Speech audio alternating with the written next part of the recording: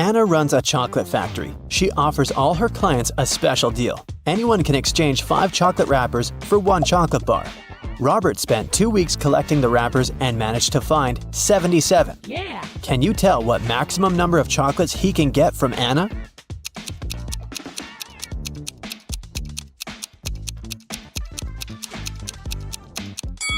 Robert can get a total of 19 chocolates. Here's how it works. First of all, 77 wrappers can be exchanged for 15 chocolates with 2 wrappers left. After unwrapping the new 15 chocolate bars, Robert will be able to exchange 15 wrappers for 3 more chocolates. Now he can use the remaining 2 wrappers and the new 3 wrappers to get 1 chocolate bar. 15 plus 3 plus 1 equals 19. Oh, yeah. Henry is an astronaut from Earth. He landed his spaceship on another planet in an unknown galaxy and began to explore the city and its citizens. Very soon, Henry felt a desperate need to go to the restroom, but when he saw these 2 doors leading to the ladies' and gentlemen's bathrooms, he got really confused. The problem is that Harry doesn't speak the local language, and he can't ask which door is for men and which is for women. Thankfully, he met a local guy, Mo, who could understand English. But he can speak only his native language. What 2 questions should Henry ask to figure out the right door?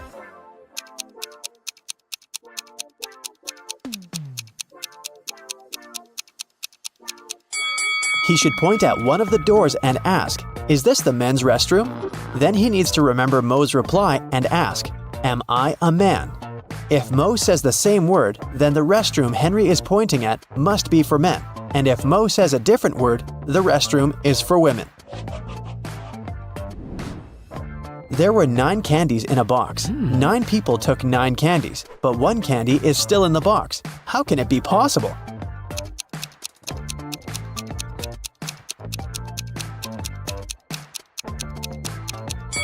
It's pretty simple. The last person took a candy and the box. This way, 1 candy remained in the box.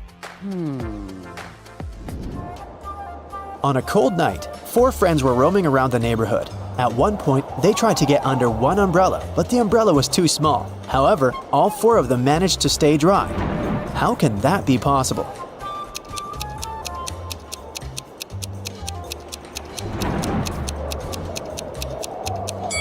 It's possible because it wasn't raining. Meet Erica and Jim.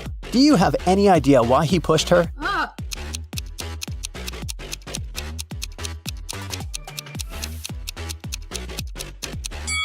Because they're shooting a movie. Do you see that cameraman reflected in the window? Billy organized a betting game for his friends. According to the rules, he will place 2 candies, 1 yellow and 1 red, in a dark box. If the player picks the red candy, they will get $5,000. But if they pick the yellow candy, they will have to pay $500.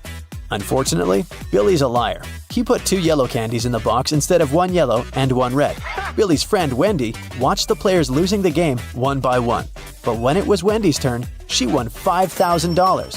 How did she do it?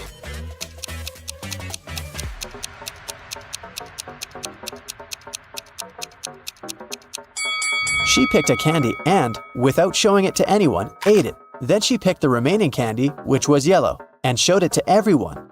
Billy had to admit that the first candy had been red. Otherwise, everyone would find out he was a liar. Nina went speed dating and met 3 handsome guys. The next day, each of the guys asked her out. Can you help Nina make the best choice?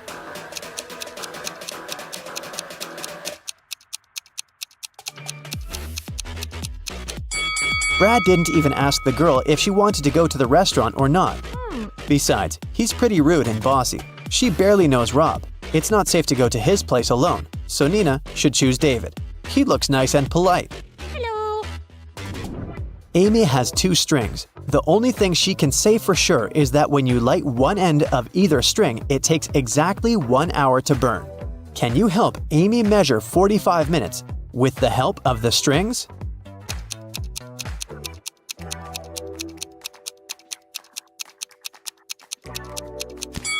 She should light both ends of the first string and one end of the second string. In 30 minutes, the first string will have burned completely. To measure the remaining 15 minutes, she should light the second end of the second string. When it's fully burned, we'll know for sure that 45 minutes have passed. Adam is a famous opera singer. He's going to perform for the king and queen for 7 days in a row. In return for his work, they should pay him 1/7 of a gold bar per day. Adam doesn't accept prepayments. He requires a daily payment, which is 1/7 of a gold bar. What's the fewest number of cuts they should make to be able to pay Adam each day?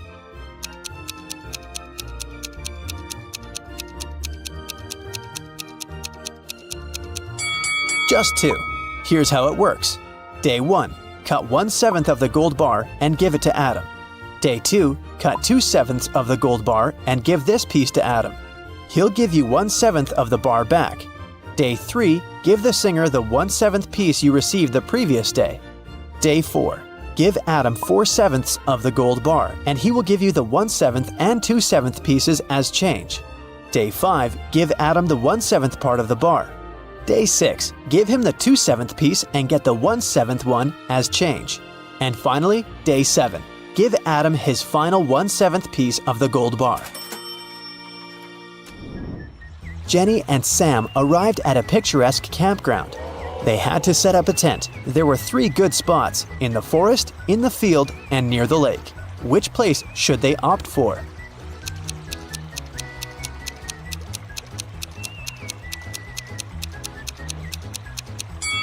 The best option is to choose the field. Wild animals live in the forest. As for the lake, look, a zombie is hiding in the bushes over there. Probably not the best neighbor. George was walking down the street. Suddenly, a wizard popped out of nowhere and teleported George to his castle. He offered the guy to choose between these 3 doors. There's a hungry tiger behind the first door. There's an angry dinosaur behind the second door. And the room behind the third door is filled with toxic gas. Which door should George choose?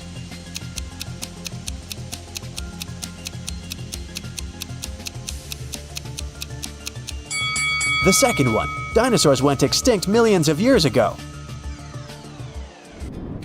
Jerry has an apple tree. The number of apples on his tree doubles every week. After 30 weeks, the tree is completely covered with fruit. Can you guess how many weeks the tree needs to get half covered with oranges?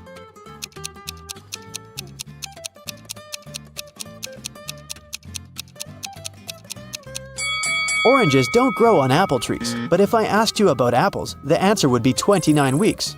Because, as we know, the number of apples doubles every week. In the ocean, there's an island. On the island, there's a house. In the middle of the house, there's a glass of water. Inside the glass of water, there's a coin. What's in the middle of the ocean?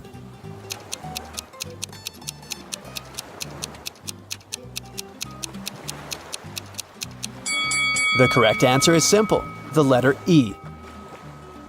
Harry went to a party. He liked these 4 ladies. He wanted to talk to one of them. Which one should he choose?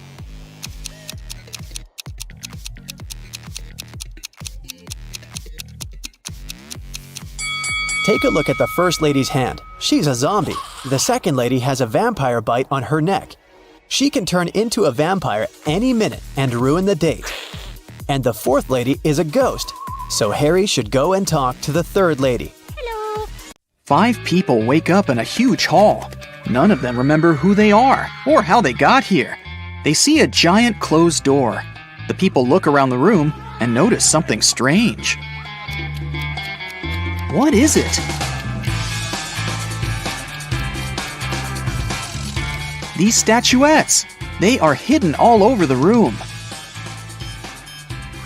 There are 5 people in the room, but they find 6 statuettes. This must be the key, One man says. We need to find out which of the statuettes is the odd one. Can you guess which one?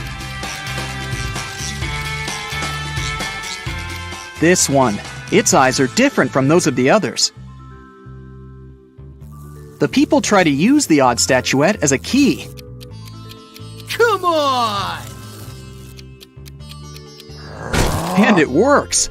The door opens, and everyone enters the next room. But when the man who suggested using the statuettes looks around, he sees that he is alone in there. Suddenly, a ghost of a woman appears in front of him.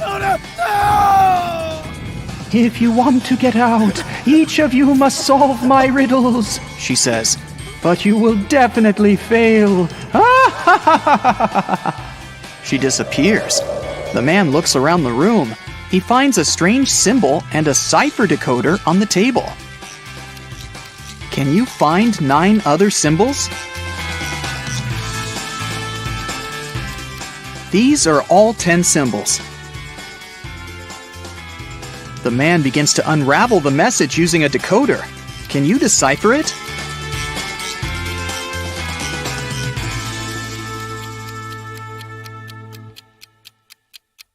It says page 52. The man opens the book lying on the table. On page 52, there's a riddle written in an ancient language. If you have me, you want to share me. If you share me, you haven't got me. What am I? The man immediately guesses the answer. Can you? It's a secret.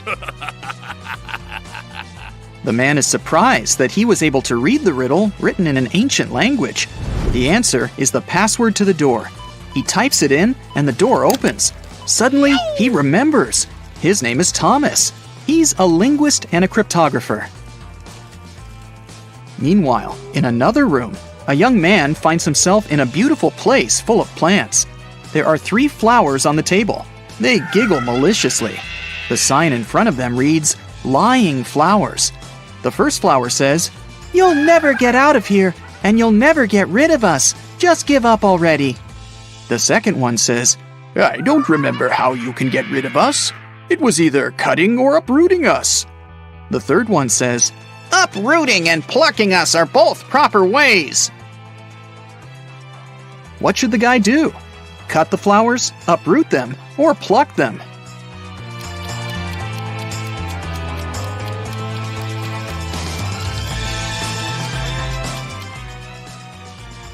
Pluck is the correct answer. These flowers only tell lies. So the conclusions we can draw from their words are these. 1. There is a way to get rid of them. 2. It is neither cutting nor uprooting. 3. And there's only one way to remove them. The only thing that remains is plucking. The guy plucks the flowers. He notices that glowing letters appear on their petals. The letters need to be put together to get the answer. What is it?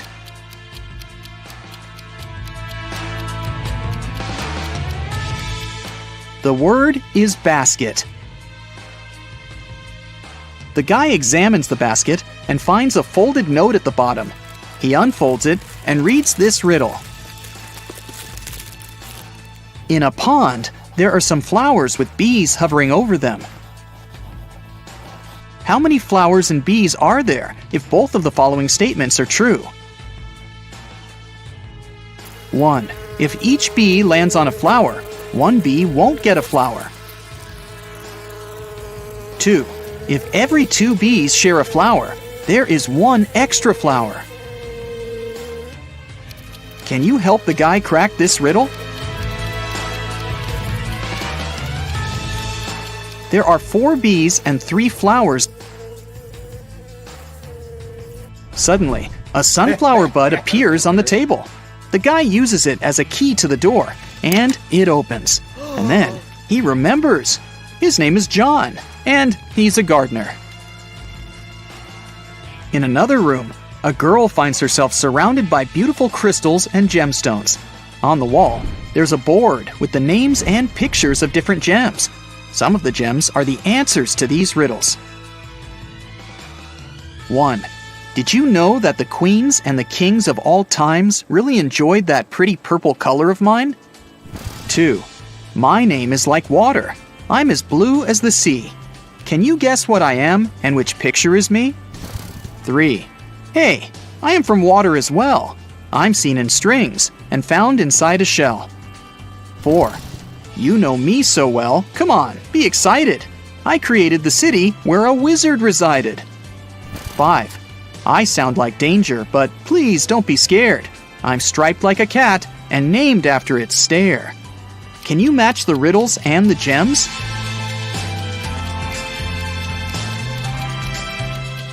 The correct answers are 1. Amethyst, 2. Aquamarine, 3. Pearl, 4. Emerald, and 5. Tiger's eye. The girl hears some noise and notices that the box on the table has opened. She comes up to the box and reads the next riddle. The queen went to the king to complain about her lady-in-waiting. In the morning, the queen put her amethyst necklace in a jewelry box to protect it from sunlight. No wonder, this stone tends to fade in the sun. She spent the day in the library reading books. At one point, she looked out of the window and noticed her lady-in-waiting. She was sitting in the garden, wearing the queen's necklace. The lady-in-waiting began crying and said this was not true. She would never steal from the queen. The king opened the jewelry box and found out that the necklace was still inside. Who is lying?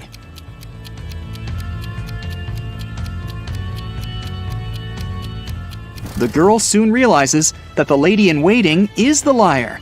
Have you noticed that the amethyst is now much dimmer than before? That means that the lady-in-waiting really wore the necklace outside. The girl solves the riddle.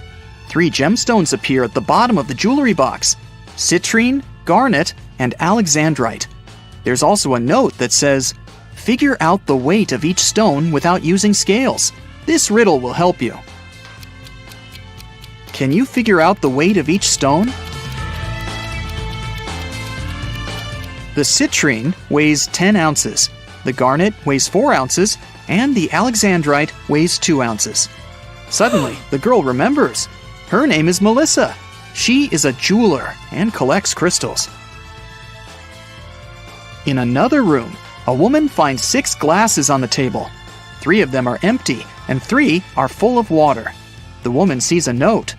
Move only 1 glass to make a row of alternately full and empty glasses. How can she do it?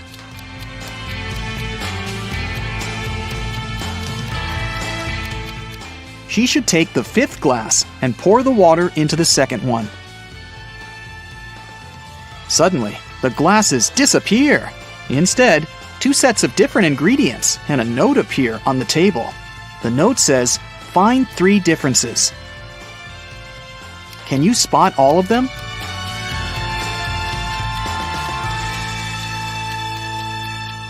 These are the differences. The woman takes the ingredients and throws them into a cauldron, but something is missing. Shiny and beautiful, a werewolf's fear. We need to get more of it for our precious queen. Coins and mirrors, trays and tea sets, the nobles were buying while falling in debts. It's silver. The woman adds some silver and gets a potion that can melt the lock. When she opens the door, she remembers. Her name is Lauren, and she's a chemist. An elderly woman finds herself in this room. She spots 4 photos on the table. All the photos seem to be taken in different periods of time. The note says, "Is there a person who is present in every photo?" Can you help the woman figure it out?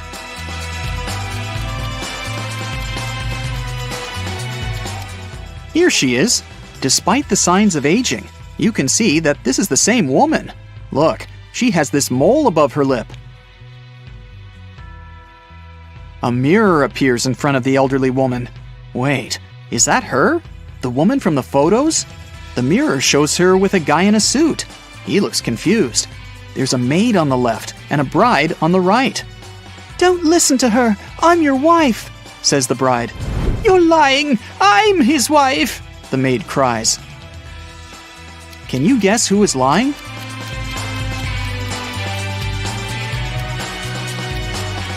The girl on the left is his wife because she has a wedding ring on her finger. Wait, she also has the same mole above her lip. Is this our elderly woman when she was young? The letters appear in the mirror. IVTCBOE. What does that mean? I'll give you a hint. Try to think outside the box. It's husband. Each letter in this word is replaced by the next letter in the alphabet. And suddenly, the woman remembers. Her name is Brienne. She's a witch, and this is her castle. Brienne opens the door. Everyone else has already gathered outside. "I'm your mother," she says. "We know," Thomas replies. "Another witch tried to steal our father. She erased our memories and put a spell on him.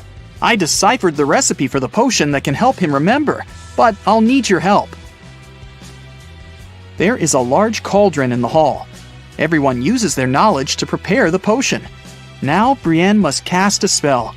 Solve the puzzle to find out the magic word.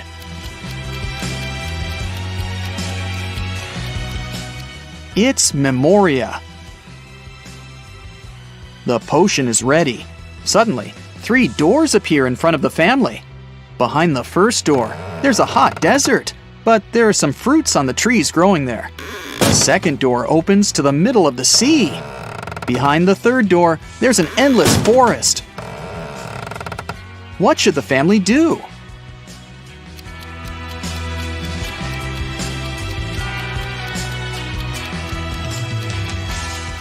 They should use the trees to make a raft and pick up the fruits so that they don't starve. Now they can cross the sea. Meanwhile, Brienne uses a spell to chain the witch. Solve another puzzle to learn the spell she uses.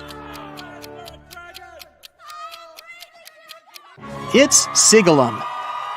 Louis returns home after sunbathing on a beach. He turns on the stove to make an omelet. Sometime later, while he's having breakfast, someone knocks on his door. Several men introduce themselves as maintenance workers. They tell Louis about a gas leak in his apartment and ask him to evacuate immediately.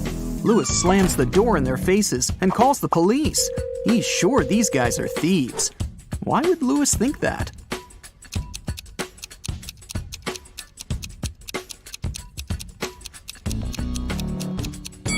He fried his eggs on the electric stove, not a gas one.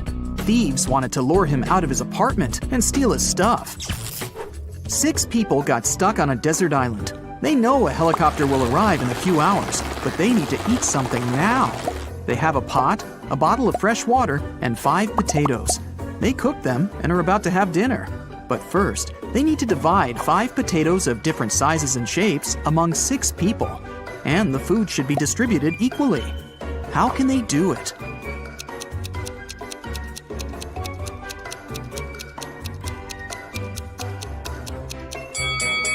Easy. They should just prepare mashed potatoes. One famous film director loved it when people spoke about him, even if it was something negative. Once, he made a terrible movie. The man wanted people to hate it. Critics and viewers called his movie bad, unacceptable, ridiculous, and embarrassing every day. And the director enjoyed it. A couple of years later, in an interview, he asked a journalist, "So, what do you think about my latest movie?" The journalist replied shortly, but his answer offended the director. What did the journalist say?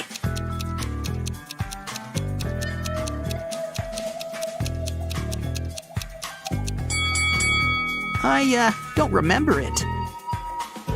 3 girls met in a cozy restaurant to discuss an upcoming party. Jessica ordered a lot of food. Sarah asked for cherry juice. Lucy took an apple out of her bag and started eating it. The waiter brought the juice and the ordered food and left. Sarah started sipping her drink from the glass, but Jessica didn't touch her meal at all. Someone's not human. But who?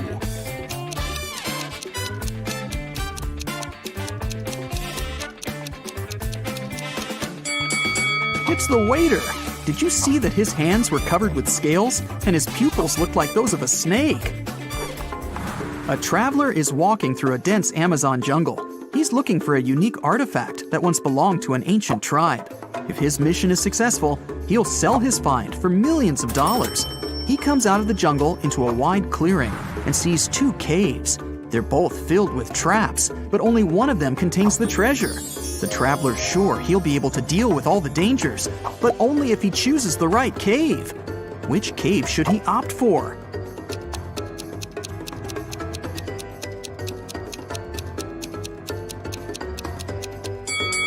The right cave. See, the entrance is overgrown with cobwebs. This means that no one's been there for a very long time. All the other treasure hunters entered the left cave, and they never came back. Mark's friends invited him to a picnic. He arrived at the place, walked around the house, and saw a group of 8 people. None of them was his friend. It was the wrong house. Before leaving, Mark noticed that 3 people in that group were androids. Can you spot them?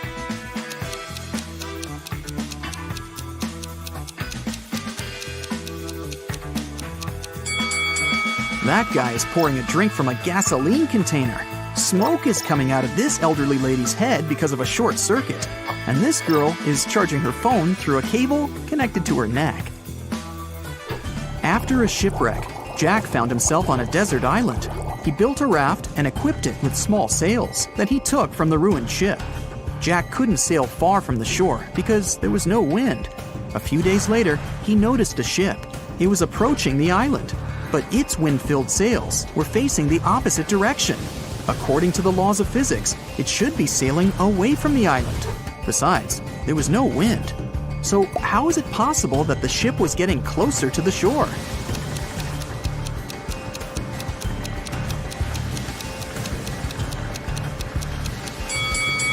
The ship was equipped with a motor. Richard is walking through the forest barefoot because some monkeys have stolen his shoes. He's cold and hungry. Fortunately, he spots a hut. Smoke is coming out of the chimney, and light is shining through the windows. 3 paths lead to the house. The first is covered with red-hot coals, and there are loads of rusty nails on the second one. And the third path is littered with broken glass. Yikes! Which way should Richard choose?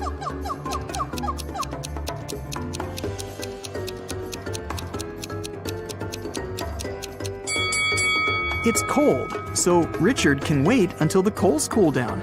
And while he's waiting, he can warm up next to them. Toby has been wandering through the desert for several hours. The sun's burning his neck. There's nothing but hot sand around. He's run out of all the water he had.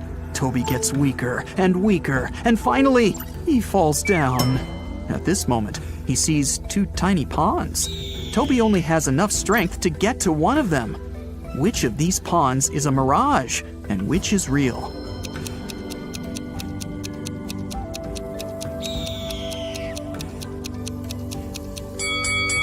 The left pond is real. See the clouds above it? It rained there, and the rainwater formed the pond.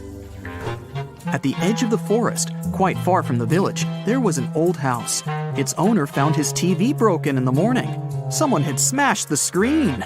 The owner called everyone who had been in the house that night: a cook, a cleaning lady, and a lawyer. "Who broke my TV?" the man asked. "I was cooking dinner. I didn't touch anything," the cook said. "I was cleaning the basement," the cleaning lady answered. "I was upstairs. I spent the whole night studying the documents," the lawyer replied. One of them is lying. Who is it?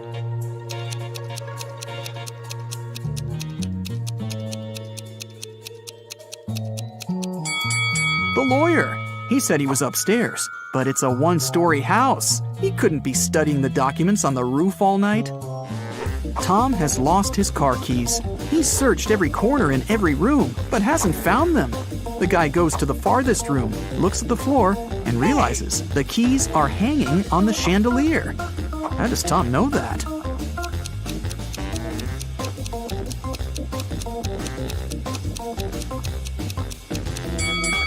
The floor is reflective.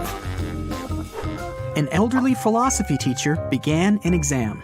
His students were sitting in their seats, listening to him. "Here's a task for you. Prove that everything that happens around me is real, and I'm not sleeping. Whoever writes the most convincing proof will get the highest points." The students had been writing for several hours, but almost no one got a good grade, except for one girl. She wrote an essay consisting of several words. What did she put on paper?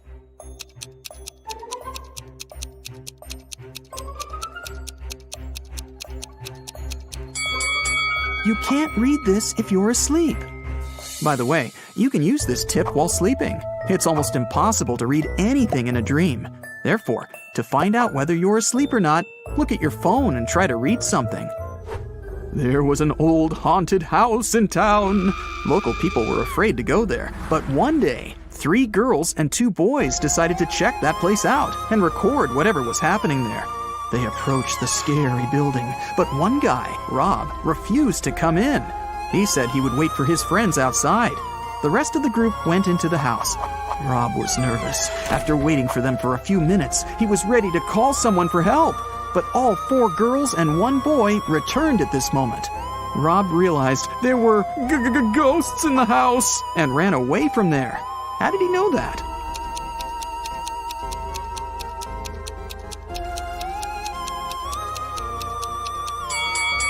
Three girls and 1 boy were in the house, but 5 people came out. 1 girl was a spirit. Rob saw her and ran away. Michael is walking along the sidewalk, holding his hands behind his back. A car appears from around the corner behind him. At this moment, Michael is walking near a big puddle. The driver accelerates. He's going to splash the water all over Michael. But at the last moment, he suddenly slows down and drives around the puddle. Why didn't he drench Michael?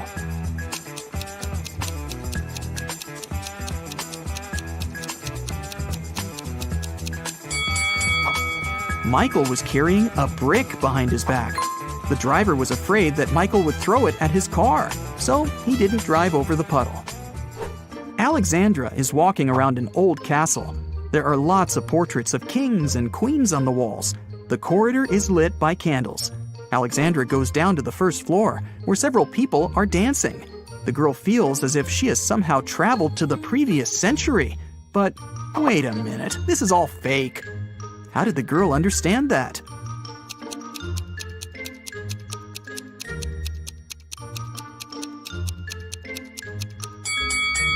A hidden camera is installed in the corner of the hall. Also, that dancing girl has a smartwatch on her wrist. See? It's morning. Bob leaves his house and goes to the beach. The sun is peeking over the horizon. The sea is calm. There's no wind. Bob sits down on the sand, closes his eyes, and begins to meditate. Several people come up to Bob and sit down next to him to meditate too. Bob opens his eyes, sees them, and realizes that something's wrong with these people. But what?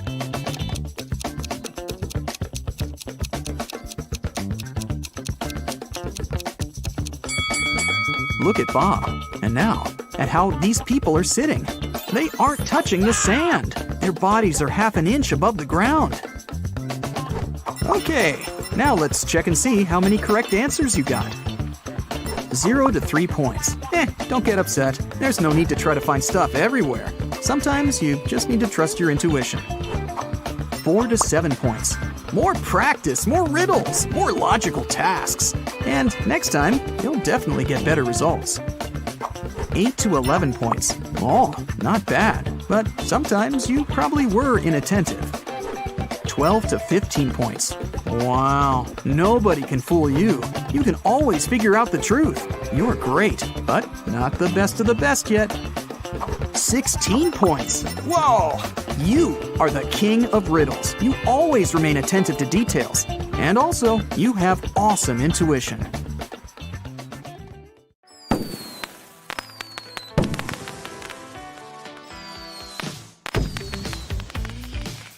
Vicky has as many brothers as sisters, but each of her brothers has only half as many brothers as sisters. How many brothers and sisters are there in Vicky's family?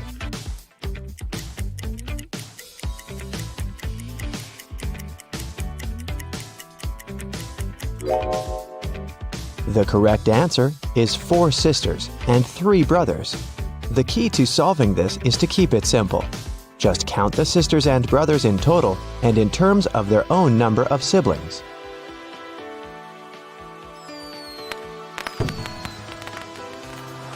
Vicky is a music teacher. One day, she came over to her student's house to give him a lesson. The door was unlocked, so Vicky got in. Her student, Mr. Green, was lying on the couch with the flu. He was very weak, and Vicky decided to call the 3 best doctors in this town. Since Mr. Green was really rich and influential, many people wanted to get rid of him. That's why his bodyguards had to search the doctors before they began any treatment. It turned out that one of the doctors was a criminal. Can you tell which one?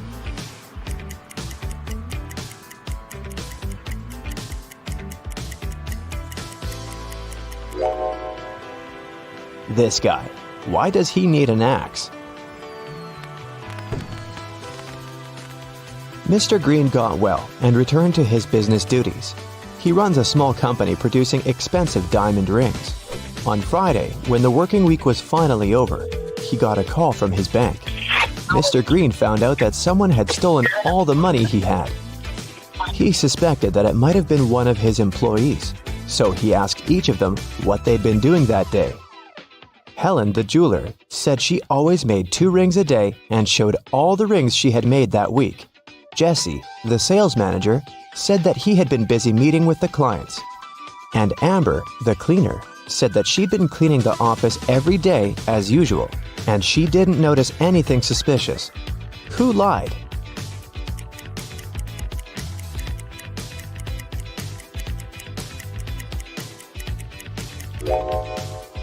Helen. There are 5 working days in a regular week.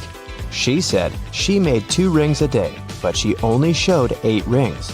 It means she missed 1 day of work. Vicky was walking down a shopping mall. Suddenly, she heard screams. Looking outside the window and saw 2 women in big trouble. Can you tell who has more chances to survive?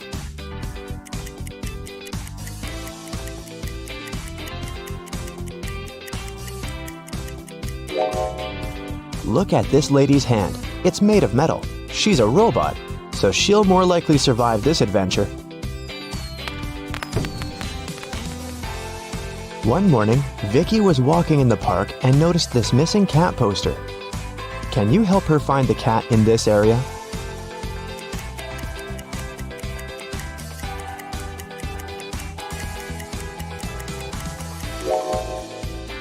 It's hiding in this old lady's bag.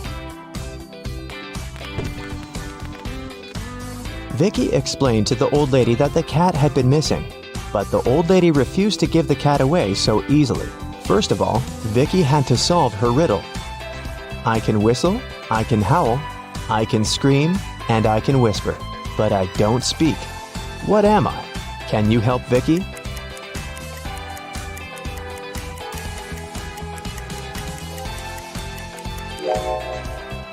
The correct answer is wind. After getting the cat, Vicky headed to its owner's home. She walked through this beautiful park. Can you spot what's wrong here?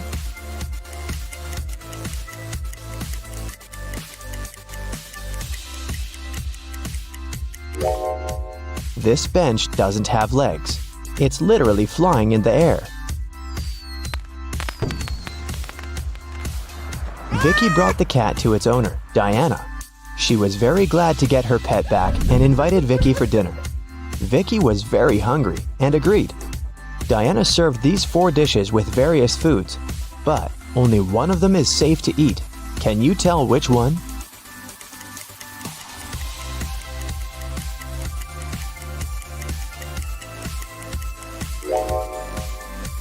The coconut cake is sprinkled with some human nails. If you look closely at this tomato soup, you'll notice some metal nails. Something's moving inside this burger, so this pasta is the only edible dish here. After dinner, Diana made a confession. She was a real witch, but Vicky didn't believe in magic at all. That's why Diana offered her this deal. If you solve my riddle, I'm gonna use some magic to fulfill your biggest wish. I'm beautiful, up in the sky, I'm magical, yet I cannot fly. To some people, I bring luck, to some people, wealth. What am I? Can you help Vicky out?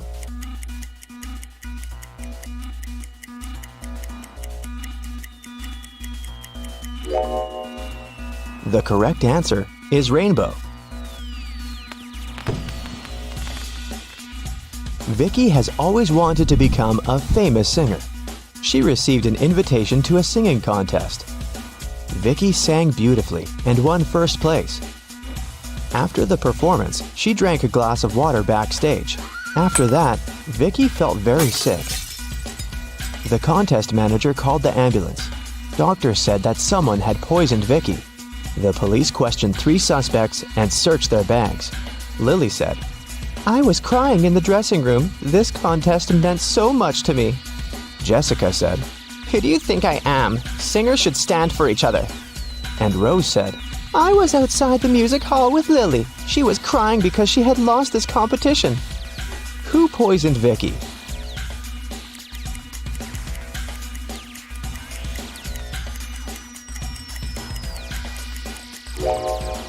Lily said she was in the dressing room, while Rose said that they had been outdoors. Therefore, 1 or 2 of them are liars. But only Rose carries toothpaste but no toothbrush in her bag. That's pretty suspicious. When Vicky got better, she checked her mailbox and saw 3 messages from different music producers. Tom offered her a tour in Europe. Ryan offered Vicky to work on her first album at his record company in New York. And Joanna sent this invitation to participate in a TV show. But only one of these offers is real. Can you help Vicky make the right choice?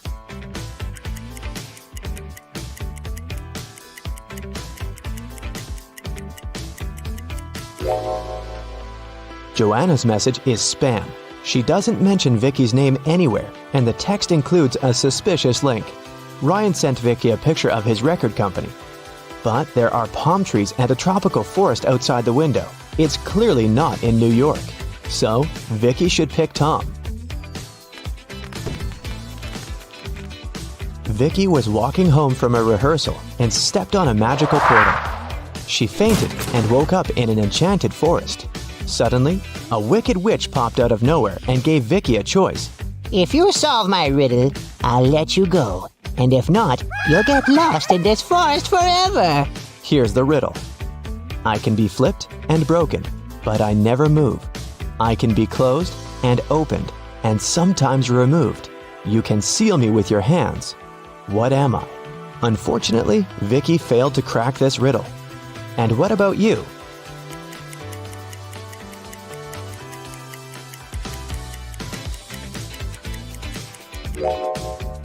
The correct answer is a deal.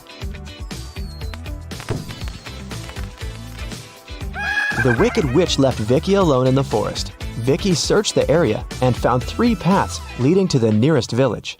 The first path goes through hungry wolves. Giant mutant plants are waiting in the second path. They eat all mammals, including human beings. And the third path is covered with a bunch of bugs and worms. Which way should Vicky go?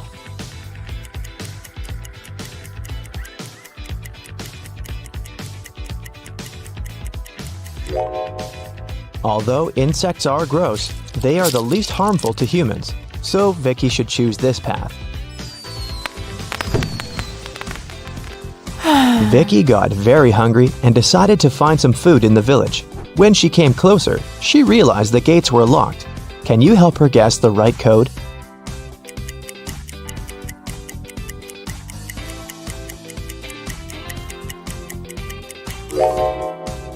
Take a look at the screen. It requires a 4-digit code. Someone decorated the gates with this symbol. It's a hint. If we divide this symbol into 4 parts, we will see that it's made up of 4 2s. So, Vicky should enter 2222 and come in. When Vicky entered the village, an angry pixie stopped her and said, Not so fast, lady. You gotta solve one riddle first. What should you do when you see a green man? Vicky cracked this puzzle right away. What about you?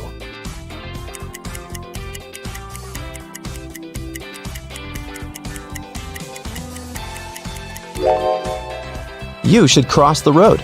Vicky solved it so easily because she was standing next to a traffic light. It turned out it wasn't an ordinary village. Various magical creatures lived here together. Vicky entered the local club and asked for some food. But the owner, Werewolf Fred, said, If you want to eat, you gotta work. now Vicky's job is to check the guests' ID cards. She shouldn't let suspicious persons or those under 21 get inside. Take a look at these 3 ID cards and figure out who shouldn't enter the club.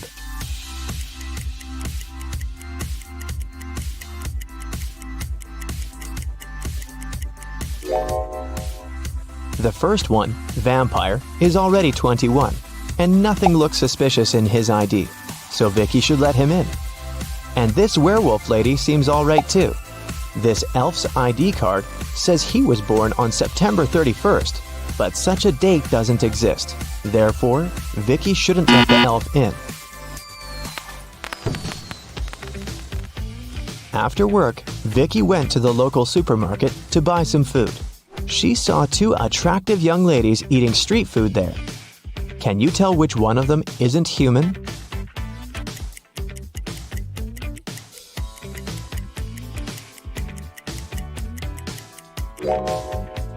Take a closer look at this ice cream. Raw meat? This lady is definitely a werewolf.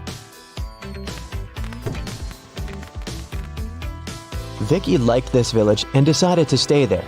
She met the love of her life, and 2 years later, they got engaged. Today is her wedding day. Can you guess who her husband is?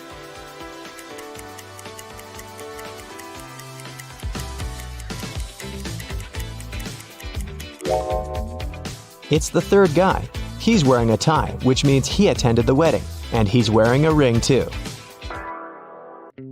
Bella and Shelley are sisters and best friends. One weekend, their parents went on vacation. Before leaving, they strictly forbade Bella and Shelley to have parties in the house.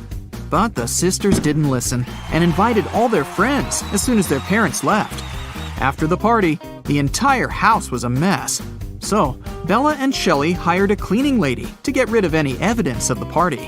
When their parents arrived home, their mother, Jessica, began to yell, "I told you, no parties in this house!" How did she know?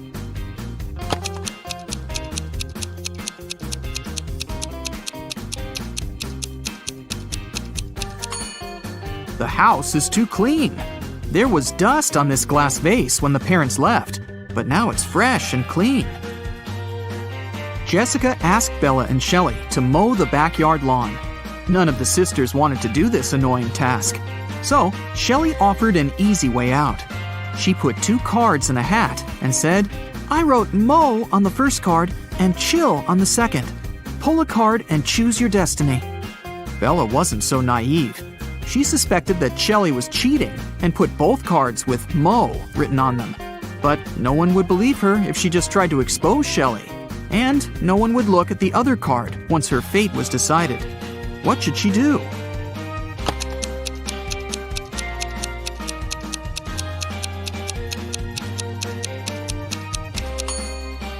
When asked to draw a card, Bella should pick any and destroy the paper without looking at it. In this case, to decide her fate, they'll have to look at the other card, which also says mow. And this will mean that Shelley should mow the lawn. Over a cup of tea, Bella bet Shelley $10 that she could convert her $50 into $100. Do you think Shelley should accept the bet?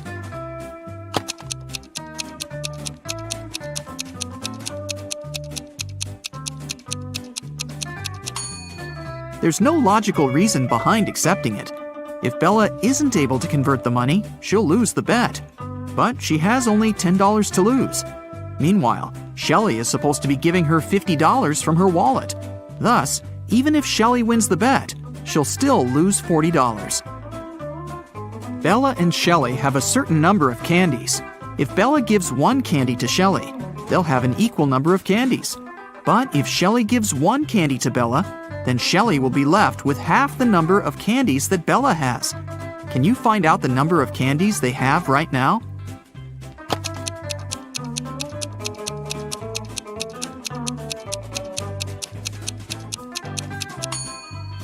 Let's use some math to figure it out. Right now, Shelley has X candies and Bella has Z candies. Now we can sum it up in these equations. X plus 1 equals z minus 1. Therefore, z minus x equals 2. Also, x minus 1 equals z plus 1 divided by 2. Now we know that 2x minus z equals 3. So, if we equate these two conclusions, we'll get the following.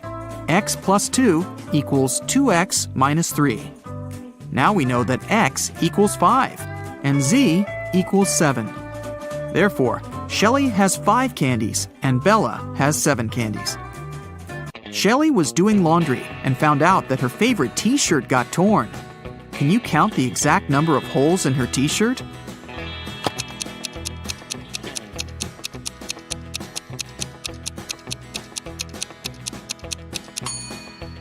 The answer is not 3 or 6, which most people must be guessing. The correct number of holes is 10. 1 hole for the neck, 2 holes for the arms, 1 hole for the torso, 3 holes in the front, and 3 holes in the back. Bella went to the basement to find her old books. Suddenly, the bulb burned out. Bella took the new bulb to replace it, but the wires are very tangled. Can you find the correct switch that will turn on the bulb?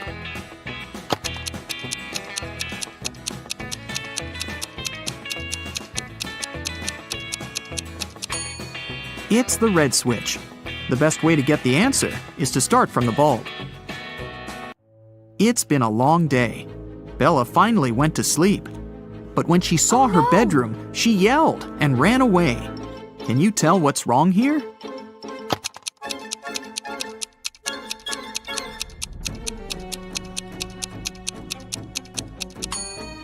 Did you notice this zombie? Bella ran to the living room and shut the door. Is she safe here?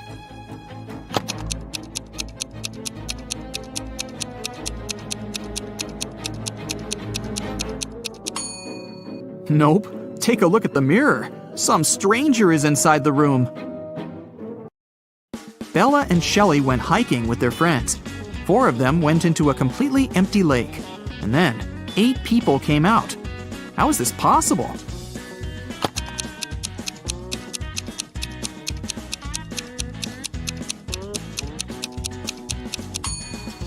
Four people were sitting on the shoulders of the other 4 when they were getting inside the lake. The guys made a stop to have a picnic. They began to play football. During their play, Bella's boyfriend, Rob, busted his lips and ears and broke a couple of ribs and thighs. However, he still managed to play a professional match the very next day. How can this be possible?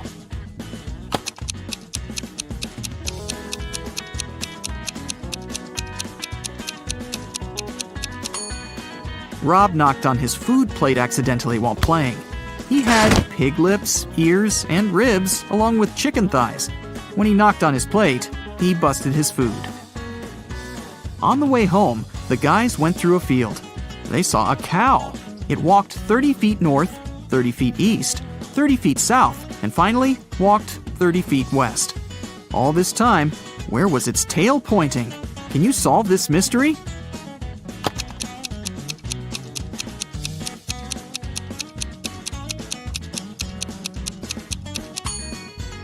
Downwards, of course. The guys rented 4 scooters in 4 different places and hit the road. They agreed to meet in a cafe at the gas station. Here's the map. Can you tell which scooter will reach the destination first?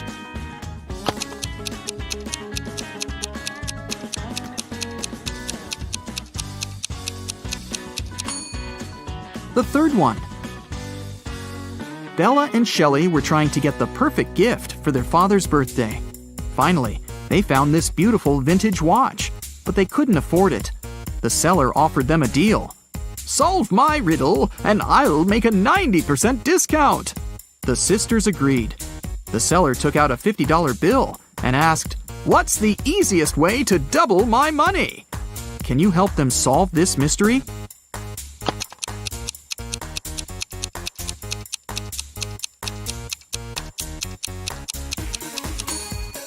They should put the bill in front of a mirror. The sisters decided to have lunch in a cozy little cafe. The cook offered them tomato soup, mushroom salad, chicken wings, octopus, and mushroom pizza. Can you help them choose the safest food?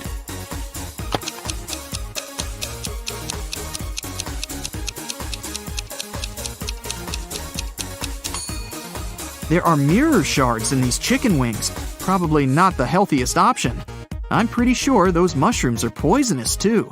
This octopus is still alive, and this soup must be several weeks old. So, Bella and Shelley should choose the mushroom pizza. After lunch, the local barista offered the sisters free coffee if they managed to solve his tricky riddle. Here's the task. Name a 10-letter word in English that can be typed using only the top rows of your computer keyboard. Can you help the ladies get their free coffee?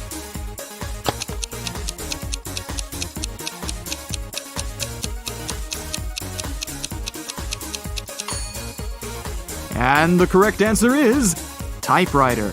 Great job! Shelley got a job at a restaurant. One night, a cook, a cobbler, and a doctor went to dinner together and asked Shelley to split the bill equally among them. When the bill arrived, it was for 4 people. How can this be possible?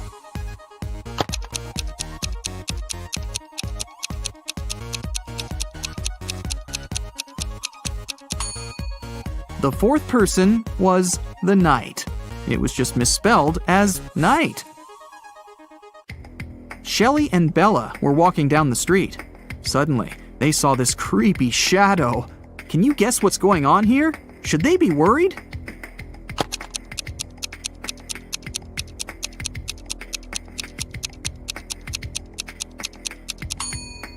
Nope, it's Halloween. The guy is just walking around and scaring people in his witch costume. See, he's wearing sneakers. Shelley and Bella saw this mysterious magic shop sign and decided to go get some tarot readings. As soon as they entered the shop, a wicked witch locked the door and said, I will make your biggest dreams come true if you crack my code. But if you fail, you'll stay here forever. Then she gave them the following clues. A. 981. One number is perfectly placed. B. 924. Everything is incorrect. C. 093. 2 numbers are part of the code, but are in the wrong places.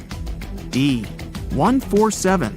One number is part of the code, but is in the wrong place. E. 783. One number is part of the code, but is in the wrong place. Can you help Shelley and Bella?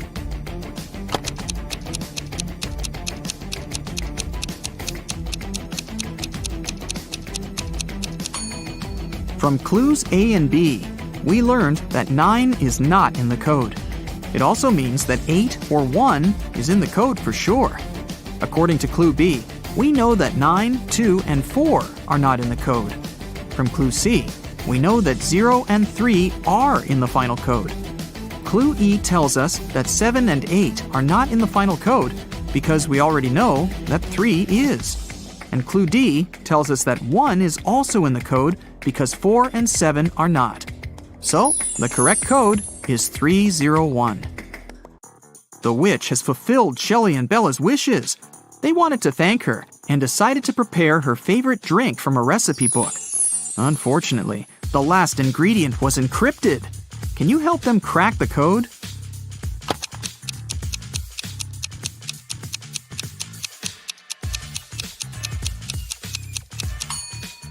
They should add a tear of a triton. After visiting the witch, Shelley met a handsome guy, Tom. They had a perfect date. Shelley couldn't believe that he was real. She thought it was an illusion created by the witch's spell. So she decided to test the guy's logical skills. She showed him this list and asked just one question. What do these words have in common? Can you help Tom?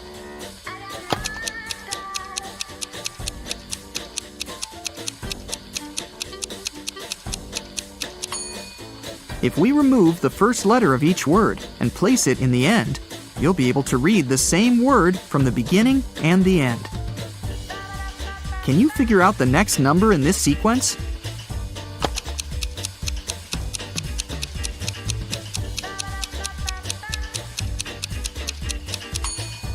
It's 2. To make the puzzle seem harder, all digits are placed apart.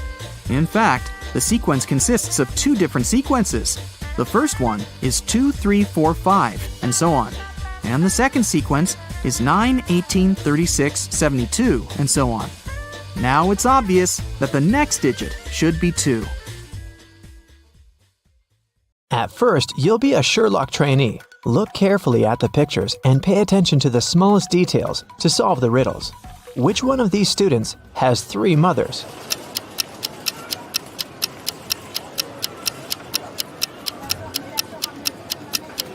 It must be this guy right here, the one with the 3 sandwiches. The guy with 3 glasses got them from the cafeteria. He must be very thirsty, but it's not a sign of 3 mothers. But this one definitely brought sandwiches from home, so I bet it's him. Let me know if you disagree. Let's move on. One of the girls has a pet at home. Can you guess which one?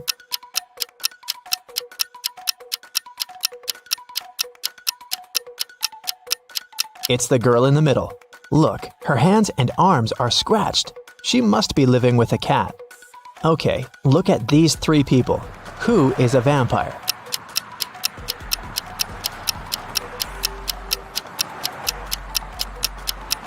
It's this guy. See, he doesn't cast a shadow. Something's wrong. Chastity was at a party and met 3 guys. All of them claimed to be pilots, but one of them lied. Can you guess who's not a pilot?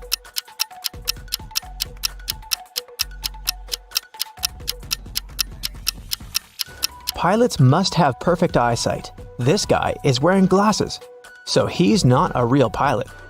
Look at these 3 students. One of them is left-handed. Can you figure out who exactly?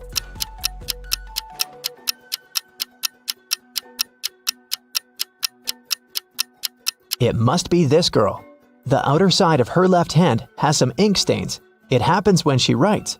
Since we write from left to right, her arm covers everything she's just written. 3 best friends met for a coffee in the evening. Can you tell which one of them has a pet?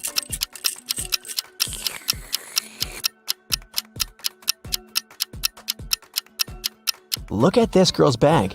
There's dog food in there, so she probably has a dog at home waiting for her. This one is super easy. 3 sisters came to visit their parents. One of them got engaged while she was away. Can you tell which one?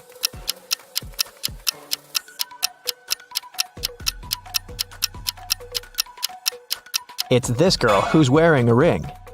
3 men came to a job interview. The company didn't want to hire fathers because they needed full commitment for the first year.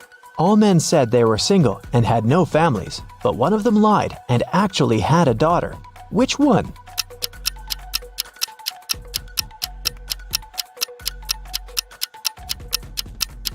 It's this guy here. Why would he wear a pink scrunchie on his wrist if he wasn't making his daughter's hair right before the interview?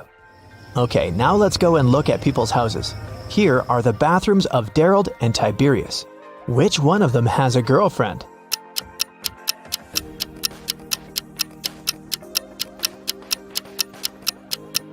It must be Tiberius. Look, there are 2 toothbrushes in his bathroom. Nevaeh and Nicolene are students. Both of them live in a 1-room apartment with their friends to split the rent. Their mothers once came to visit. Take a look at Nevaeh and Nicolene's bedrooms. Can you tell which one of them is dating her roommate?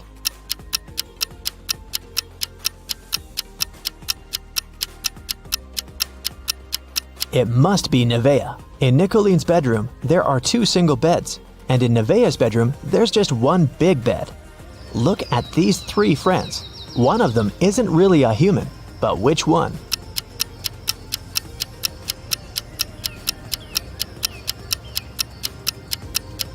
Look, this guy right here has only 4 fingers. Perfect, we trained you well. Now let's solve some cases. The city bank was robbed, and Detective Callum was on the case. After a long investigation, the police managed to track the robber and found the money hidden in the nearest desert in a cactus bush. They couldn't see the robber's face, but there were 3 suspects. Take a look at the people. Who is guilty?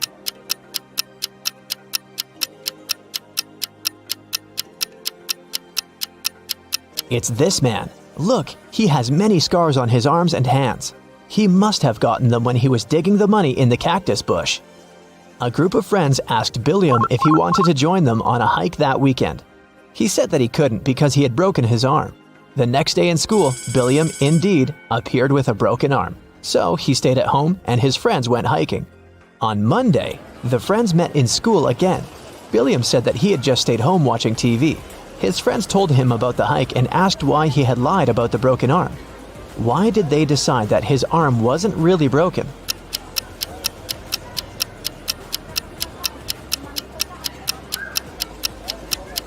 Last week, Billiam's right arm was broken. On Monday, it was the left one. He must be faking it. Mr. Tucker called the police and reported that he had been robbed. Detective Callum arrived at his place and found Mr. Tucker tied up to a chair. Mr. Tucker said that he had been sleeping when someone wearing a mask had broken into the room. They took him right out of the bed, tied him up to the chair, and then took all the savings he was keeping in the wardrobe. When they left, he managed to call the police because his cell phone was in his pocket. Still, Detective Callum didn't believe him. Why?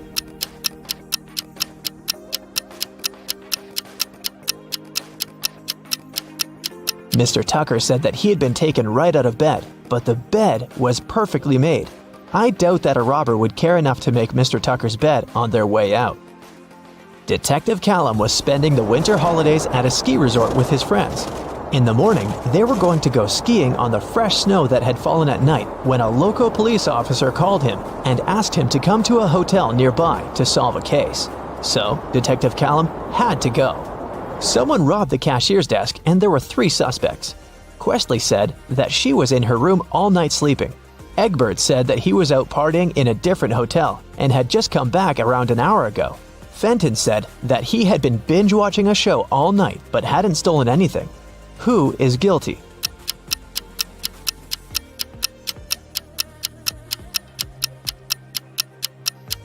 It was Egbert. If he had just returned, he would have left his footprints on the fresh snow, but there were no footprints leading to the hotel as Detective Callum was walking there.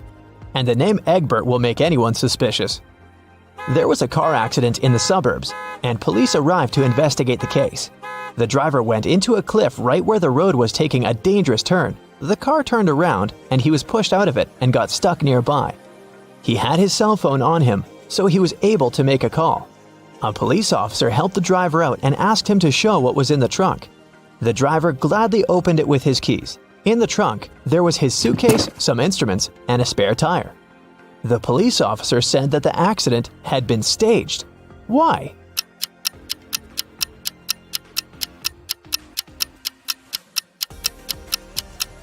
The driver took the keys out of his pocket. If it had been a real accident, the keys would have remained in the car. Mr. Grayson called the police and said that she had been robbed. Detective Callum arrived for the investigation. Here's what she said. It was almost midnight. I was in my room upstairs painting. Suddenly, the power went out. There was no light or electricity, and I could only see the streetlights outside. Then, the stationary phone rang. I was scared, so I didn't pick it up. I stayed upstairs, and in about 10 minutes, the light came back. I just went to sleep, and now, in the morning, I found out that someone stole my grandma's diamond ring. Detective Callum didn't believe her. Why?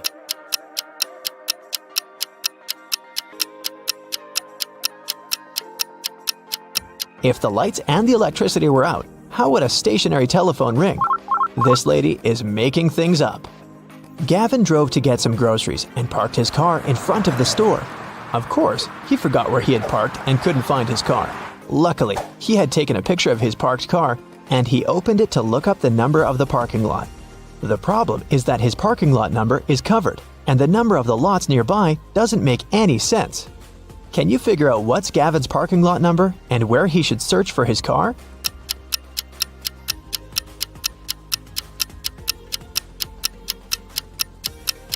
The numbers are just turned upside down in the photo. The numbers are 86 through 91, and his car is parked in 87. Now I have a short logo quiz for you. I'll show you a logo, and you have to tell the company. Here's the first one. Do you recognize it?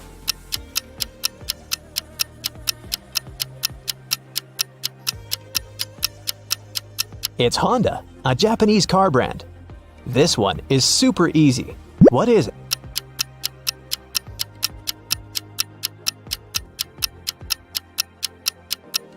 This is Pepsi, of course. What about this cute crocodile? Does it ring a bell?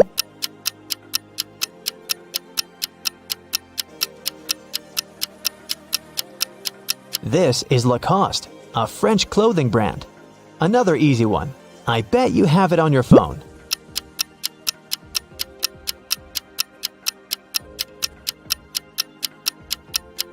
Yes, of course. That's Spotify. What about this one?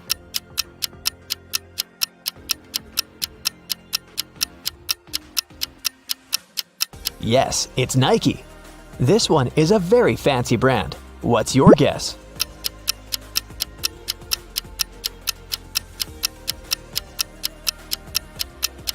That's Louis Vuitton. Okay, another one for you. It's harder, but you've got this. What's your call?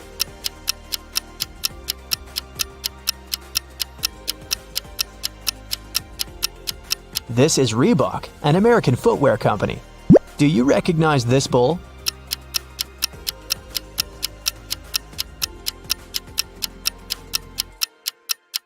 Is a Lamborghini logo.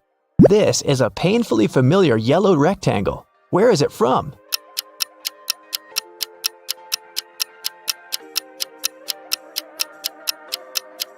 That's the National Geographic logo. Portia and Vinette live in a country where postal services are super unreliable. Everything sent by post is stolen from the package. How can Portia send his wife, Vinette, a diamond ring if both of them can buy locks, but don't have keys from each other's locks?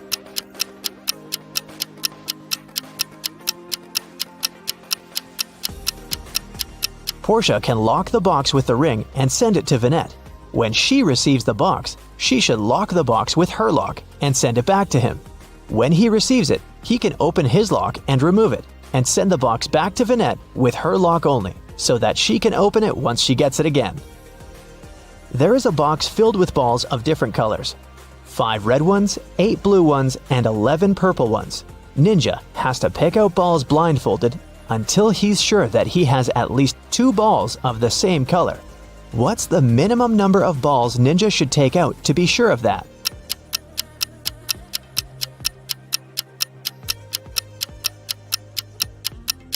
Worst case scenario, he'll be picking out the balls of a different color every time. There are 3 colors, so if he picks out 3, they might all be different. But if he picks out 4, then the additional one for sure will match one of the existing colors. So, Ninja should pick 4. Detective Callum arrived at a jewelry store because the owner reported that someone had stolen a diamond. He didn't let any customers or a cleaning man out, so they were the main suspects. Everyone denied stealing the diamond. There were no fingerprints found. Can you help Detective Callum decide whom he should arrest?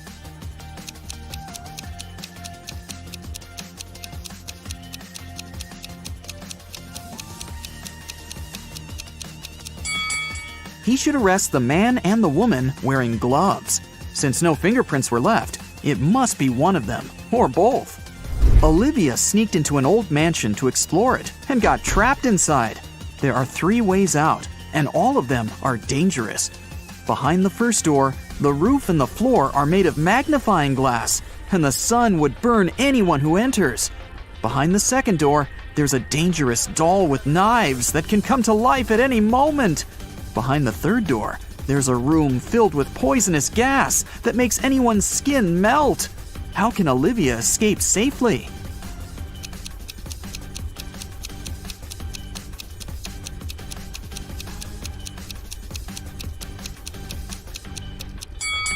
She can just leave through the first door.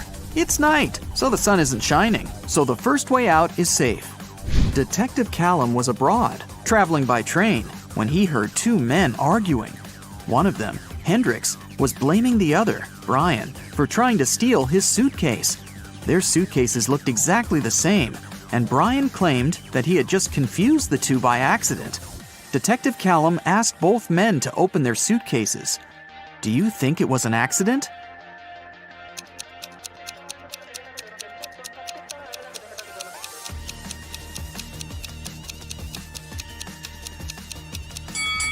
Hendrix's suitcase is filled with clothes and electronic devices and must be pretty heavy. Brian's suitcase is almost empty, with only a pair of jeans and a book inside. It must be way lighter. And even though the bags look alike, Brian for sure knew that the bag he took couldn't be his. It was way heavier than it was supposed to be.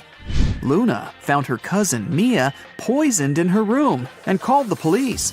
Detective Callum asked Luna what had happened. She said that she was walking past Mia's house when she saw that the light in her room was on. She walked to the window to see if Mia was there and saw her on the floor. She had a key, so she walked into the house and called the police. She didn't touch anything so that they could investigate what had happened. Detective Callum arrested Luna. Why?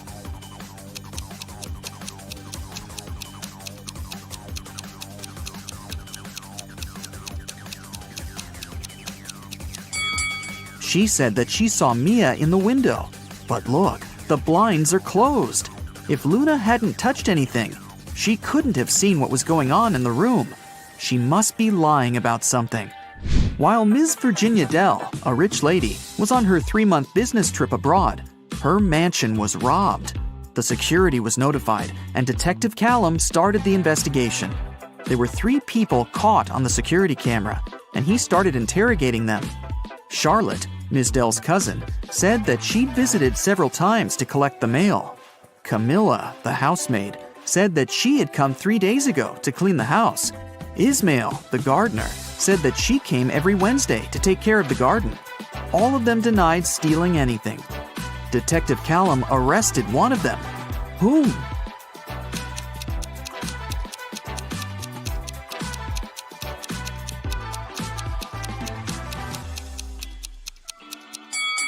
Camilla, the housemaid. She said that she had cleaned the house 3 days ago. But look at the house. There's dust and dark stains. It doesn't look like the house has been cleaned recently, so she probably lied. Abigail stayed late in the office because she had a lot of work to do. She left the room to get some snacks and a coffee. Half an hour later, she returned and found out that someone had stolen her wallet, so she called the police. Detective Callum interrogated 3 people who were still in the office. Noel, the cleaning man, said that he had been cleaning another floor and had never stepped into Abigail's office that day yet. Sonia, the accountant, said that she had been talking on the phone with her mom. Sean, a regional manager, said that he had been in his office flooded with work. Who stole the wallet?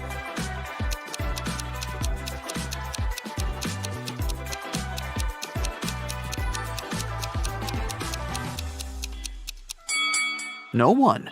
Detective Callum figured out that since Abigail went to get snacks and coffee, she must have had her wallet with her. He just recommended she should get some sleep and stop overworking. Elizabeth and her daughter Ella went abroad traveling.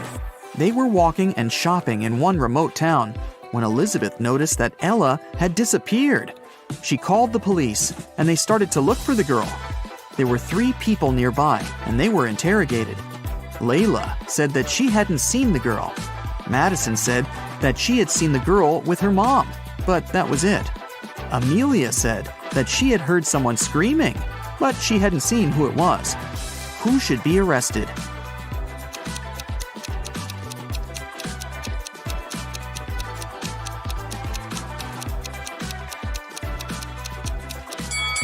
Layla. Look, she's carrying Ella's purse.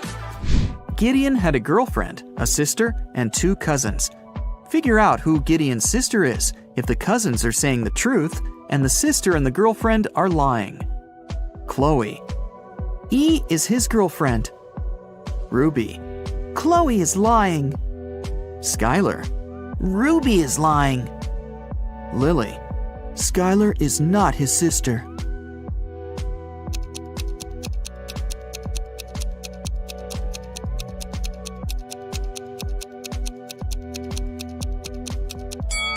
If Chloe is telling the truth, then Lily is lying. Then, Skylar is his sister, who's also lying. So, Ruby must be telling the truth, which contradicts that Chloe is telling the truth. So, Chloe is for sure lying. Then, Ruby is telling the truth, and Skylar is lying. So, Lily is telling the truth. 2 liars are Chloe and Skylar, and they're Gideon's girlfriend and sister. Lily says that Skylar isn't his sister, So Skylar is his girlfriend, and then Chloe is his sister. Scarlett just moved into her new apartment 3 days ago. One evening, she was reading before bed when she heard a knock on the door. She opened the door, and there was a confused man who said, "Oh, I'm sorry. I just moved in here earlier today, and I thought it was my apartment. Once again, sorry, and good night." Then he left. Scarlett didn't believe that it was just a mistake and reported the man to the police. Why?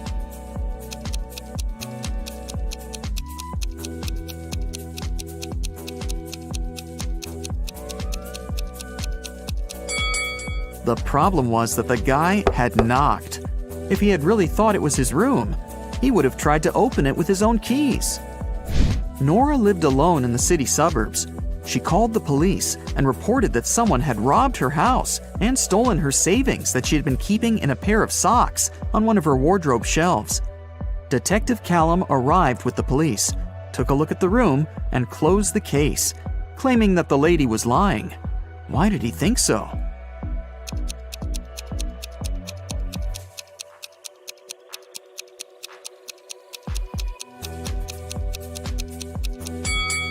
The room was absolutely clean.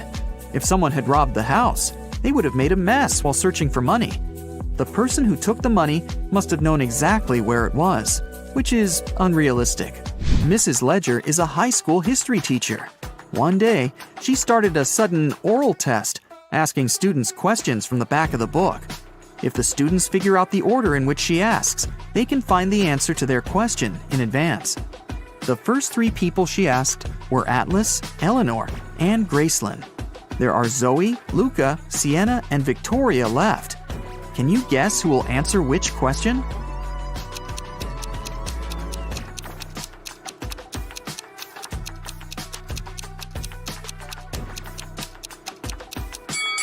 Mrs. Ledger is asking students in alphabetical order.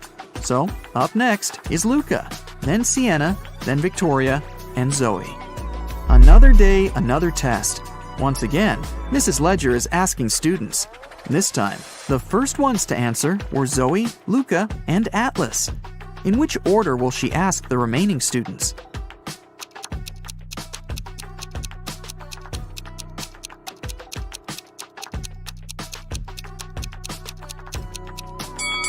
This time, she started with people with the shortest names.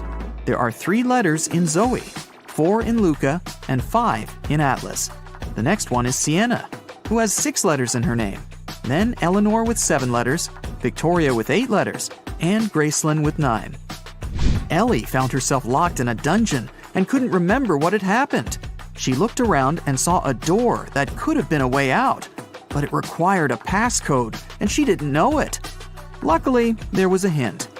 1-802-3004 0803 2611. She has just one chance, and if Ellie doesn't get it right, the dungeon will get locked forever. Can you help her decide which password is the correct one?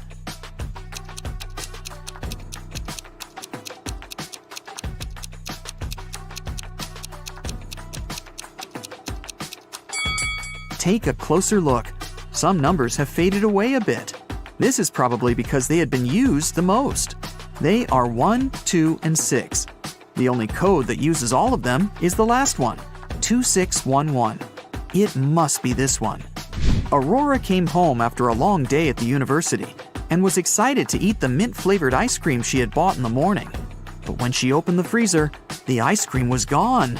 Aurora asked her 3 siblings who had eaten her ice cream, and they all denied it. Dawn said, "I'm on a diet, and I haven't been eating ice cream and stuff for a week now." Everett said, "Dude, I had my chips. There was no need to eat your ice cream this time." Phoenix said, "First, I don't like mint ice cream, and second, I was in my room all day, and I didn't even go down once until now." Who has eaten the ice cream?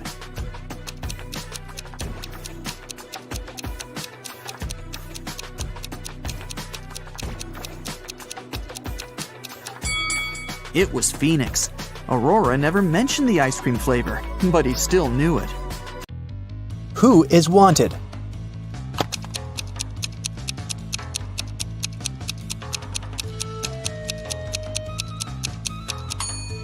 The girl on the right. She has the same mole as the girl on the poster.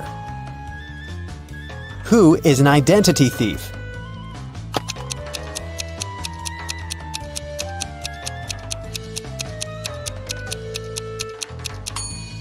It's the man on the right. His real ID is sticking out of his backpack, which means he must be showing a fake ID.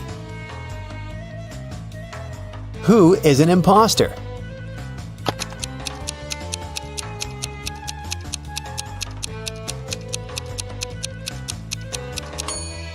The girl on the left. The script she's reading is turned upside down. It means she only pretends to be an actress.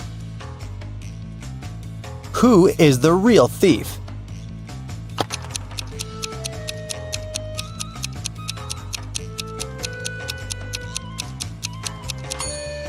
Both of these men are thieves. While one man is distracting the girl, the other is preparing to steal her phone. The last will of Mr. Wilson, a rich businessman, got stolen. There were 5 people in the house at that moment: Mr. Wilson's wife, their cook, butler, maid, and gardener. They all told the detective what they'd been doing that evening. Mrs. Wilson was sitting by the fireplace embroidering. The cook was making breakfast. The butler was supervising several workers in the living room. The maid was sweeping the floors in the hallway. The gardener was watering the plants in the greenhouse. Right after this conversation, the detective arrested the thief. Who is the culprit? And how'd the detective figure it out?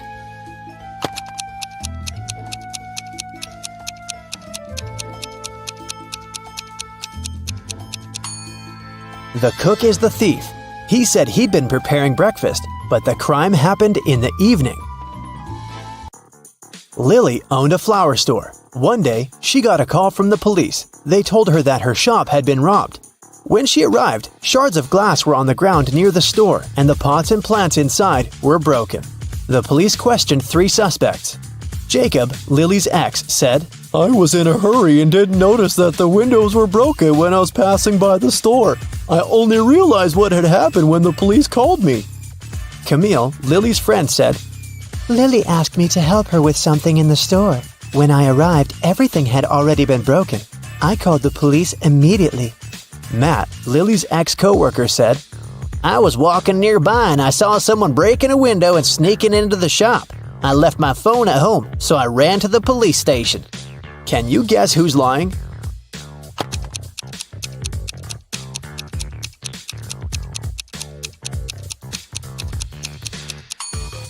Matt is lying. Shards of glass were laying on the ground, which meant that the criminal had to break the window from the inside. Let's take a little break. Now, you need to think fast. Mary's mom has 4 daughters. One daughter is called April, the second is named May, and the third daughter is June. What's the 4th daughter's name?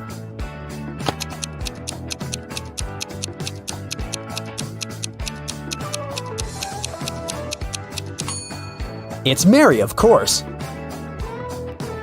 Who doesn't belong to this list? Napoleon Bonaparte, Queen Elizabeth, William Shakespeare, Sherlock Holmes, Aristotle, Christopher Columbus, Donald Trump.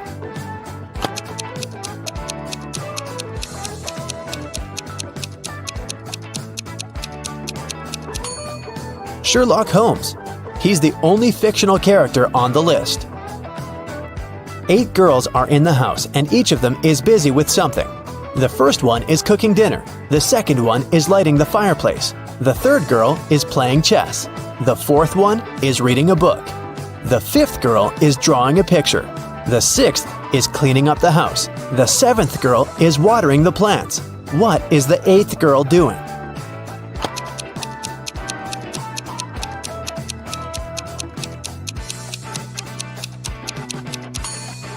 She's playing chess with the 3rd girl. One woman turned 40 in 1850, but in 1860 she was 30 years old. How could this happen?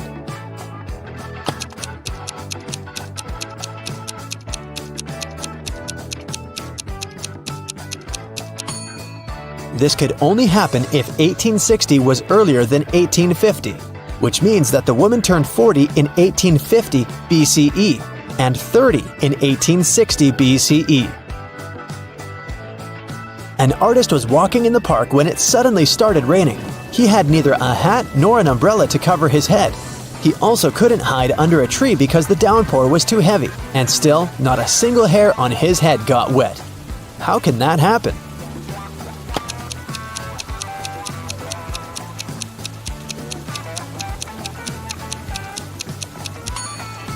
The artist was bald. Now let's get back to our detective riddles. Robert won $1 million in the lottery. He decided not to tell anyone about this, including his wife. At home, he put his money in a safe hidden behind a painting. The next day, the money disappeared. The police invited all the suspects for questioning. Emily, Robert's wife, said, "In the morning, I went to my husband's home to clean up there. The safe was open and there was nothing inside."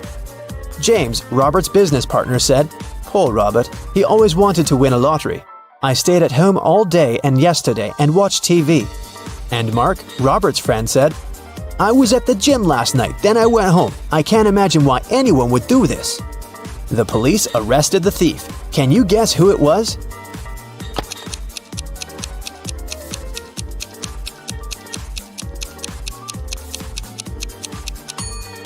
Robert's business partner did this. Robert didn't tell anyone that he'd won the lottery. His wife noticed an empty safe when she entered the office, but she didn't know what was inside. Marina was participating in a figure skating championship. She was a very strong competitor, and many people believed she could win. When the time for a warm-up ran out, all the participants started preparing for the performance. Marina was the first. She was amazing, but suddenly she tripped, fell down, and broke her leg, which made her unable to continue.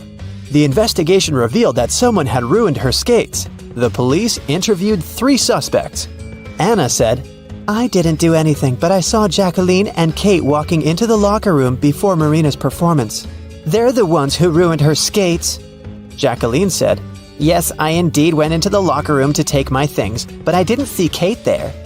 And Kate said, "Yeah, that's because I've been practicing in the gym until it was my turn. Besides, Anna is lying. I saw her in the locker room."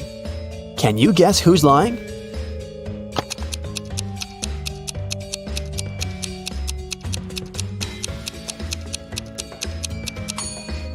Kate. She couldn't train in the gym because the time for the warm-up had been over by the time the competition started. Here's what happened. Kate went into the locker room and ruined Marina's skates. Jacqueline came into the locker room after her, and that's what Anna saw. Jane is afraid that she might have a stalker. She brought some photos of herself and her friends to the police. The police immediately found the culprit. Who is Jane's stalker?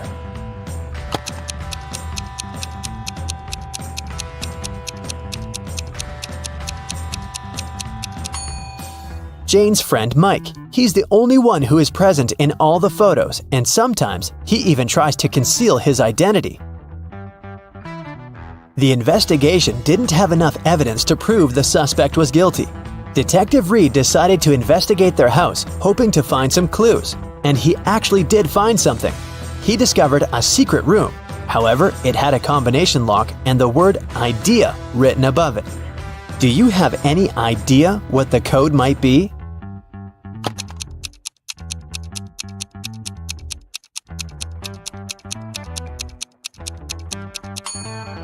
"9451. The code is the number of each of the letters in the alphabet." The door opened to the suspect's secret office. At first glance, there is nothing suspicious inside. A table with a book in the middle, some dusty furniture, and a picture on the wall. The detective examined the painting and found a safe with a 3-digit code behind it. Next to it, there was a note with a hint. P270L7-8. Can you guess what the detective needs to do next?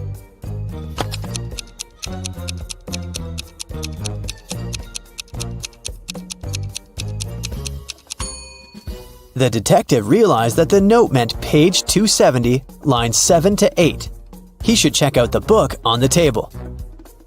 The detective found the necessary lines on page 270. They read, "After wandering through the desert for 4 days and 3 nights, I came across a couple of travelers. They fed me and gave me one of their camels." This is a clue that can help crack the code to the safe. What is it?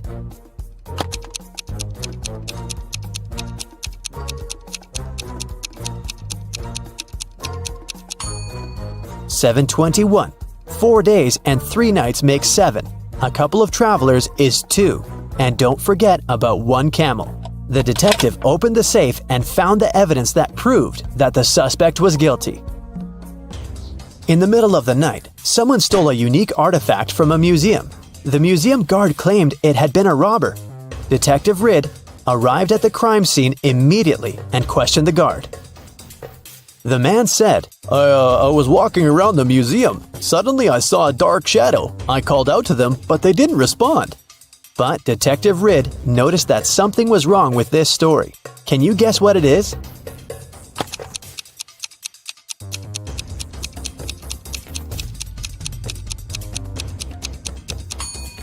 There are only one person's footprints on the floor. If there was the guard and the criminal in the museum, shouldn't there be 2 sets of footprints? Detective Riddle asked the guard what he did next. The man said, I ran after the thief and saw them break the glass door and steal the artifact. The alarm didn't go off, as they had probably turned it off. Is the guard telling the truth?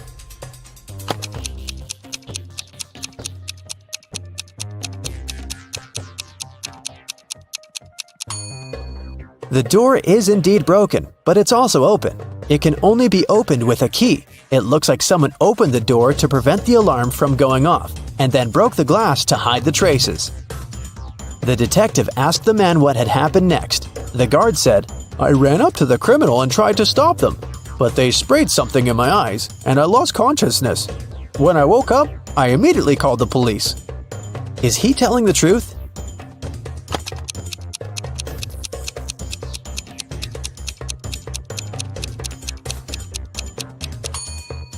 His eyes look totally fine.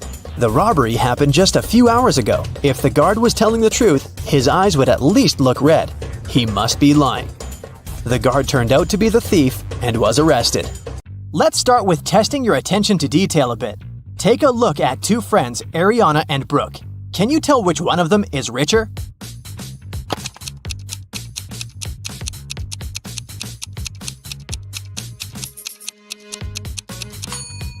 It must be Ariana. Look, she has an original Louis Vuitton purse. Cameron and Dean went fishing on a lake in the middle of winter. Here are photos of them. Cameron is posing with just a little bit of clothing when it's freezing cold, and Dean is posing with a big fish he caught. Which one of them is less smart?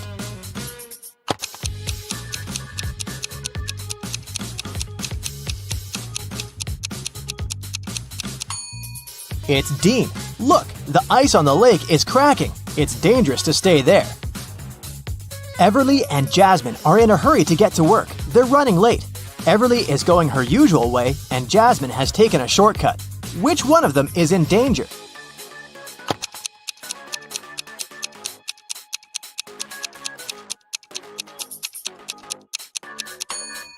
Jasmine, look, she's walking close to some buildings.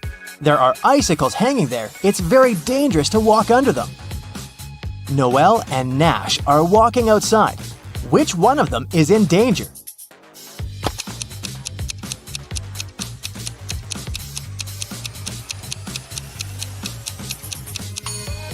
It's Noelle. Even though Nash is blind, he has a stick and he'll know that there is a hole. Noelle might not notice this because she's too focused on her phone. For her wedding anniversary, Charlotte received a diamond necklace. Next evening, she was having dinner with her friends and showed the necklace to them. She let them look at it and left for the bathroom. When she returned, the necklace wasn't there. Her friends told her that she had taken it with her. Take a look at the pictures before and after and tell where the necklace is.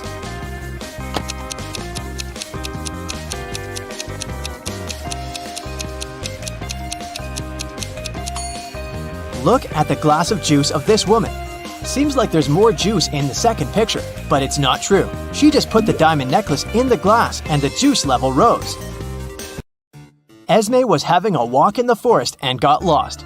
She came across a witch's house and asked her to take her home. The witch agreed on one condition. There were 3 cards. 2 of them said stay, and one of them stated free. They were facing down, and Esme didn't know which one was where. If she picked the free one, she would go home. Otherwise, she'd have to stay with the witch. There was a hint.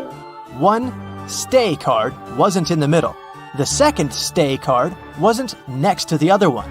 Which one should Esme pick?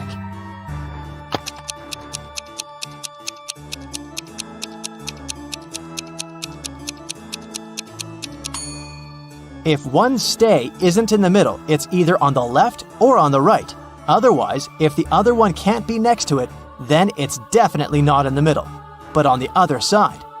So, Esme should pick the middle card. It must be the free pass. Ava needed to sneak into her mom's computer to delete an email she had accidentally forwarded to her, but the account required a password she didn't know. Luckily, there was a hint, and here's what it said. What do you think the password is?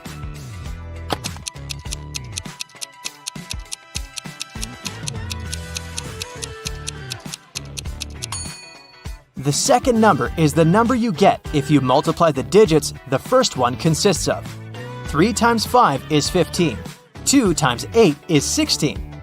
4 times 5 is 20.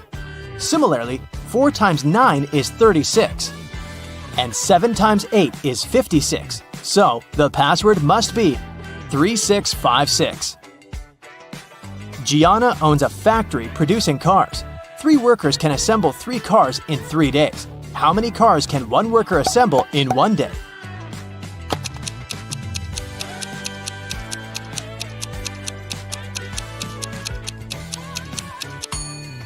If 3 workers assemble 3 cars in 3 days, then one worker assembles 1 car in 3 days. So, in 1 day, a worker assembles 1/3 of a car. Eloise woke up in a dark dungeon with only some torches lighting it up. There was a door, but it was locked. There was a panel with buttons of different colors and a plate with the word "Grow" written on it. How can Eloise get out?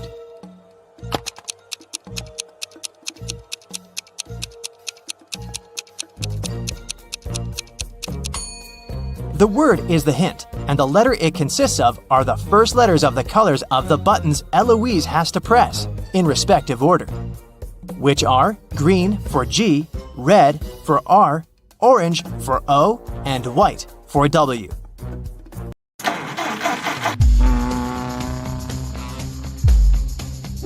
Cab driver Bobby was moving in the wrong direction on a one-way road. A police officer was standing nearby and noticed the driver, but he didn't stop or find Bobby. Why?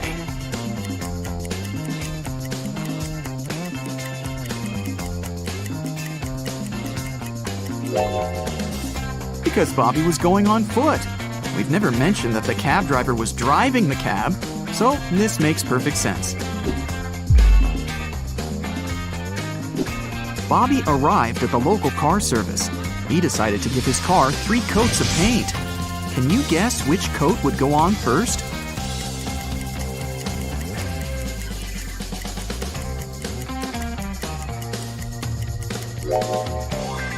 The second, as it's the only coat that can go on the first coat.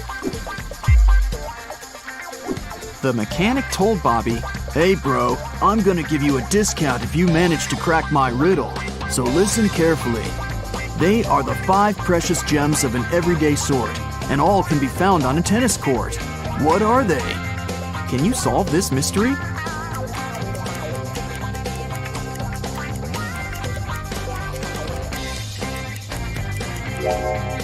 And the correct answer is the vowels A, E, I, O, and U.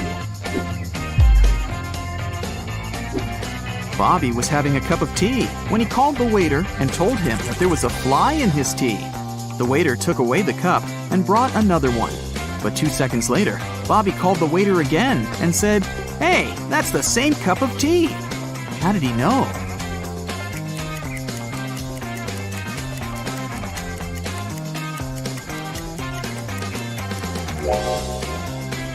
Bobby had already put sugar in his tea. Bobby's friend Bill joined him during lunch and offered a bet. "If you solve my riddle, I'm going to pay for food. But if you fail, you're the one to pay." Bobby liked riddles and agreed.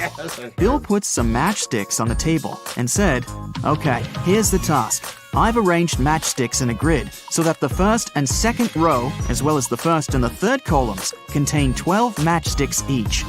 Can you remove full matchsticks and rearrange all the remaining ones so that we're still left with 12 matchsticks in the first row, the second row, the first column, and the third column? Can you help Bobby save some cash?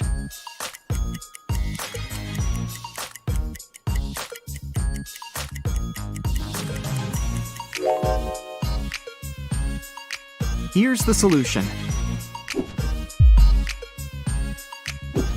Bobby went to the restroom after lunch. Unfortunately, the door got locked automatically. Now Bobby needs to enter a password to get out.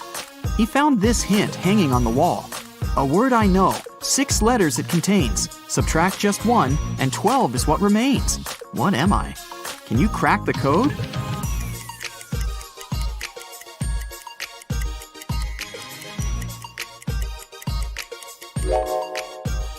The correct answer is dozens. Bobby was visiting a historical museum. He entered the wrong door and got stuck in a creepy dungeon. There, he found a sufficient supply of buckets filled with food, medicines, and drinking water for a week. But Bobby didn't want to stay there that long. He searched for ways out and found these 3 doors. A hungry bear and a cub are hiding behind the first door. The second door leads to a wall of fire, and the third door leads to a lake filled with crocodiles. Can you help Bobby choose the right door?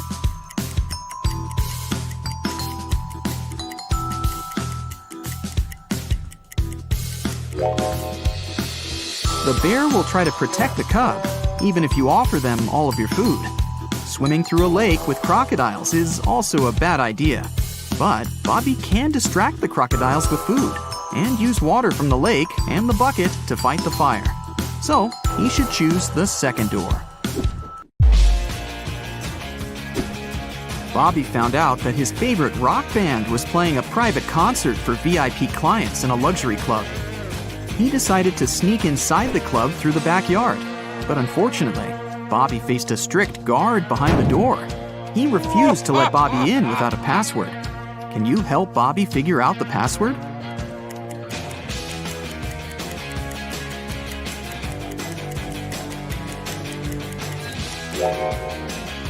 Take a look at the guard's t-shirt. It's a rebus. The password is to infinity and beyond. Bobby's friend Mike is an expert on paranormal activity. He invited Bobby for ghost hunting in a creepy old hotel. Their equipment indicated strong signs that a ghost was hiding behind one of the 4 doors. Each door has an inscription. The sign on door A says, "It's behind B or C." Door B says, "It's behind A or D." Door C says, "It's in here." And door D claims that the ghost isn't here. Mike's psychic powers have told him that 3 of the inscriptions are false and 1 is true. Can you guess which door leads to the ghost?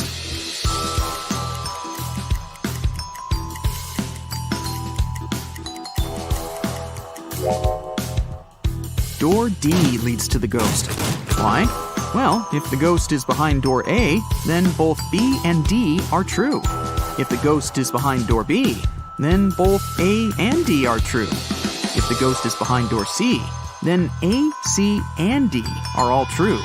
But if the ghost is behind door D, then the statements on all the other doors are false, except for that on door B. This matches the rules. Mike was standing on a 100-foot, 30-meter ladder. He slipped from the ladder and fell to the ground. But after the fall, he was absolutely fine and not injured. How could that be?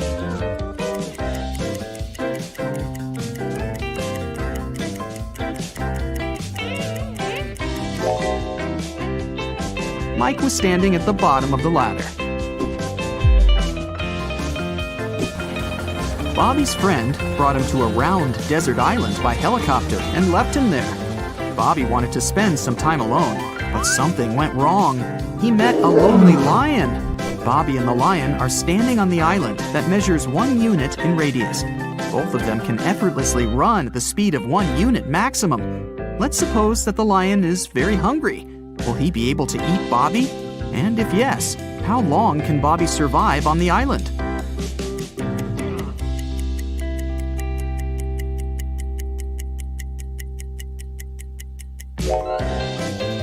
There are two possibilities. If Bobby decides to run on the perimeter of the island, the lion will eventually catch him.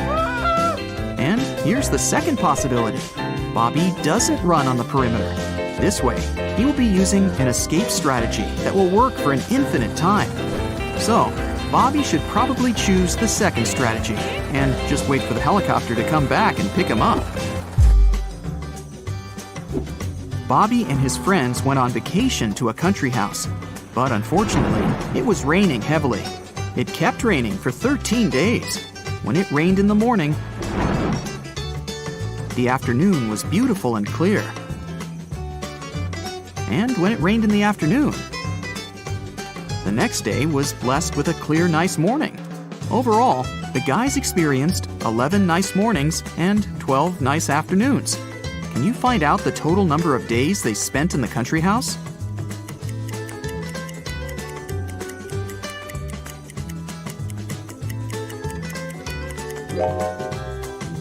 The correct answer is 18, and here's why.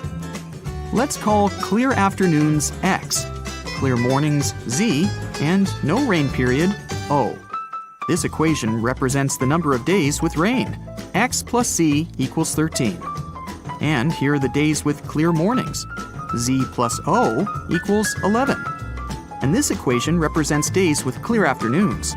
X plus O equals 12. If we solve these three equations, we'll learn that X equals 7, Z equals 6, and O equals 5. So, the total number of days is 18. Bobby started his morning by jogging around a park near his house. When he returned, he faced very unpleasant news. Someone had stolen his cab car. He questioned 3 people standing nearby. Henry said, Sorry about your car, bro. I've been playing video games for 24 hours. I haven't seen anything suspicious because I didn't leave my basement. Rosie said, I'm a gardener. I've been planting daisies in the public area all morning. I think I saw a suspicious man who opened the cab car using a knife. Jack said, I saw your car when I went out for groceries, but when I returned home, it was gone. Who's lying?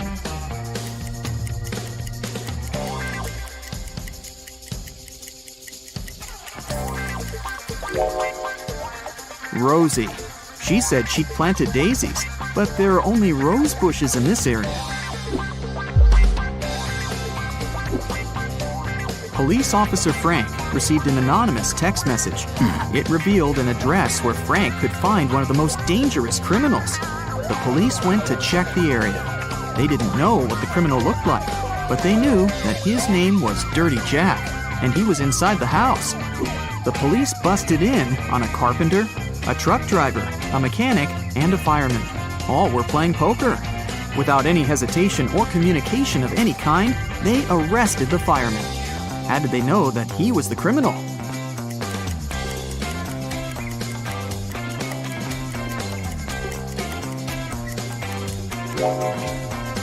The fireman was the only male in the room. The rest of the poker players were women. Dirty Jack wanted to escape from prison and found 3 possible ways out. The first exit is guarded by hungry dogs. The second exit has a tricky trap. A cage will fall from the ceiling and catch anyone who steps on the floor in this room. And an angry guard is hiding behind the third exit. No prisoner can escape from him. Which door should he choose?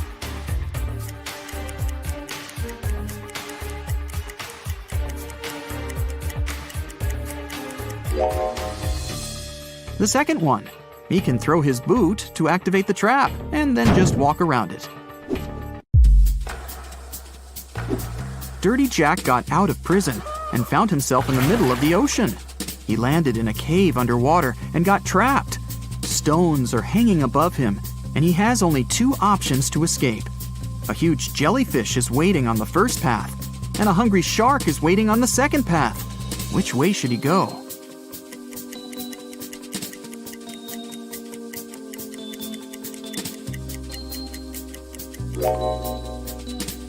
Dirty Jack should choose the second option. Take a closer look. This shark has a Go Vegan tattoo. Therefore, it won't hurt a human. So he can easily climb up through the hole in the cave above and escape. What will be the resulting figure if we fold this open cube?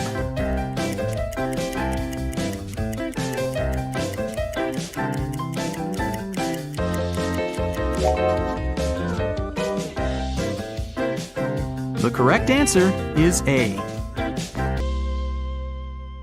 3 friends, Ashton, Emma, and Lewis, went skydiving together. This is them right before they jumped out of the plane. Which of them is in danger?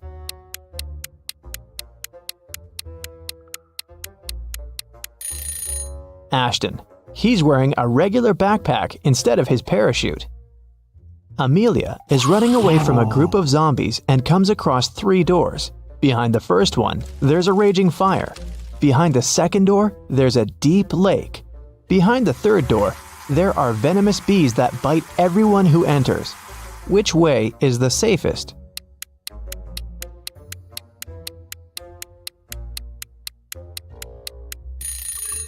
I'd choose the second door and then just swim away. It's just a lake. Amelia can probably do it.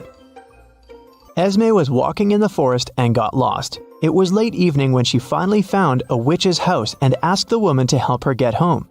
The witch recently got internet access and was shopping online, but there were lots of fake items on the internet and she needed to buy only original products. Unfortunately, she didn't know the correct logos, so she needed Esme's help. First of all, she wanted an iPhone. Which iPhone logo is the original one?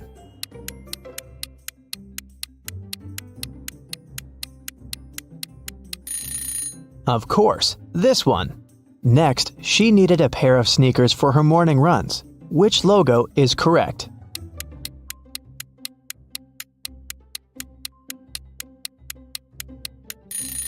Here it is. Next, she wanted to get a fancy purse. Which Chanel logo is correct?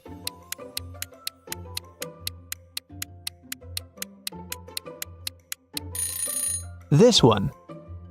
The witch also wanted a BMW motorbike, but which one is the original logo?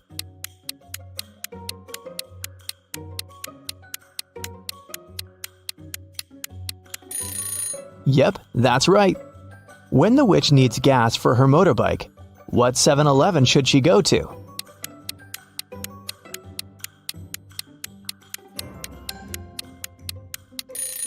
It's this one. Amazing! Now Esme can go back home. Evelyn went to a corporate party with her husband. At the party, she suddenly blacked out. When Evelyn woke up in a hospital, she couldn't remember anything. There were 2 men in front of her, and each of them claimed to be her husband. But which one tells the truth?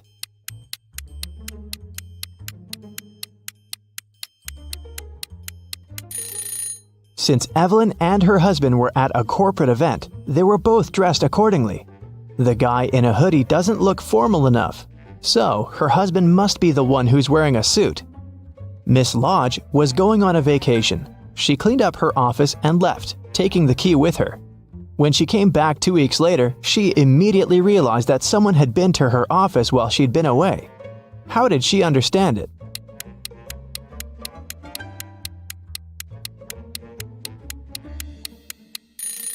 When she left, the window blinds were closed, and now they're open. A group of friends met in the evening for a game night. According to the rules of one of the games they played, they each had to draw a card with a number. Soon, they realized that the number 6 was missing. Since it was a new set of cards, it was weird that they had already lost it. They all revealed their cards and, indeed, there was no 6. Suddenly, one of the friends started to laugh. She said she'd found the missing card. Can you spot it too?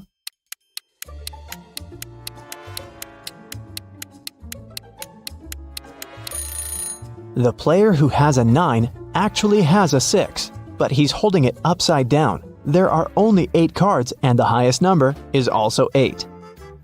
It was reported that another civilian had invaded Earth. Detective Callum had a special mission to find everyone who was not human.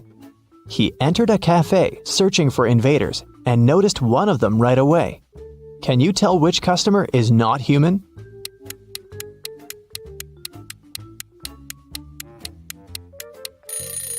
It's that dark-haired guy right there. Look, he has 6 fingers. Take a look at this busy street. Can you find an imposter here?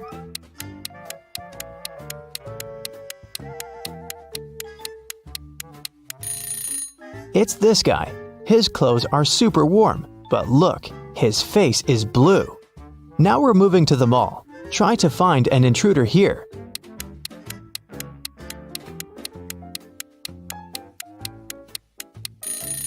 Look, this woman is glimmering. She must be from another world. We have a few more intruders to catch.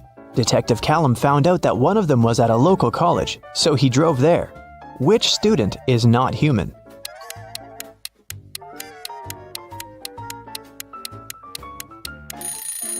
Look, that girl is floating, just a couple of inches above the ground, but still, definitely not an ordinary student.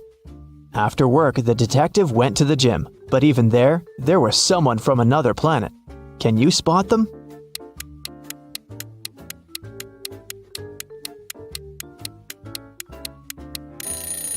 Pay attention to the guy on the treadmill. He's running too fast. He must be an imposter. Arya called the police and reported that her friend Violet had been poisoned. The girl found her unconscious on the floor. Here's what Arya said. I was walking past Violet's house and noticed that the lights were on. I figured that she was at home, so I decided to come in and say hi. The front door was open, so I walked in and saw Violet just like that.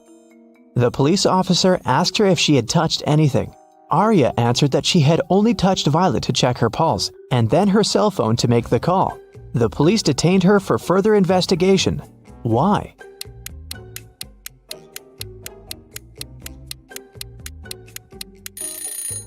The lights in the room are off, but Arya said that it hadn't been dark in the room. That's why she entered. If she didn't touch the switch, then she's lying now. It was a sunny spring Sunday morning. The whole family was at home. When Hannah returned to her room after breakfast, she noticed that someone had played a prank on her and stolen all the clothes from her closet. She questioned every person in the house. Hannah's mom said she'd been busy reorganizing her bedroom. Her dad said that he'd been shoveling snow in front of the house. The girl's sister, Serenity, said that she had been playing video games in her room. Who took Hannah's clothes?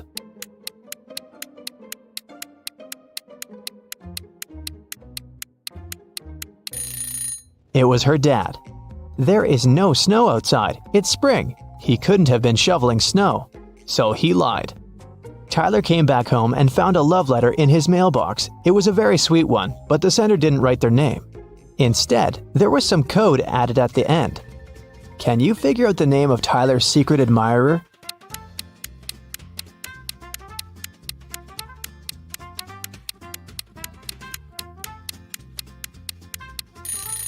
The alphabet is the key.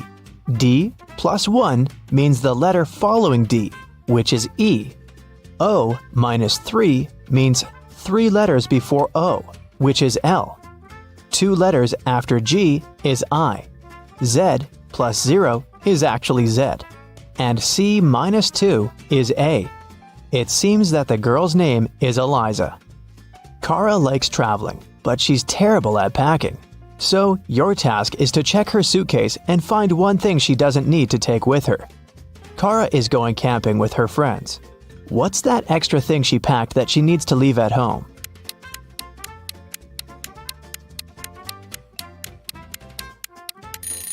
There's no electricity in the forest. She can leave this electric kettle at home. This time, Kara is packing for her vacation in Mexico. She and her boyfriend have booked a room in a beautiful hotel right by the ocean. What won't she need there?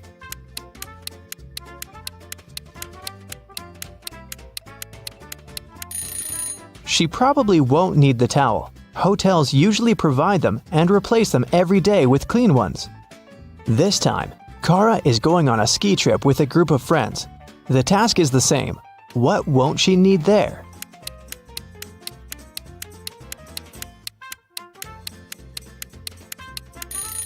I'm not sure about their plans, but she isn't likely to need this swimsuit. And finally, Kara is going to visit her grandparents. They live on a farm, and she'll stay there for a week. There's no electricity or running water there, so it's gonna be a bit tough for a girl from a big city. What doesn't she need to take with her?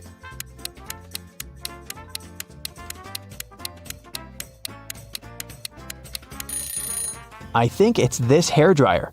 No electricity, remember?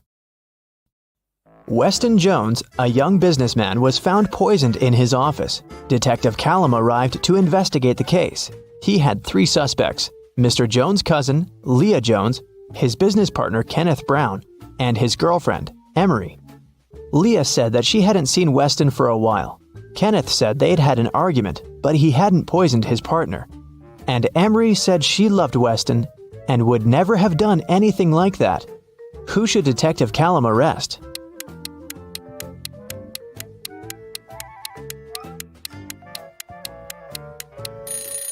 Look, there's a lipstick stain on one of the teacups in Mr. Jones's office. The color matches Leah's lipstick, but she said that she hadn't seen her cousin lately. She must be lying. Ariana was poisoned, and Detective Callum was on the case. One of the main suspects was Jake, Ariana's sister's boyfriend. Someone saw them together, and Detective Callum visited him. Good afternoon. I'm sorry to tell you this, but your girlfriend's sister, Ariana, has been poisoned. Do you know anything about it? And do you maybe have any photos with her? Jake said, "Oh, poor Ari. I've never met her, but my girlfriend loves her very much. Yes, I have a picture of their family." The detective looked at the photo and arrested Jake. Why?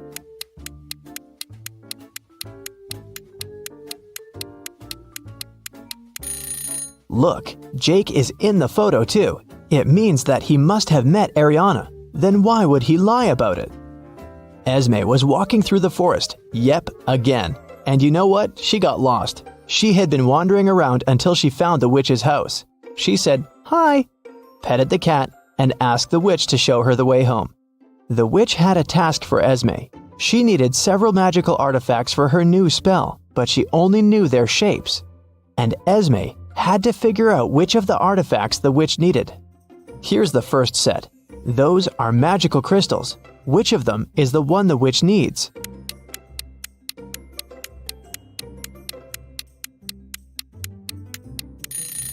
Here it is. Okay, here are several plants. Can you spot the one the witch needs?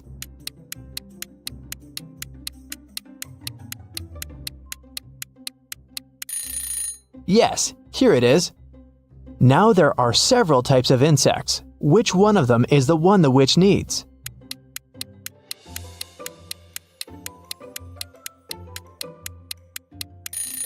Perfect. Here it is. And the last crystal. What's your guess?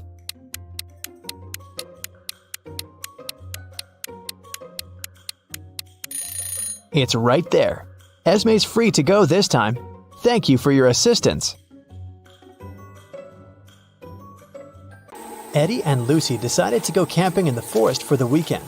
However, they didn't know that it was protected by an angry spirit who didn't like intruders. He appeared in front of them and said, You have set foot into my forest uninvited. You will not be able to leave. Forget your home. With it, you will never be reunited. "We apologize. We didn't know the forest belonged to you. Please let us out. We won't ever come back," Lucy cried. The spirit replied, I'll show you mercy, for you are sincere. Mysteries of my forest await you. Solve them all, and you will be able to leave. Then he magically teleported them to the deepest, darkest part of the forest and vanished out of sight. As Eddie and Lucy walked around trying to find their way out of the forest, they came upon a river. They had to cross it to continue their journey. There were 3 different bridges in front of them. Which one should they choose to move to the other side?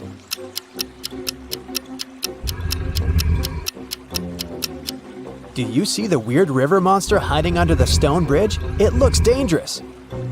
And the wooden bridge looks so old, it can crash at any minute.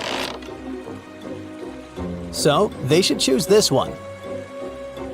After Eddie and Lucy crossed the bridge, they saw 3 different paths in front of them. The first road led to a cave where giant hungry trolls were living. The second road led to the house of evil witches who needed human blood for a spell they were casting that would allow them to stay young forever. And the third road led to a swamp where an 8-headed snake was waiting for its prey. Which path should they follow?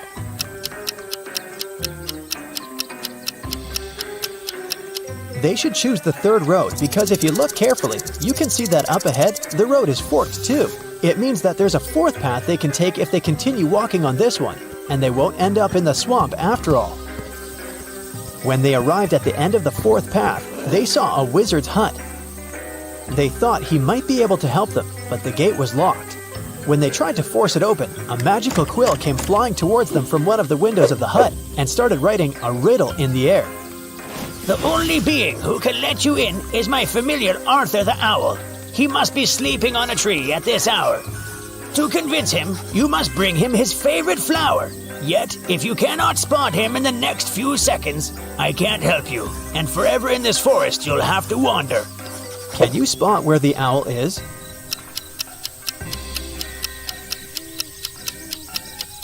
Look there! Eddie and Lucy managed to spot not 1, but 3 owls standing on a tree branch. Only one of them was Arthur. If they don't figure out which one of them is Arthur, they won't be able to get help from the wizard.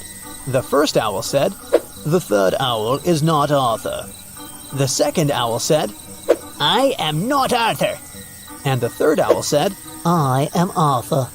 However, only one of them was telling the truth, and the others were lying.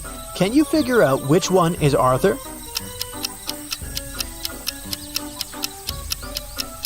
If the first owl was Arthur, then both he and the second owl would be telling the truth. If the third owl was Arthur, then he and the first owl would be telling the truth. But only one of them is telling the truth, remember? So the second owl must be Arthur. Once Eddie and Lucy figured out which one was Arthur, the remaining owls flew away. Then Lucy asked him what his favorite flower was. Arthur answered with a riddle. I can grow very tall. I am of the color yellow. When I am young, I follow the closest star in the sky. Can you tell what flower I am?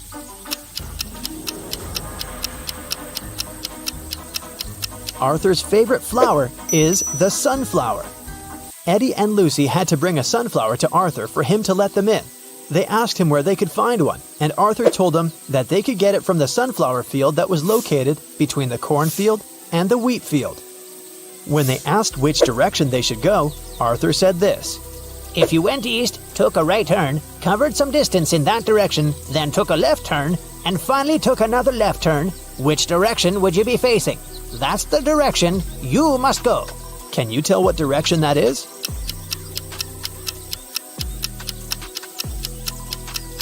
It's north. After Eddie and Lucy had walked for some time, an angry leprechaun jumped onto them out of nowhere and knocked them out with fairy dust. They opened their eyes in a prison cell. The leprechaun said, You stole my pot of gold and you're going to stay in this prison until you tell me where you hid it. Eddie said, We don't know anything about your gold, but the leprechaun didn't believe him. Suddenly, Lucy saw something strange that could help them. There was another prison cell in front of them with 3 different prisoners. Lucy noticed that one of them was going to try to escape. She suggested making a deal with the leprechaun. She said, I will tell you which prisoner is planning to escape if you let us go. He's probably the one who stole your gold, and I promise we'll help you find it once you free us. The leprechaun agreed to the terms.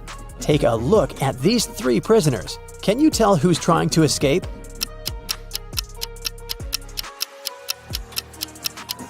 It's the 3rd prisoner. He has a map sticking out of his pocket. He must be up to something. The leprechaun took the map from that prisoner and let Lucy and Eddie go. He said, But now you have to help me find my pot of gold. Lucy noticed a couple of notes at the back of the escape map. The first one said, Find the pot of gold in the fields of gold. What do you think that means?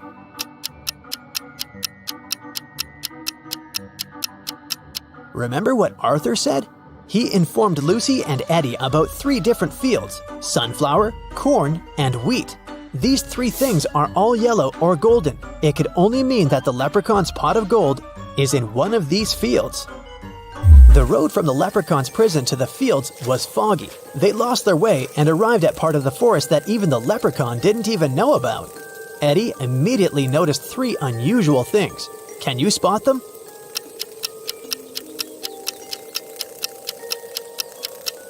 Even though it's still daytime, the place is dark. The mushrooms on the ground are actually tiny houses. And finally, one of the butterflies flying there in the distance is no butterfly at all. It's a fairy. As soon as Eddie spotted the fairy, it flew next to them and said, The fairy mother wanted me to bring everyone food, but when I asked what she wanted, she only said this: remove the outside, cook the inside, eat the outside, and throw away the inside. What I want is what this is. But I don't know what that means. Can you help me, please? Do you know the answer?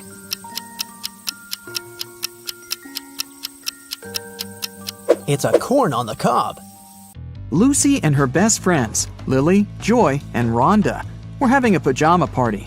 They decided to watch a movie in the living room. Lucy went to the kitchen to get some snacks.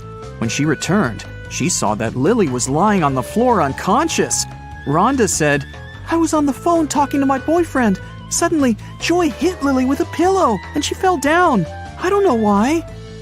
Joy said, Rhonda's lying. She hit Lily with a pillow very hard on purpose. Who's lying?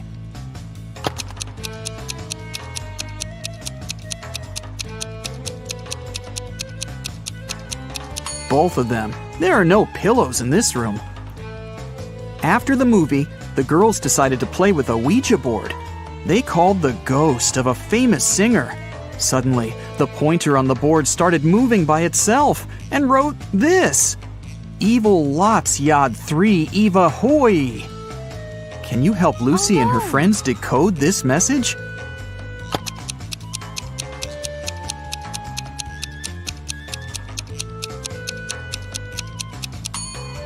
It says, You have 3 days to live. The girls freaked out and interrupted the session. Lily offered everyone to take some pictures. They took many cute photos, but when they scrolled through the gallery, they freaked out even more. Why?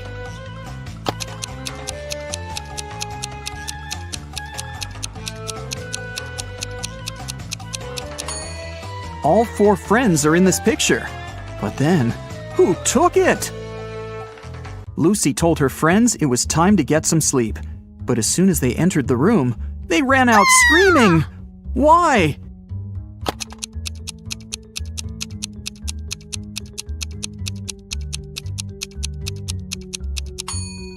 Look at the mirror. It reflects a creepy shadow waving at them. Eventually, Lucy offered her friends to sleep in her parents' bedroom, and she opted for the couch in the living room. The TV was on, and it calmed her down. In the middle of the night, she heard some noise from the bedroom and hurried to check on her friends. All of them seemed to be sleeping. Can you guess which one wandered outside?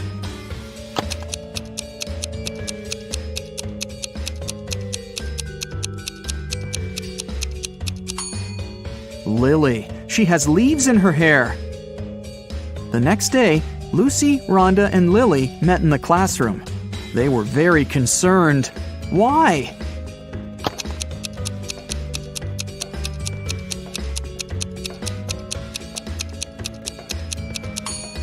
This is Joy's desk, and it's empty.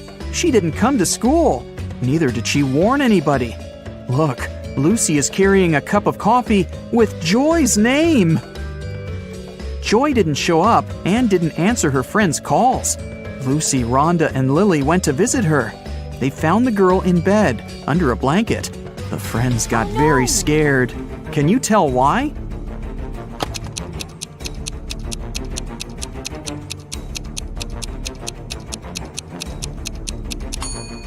Joy has covered the window with a blackout curtain, and the shape of her ears and teeth has changed. She's turning into a vampire. Lily decided to stay and take care of Joy. Meanwhile, Rhonda offered Lucy to visit her Aunt Vera. She ran a magic shop with different potions. When Vera heard about what happened to Joy, she said, Okay, I need 3 ingredients to cook a healing drink.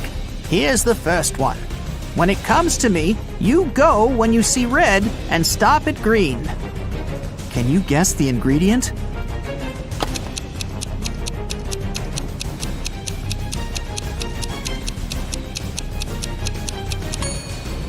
It's watermelon. To get the second ingredient, Vera took Rhonda and Lucy to her cherry garden. Rhonda picked 8 cherries, Lucy picked 13, and Vera picked 14. How many apples did they collect together?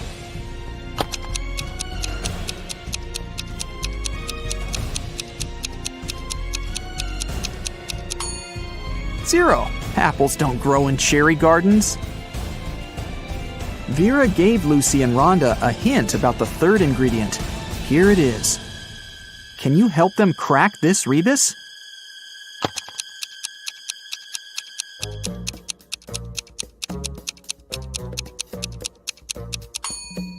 It's mandragora.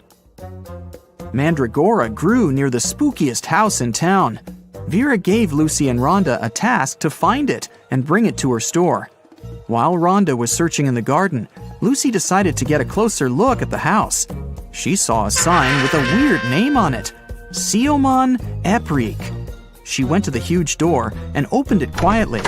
After Lucy got inside, the door slammed shut behind her back. Tons of vampire bats rushed at her. Lucy started pulling on the door like crazy. Suddenly, she saw that there was something written on it. Change the order of letters in Siomon Eprik. She yelled the answer, and the door opened. What did the girl say?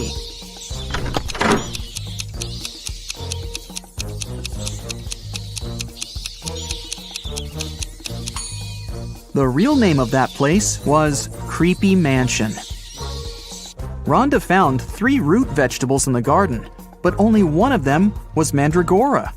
Can you figure out which veggie Rhonda should pick?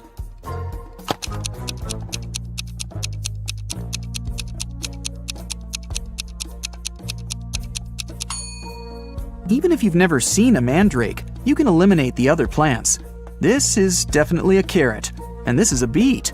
So the remaining one must be the mandragora. Lucy and Rhonda prepared to leave the spooky house, but suddenly they stepped on a trap hidden in the grass and fell into a deep well. They looked around and found 3 tunnels leading to freedom. A fire-breathing dragon was waiting in the first tunnel. It was very angry and disliked people. There was a portal leading into a black hole in the second tunnel, and huge cacti were growing all over the third tunnel. Their juice was poisonous to any human. Which way should Lucy and Rhonda choose?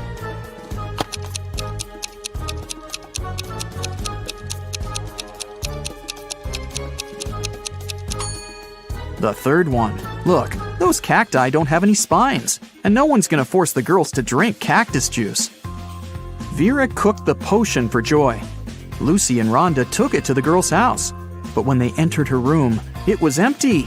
Joy's parents said that Lily and Joy had left together. They were both acting very weird. Rhonda said, "Oh no, they've both turned into vampires. We've got to find them before it's too late." Can you help them find any clues in Joy's room?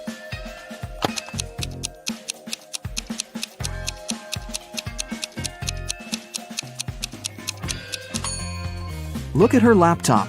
They seem to have bought train tickets to go to Las Vegas to visit Joy's granny. Lucy and Rhonda boarded the train. Besides them, there were 4 other people in the car. One of these passengers didn't have a ticket. Can you figure out who it is?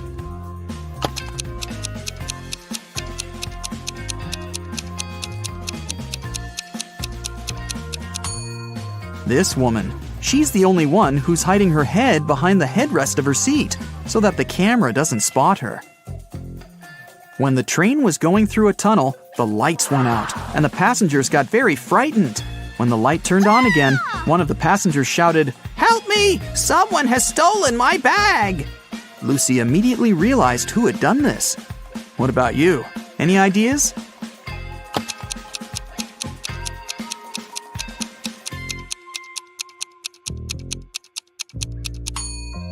Yeah, this guy. There's some makeup lying under his seat, and his window is open. He put the contents of the bag into his backpack, and then threw the bag out the window. Rhonda and Lucy got to Las Vegas and headed for the house where Joy's granny lived. But they kept coming to the wrong houses. In the first house, they met this old lady, and in the second, there was this one. Can you tell which elderly woman is dangerous?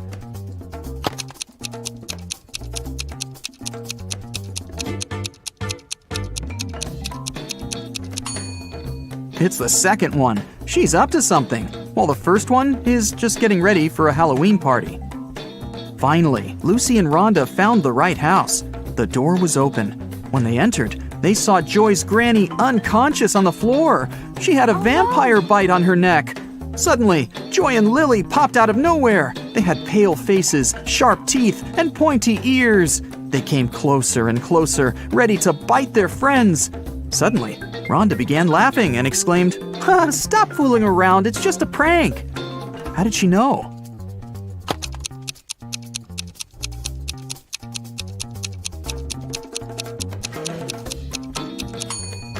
The mirror reflects Joy, and Lily casts a shadow. They're not real vampires, it's just a Halloween prank. Joy went to take a shower to remove her vampire makeup, but someone poured paint into the shower head, and the water turned green. Joy questioned Lucy, Rhonda, and Lily. Lucy said, "I did my laundry and then went to cook some kiwi jam. Sorry, I gotta go, it might burn." Lily said, "I took a shower and washed my hair right before you went in. What happened? Why are you so green?" And Rhonda said, "I'm studying for my geometry test. Can you keep it down, please?" Who pranked Joy?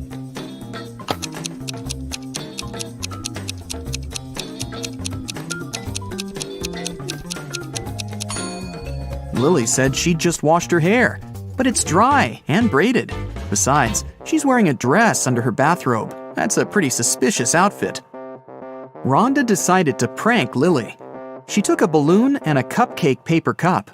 She filled the balloon with some water and put it into the paper cup. Then she added some shaving cream on top and decorated it all with sprinkles. Now it looked exactly like a real cupcake. Rhonda was very proud of herself. Suddenly, she heard other girls entering the kitchen.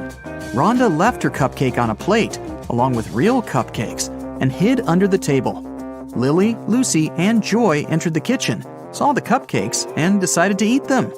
Can you tell who took the prank cupcake?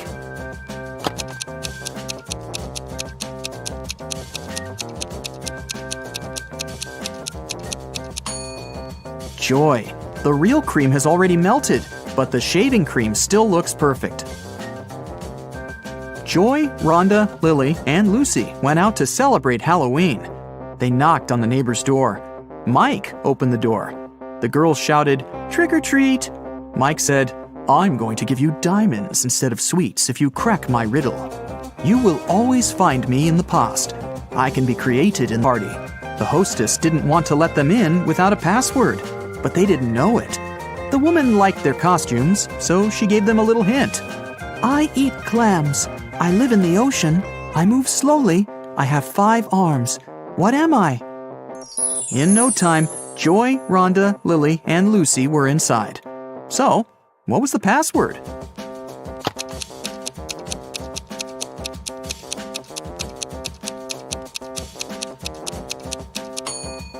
A starfish. Two best friends, Emily and Luna, came to a popular and expensive hair salon. At first, the administrator told the girls they had just one available hairstylist. But after making a phone call, she happily announced she had found another hairdresser. Emily and Luna could have their hair done at the same time. But in the process, it dawned on the girls that one of the hairstylists was fake. Which one?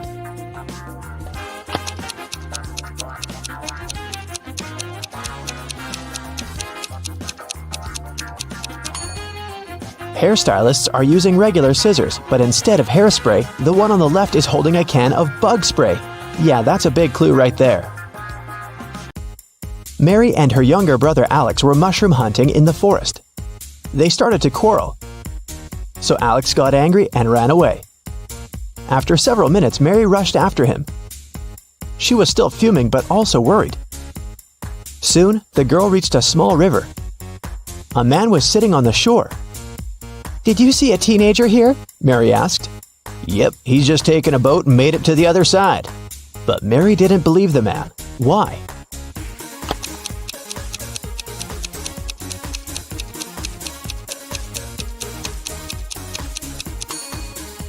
The boat is indeed on the other side, but the paddles are lying next to the man. How could the boy cross the river without them? 3 prisoners are sitting at a table having dinner, but one of them is wealthy. Can you guess who it is?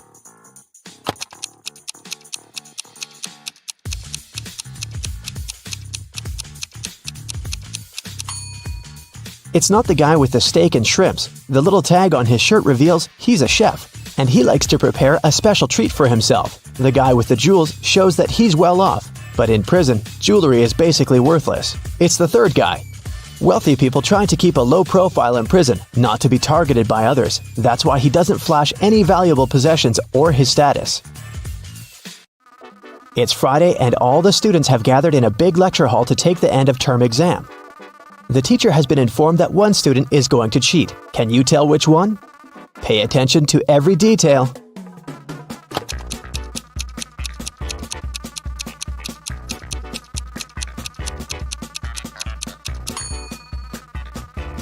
It's student C. It looks as if he's trying to remember what he's read, but he has all the answers written on his hand.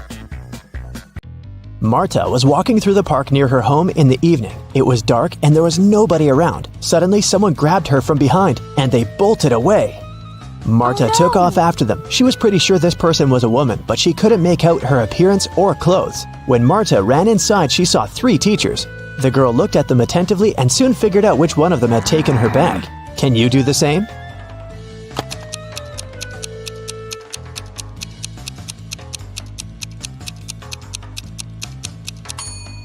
The woman in the middle wouldn't be able to run away with a cast on her leg. The one on the right doesn't have anything in her hands. Where would she hide Marta's bag so quickly? But the woman on the left has a big shopper bag on her shoulder. A real teacher wouldn't need to carry it in the classroom, so she was definitely the one who took the bag. Jonathan sneaked out of the house late in the evening to meet his girlfriend. The teenager thought he was extremely careful and quiet, but his whole family knew about his plan. They were aware the guy would return at midnight, so they decided to make a bet. The one who would see Nathan first when the guy started climbing the fence would be the winner. The prize would be no chores for them for 1 week. So as to not fall asleep, Nathan's dad switched on the TV. The teen's grandfather settled in the living room to read a book. The grandmother went to the kitchen to make a pizza, and Nathan's mom went to her room, sat down on the floor, and started to meditate. Who's going to be the first to spot Nathan when the time comes?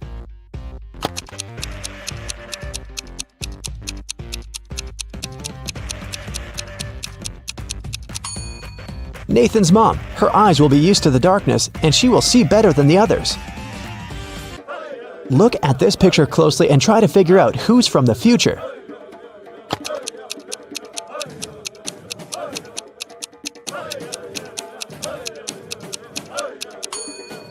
Well, I'm pretty sure there was no flashlights in the Stone Age, so it has to be this guy here.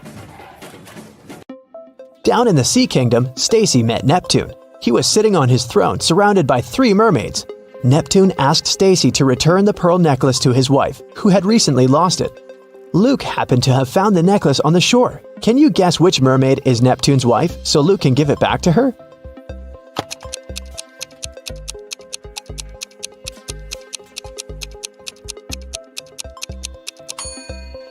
It's the third one.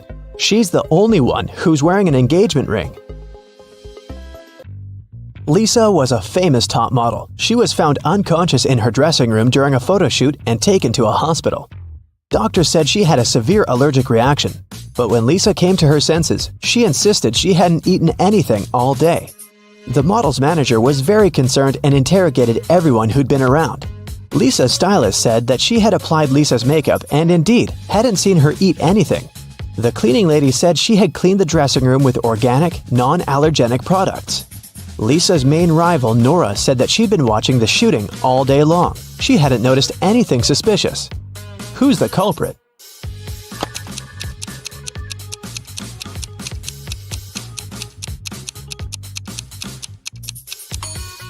It was the stylist. Lipstick was the only thing Lisa could have swallowed that day. In the middle of the night, Dennis woke up because of a loud crash. One of the kids must have been out, but they know they aren't allowed to leave at night.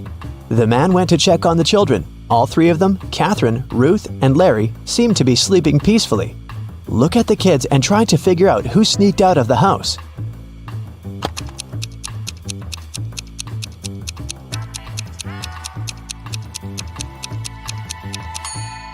It was Ruth. There's a dirty sneaker hidden behind the curtain and several pieces of French fries under her bed. Brenda was traveling by train. It was scorching hot in the carriage. The girl took off her gold bracelet decorated with diamonds and put it on the table in front of her. Several minutes later, the train entered a tunnel, and it got pitch dark. When the tunnel was left behind, there was no bracelet on the table. Brenda was shocked. "Someone's taken my bracelet!" There were just 3 other people in the compartment. Helen said she'd been sleeping. Rachel was reading a book on her phone, and Gregory had gone to the bathroom even before the train entered the tunnel. Who took the bracelet?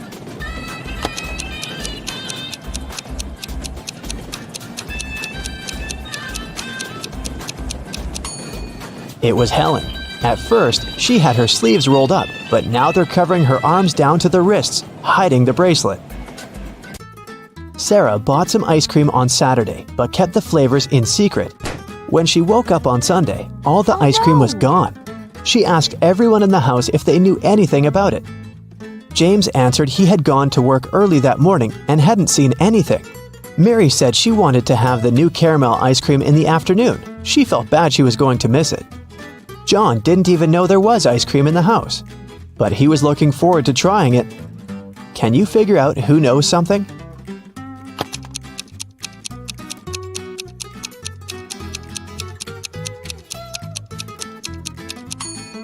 It's Mary. The ice cream flavors were a secret. She couldn't be sure there was a caramel taste among them. Can you tell who's a real mermaid here?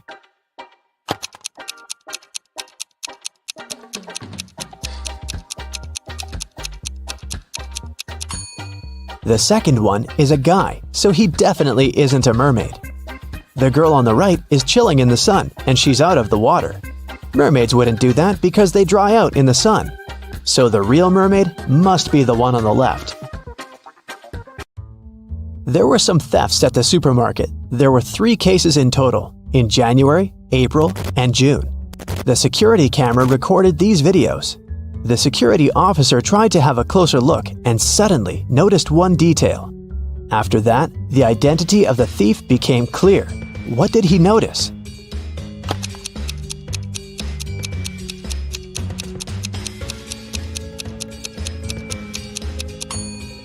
It was the pregnant woman. The attentive security officer noticed that in January, she looked about 6 to 7 months pregnant.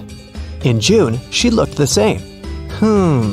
Seems like it's the mysterious case of the baby bump that was really a canned ham. One day, a thief decided to rob the local bank. He came up with a brilliant plan to dress up as one of the bank tellers and try to sneak into the vault. As he was approaching the vault, he saw a security guard standing right in front of the door.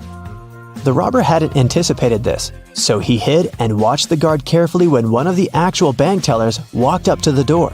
The security guard said 12.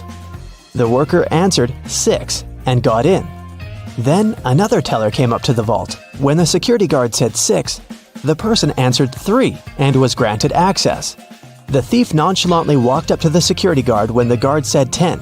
The robber confidently answered 5. He was arrested immediately. So why was the thief's answer wrong, and what could he have answered instead?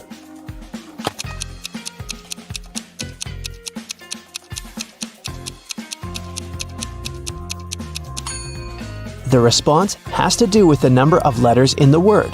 12 has 6 letters, so the answer is 6. 6, in turn, has 3 letters, so the answer is 3. Well, you can see by now that the robber should have said 3. Looks like he wasn't as brilliant as he thought. Like every morning, Daphne went to her favorite local cafe to get her coffee and breakfast sandwich. She left the cafe after she'd paid.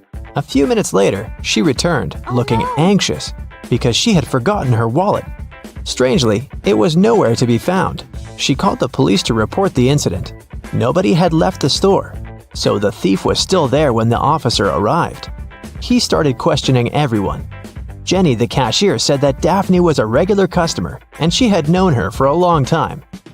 So, she would never steal her wallet, and she didn't see it after Daphne had paid.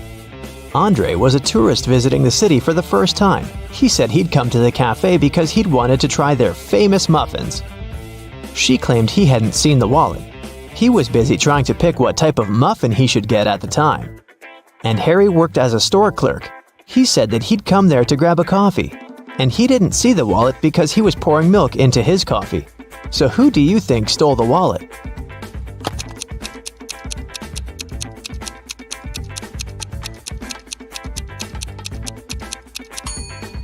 It was Harry, the store clerk, or should I say Harold. Do you see his name tag? He lied about his name when he ordered his drink. Also, even though he said he was pouring milk in his coffee, as you can see, it doesn't have any milk in it. Jessica was an aspiring actor, and she had a big musical theater audition that day. She left her house early in the morning to make it on time, but she had forgotten to take her sheet music with her, so she had to drive back. When she walked in, though, she saw her roommate lying on the floor unconscious. A nurse was standing beside her. She explained to Jessica that her roommate had been poisoned, but luckily, she'd had enough time to call an ambulance before she passed out. Jessica immediately realized something was wrong. She thanked the nurse for helping her friend and asked her if she could get her a glass of water or anything else. The nurse agreed, and Jessica hurried to the kitchen. There, she called the police saying, "There's a fake nurse in my house. She poisoned my roommate and tried to rob her." How did Jessica understand that?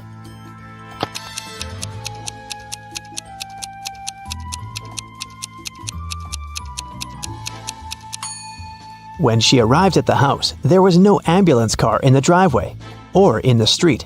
And it's not like paramedics started using Uber. And you might have also noticed that the paramedic bag the nurse was holding was slightly open, and Jessica's roommate's jewelry was dangling out of it. Anna and Catherine are both influencers, but take a look at the latest photos they posted. Which of these ladies do you think is richer?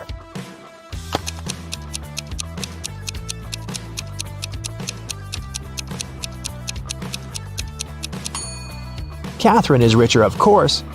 Just look at the number of likes on her photo. She has 27,907 likes. Anna, on the other hand, has 9,837, which means that Catherine has way more followers and must be earning millions.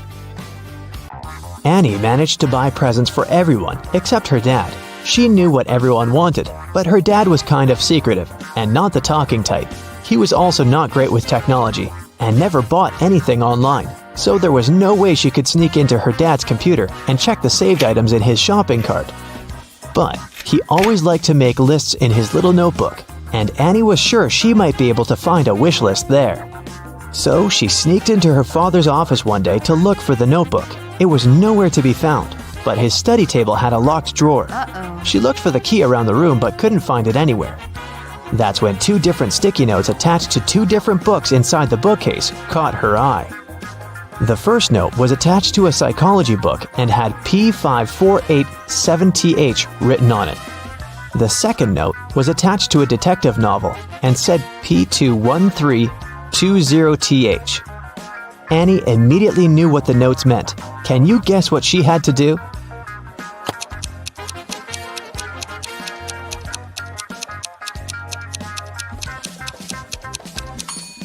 She had to open to page 548 in the first book and find the 7th word on this page. Then, she had to open page 213 in the second book and find the 20th word on that page. The words she found were under and desk. The girl immediately looked under the desk and found the drawer key taped to it. James was walking back to his apartment from work late at night. Suddenly, he was hit on the head and taken away. When he woke up, he found himself in a small room. He tried to escape, but the door was locked with a padlock. James tried to look for the key, but there was nothing in there but a window with strange-looking metal bars. Suddenly, he noticed something. It helped him to find the key. Do you see it too?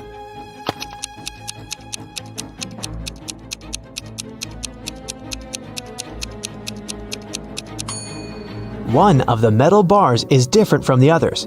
That one is the key. Giselle was camping in the forest during a night when the moon was full. After midnight, when she was making s'mores by a fire, she heard a loud howl.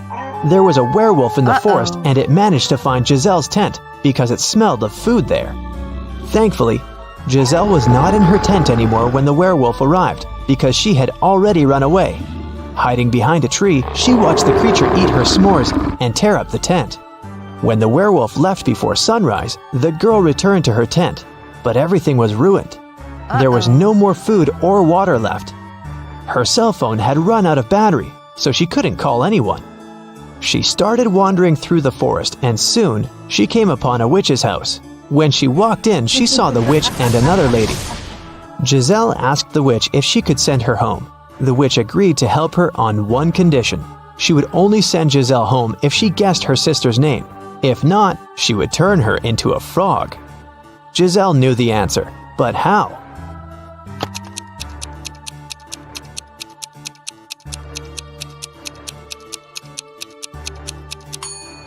Did you notice that the witch's sister is wearing the same necklace around her neck as the werewolf?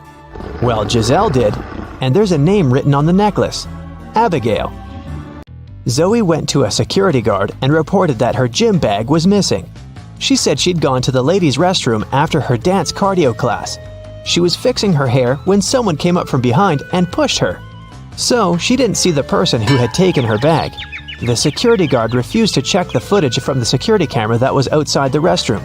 Neither did he file a report. Why?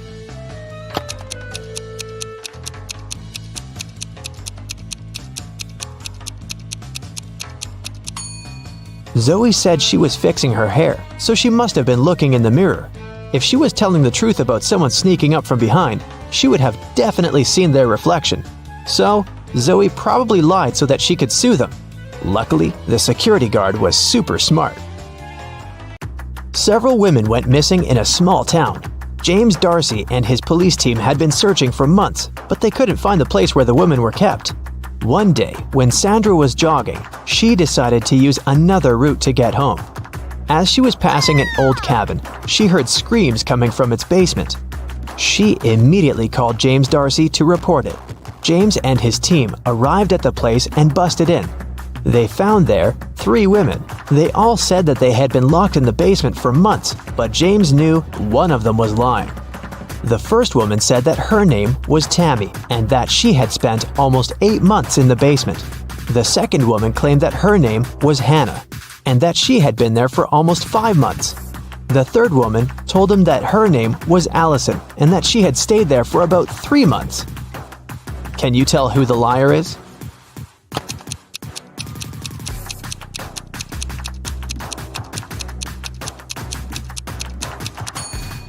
Allison is telling the truth. Look at her. Her clothes are dirty.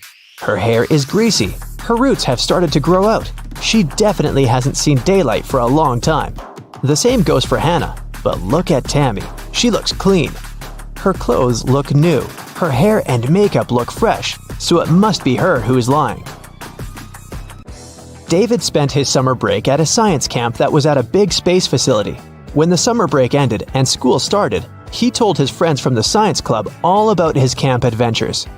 He said that at the facility, he had found a secret room. And in there was a time machine. He stepped into it and pressed some buttons to test if it really worked. And it did. He traveled through time and was able to talk to Nikola Tesla, Chuck Berry, and King Aragorn. But one of his friends immediately called him out for lying. How did he know that David made up this whole thing?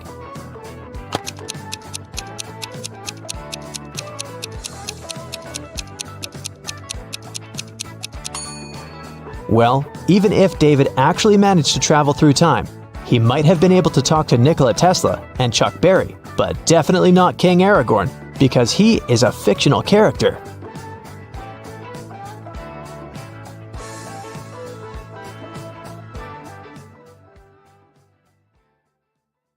Driving through the country to visit their family. One day, late at night, they were on a lonely country road. That's when a powerful storm broke, and their car tire burst. They had to leave the vehicle to find help, but there was nothing, and no one around. Sometime later, they came across an old and spooky mansion that seemed abandoned. but the guys decided to try and see if anyone lived there and could help them. They arrived at the mansion gate. On a metal address plaque, it was written, "The House of Riddles." Gemma and Andy got suspicious, but they desperately needed shelter from the storm and some help with their car. So they decided to enter. But the gate was locked. There was a digital security keypad on it and nothing else. Suddenly, they heard a sound coming from the gate intercom. A voice said, The answer to this riddle of mine is the password you need to unlock the gate. I sleep by day and fly at night, but I have no feathers to aid my flight. What am I?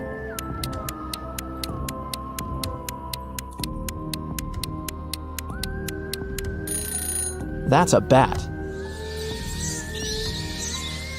When the guys arrived at the door, they saw there was something engraved on it.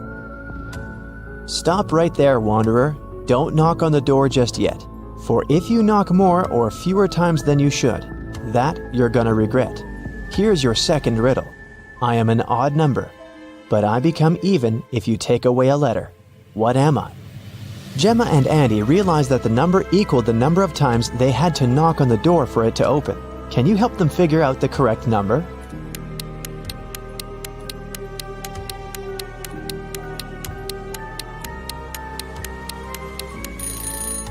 The answer is 7, so they had to knock on the door 7 times.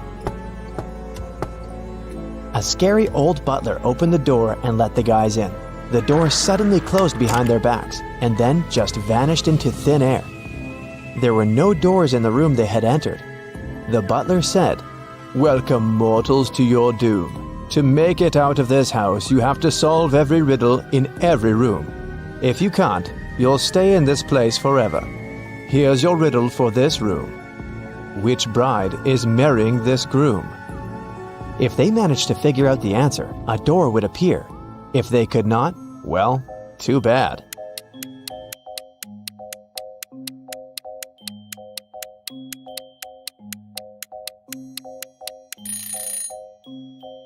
Do you see the shadows behind them? The third bride's shadow is holding hands with the groom's shadow. They're in love, so she must be his chosen one.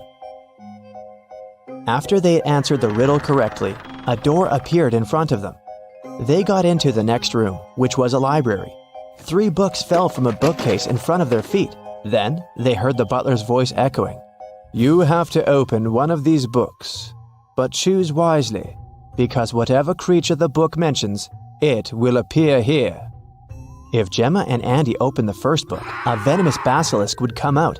If they opened the second book, a giant piranha monster with razor-sharp teeth would appear in the library.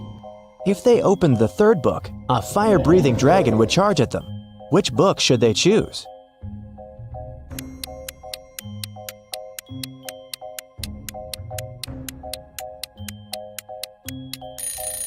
Since the giant piranha is a water creature, it can't survive on land, so the guys should choose the second book. The library door opened, and they walked into the next room. It turned out to be a dining room. A large mirror covered one of its walls. Yet, the reflection of the room in the mirror had some differences from the real room. Can you spot them?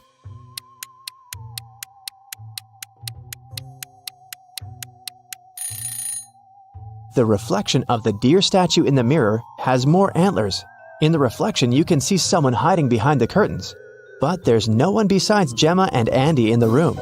And lastly, in the mirror, one of the plates on the table is different from the others. But in the real dining room, all the plates are the same. Gemma and Andy felt very hungry. Thankfully, the next door that opened led them to the kitchen. There were 3 different chefs inside. The first chef was a zombie, the second one was a vampire, and the third chef was human. Each of them was holding a pie in their hands, but only one pie was safe to eat. Which one?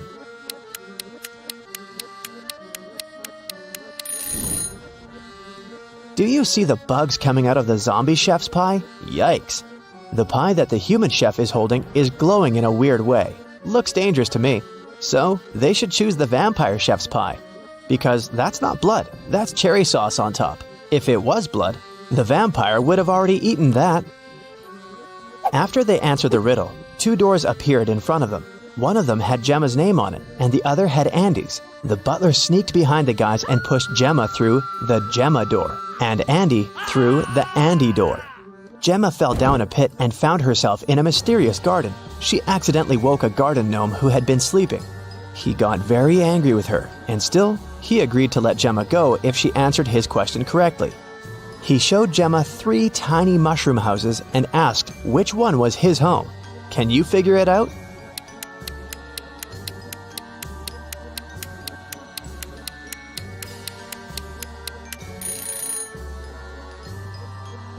Do you see the flower on the gnome's hat? The door handle of the second mushroom house handle is the same flower, so that must be his home. Andy, on the other hand, fell into a magical dungeon. The dungeon guard was an ogre, and he looked very pleased to finally have a prisoner. Yet he agreed to let Andy go if the guy chose the correct magical portal to escape. 2 magical portals appeared in front of him. Each of them led to a room. Andy had to stay inside the room of his choice for 5 minutes. The first room was full of poisonous gas that would knock him out in 4 minutes, and the second room was filled with water. If Andy opted for this room, he would have to be chained to the floor with the water rising really fast. In which room can the guy survive? Andy should choose the first room. He should take a breath and try not to breathe for a minute. After that, he'll have to wait for 4 minutes for the door to open, and then he can escape. Both Gemma and Andy were magically transported to the hallway after having answered their riddles correctly. They were happy to be together again. At the end of the hallway, there was a door, and in front of the door, a witch stood. She placed 3 long magic wands on the table in front of her and said, You do not need to do anything to one of these wands. One you must break in half, and one needs to be even shorter than that half. The witch added that they could only answer once, and if their answer was wrong, she wouldn't open the door. So, can you tell which wand should be the longest, which one they need to break into half, and which one needs to be the shortest?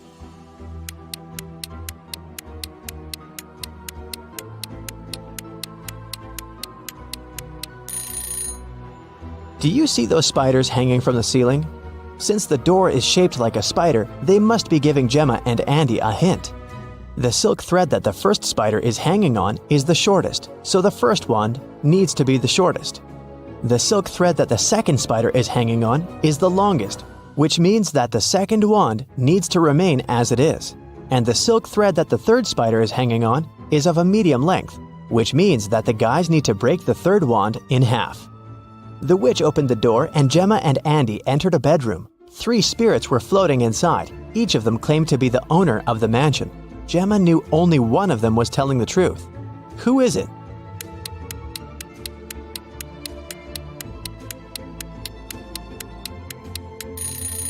The spirit of the elderly lady is telling the truth. Why? Let's rewind a bit. Did you notice the portraits hanging on the walls in the hallway? There's a portrait of this very lady. That can only mean she used to be one of the owners of the mansion.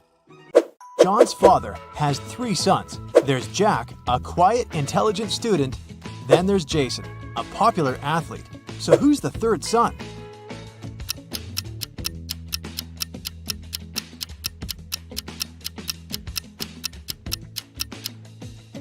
It's John.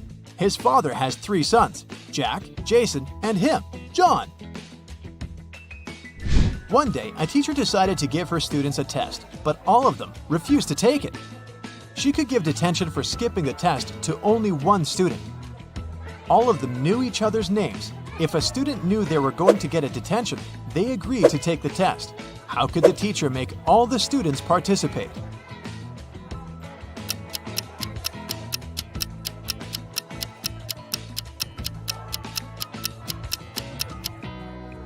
She told them that she'd give detention to the student whose name came first alphabetically. Then this person wouldn't skip the test. The next person on the list wouldn't skip as well, and so on until the end of the list. Randy was at home, sitting in his chair with a book. Suddenly, his sister's super expensive vase fell and broke in the living room. He ran there in time to see a stranger jump out of the window and run away. Randy tried to chase him, but his glasses fogged up because of the cold, so he couldn't see the person. When the police arrived, they immediately knew he was lying. He'd broken the vase himself. How did they know?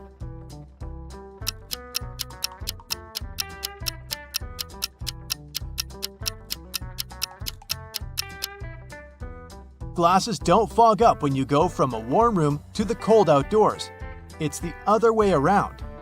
Michael Winston, who dislikes modern art, rushed into the city gallery and caused millions of dollars worth of damage to several paintings. Yet, the manager of the gallery thanked Mr. Winston for his actions. How come?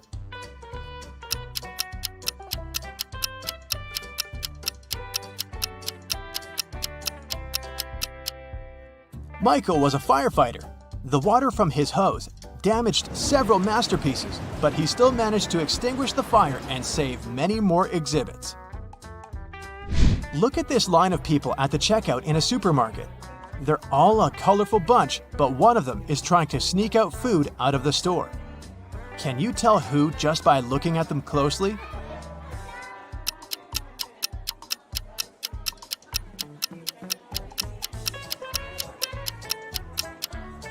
You might have thought it was the pregnant woman because of the fake tummy, but look! She's wearing comfy sneakers without shoelaces so that she could slip them on easily. The guy in a baggy hoodie sure looks suspicious, but it's not food he's hiding inside his pockets. It's a kitten. And the real culprit is the guy behind him. Look at his sleeves. One of his arms looks way bigger than the other. He must be hiding something in there. A man dressed in black from head to toe was walking in the middle of the road. All of a sudden, a huge black car with its headlights off came around the corner and screeched to a halt, not to hit him. How on earth did the driver of the car see the man in black?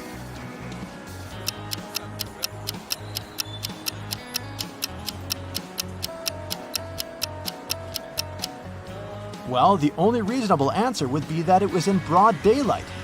Nobody said it was nighttime after all. 3 college friends met after a summer break and were sharing stories about their vacation. Lily described how she and her boyfriend had gone to Paris and seen the city from the top of the Eiffel Tower. Dylan told his friends that he had traveled to Africa with his parents. But on their last day, there was a massive volcanic eruption, and it didn't spoil their vacation only because they flew home that day. And Ellie said that she had visited her uncle in Texas and learned how to ride a horse. One of the stories was fake though. Which one?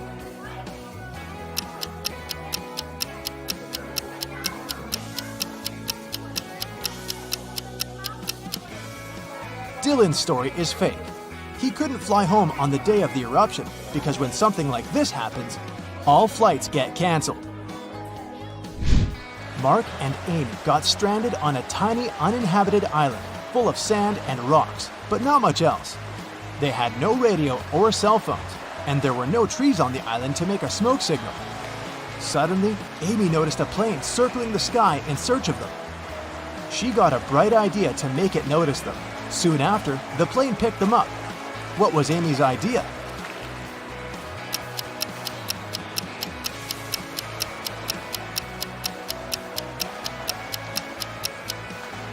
She suggested using rocks to spell out SOS on the sand.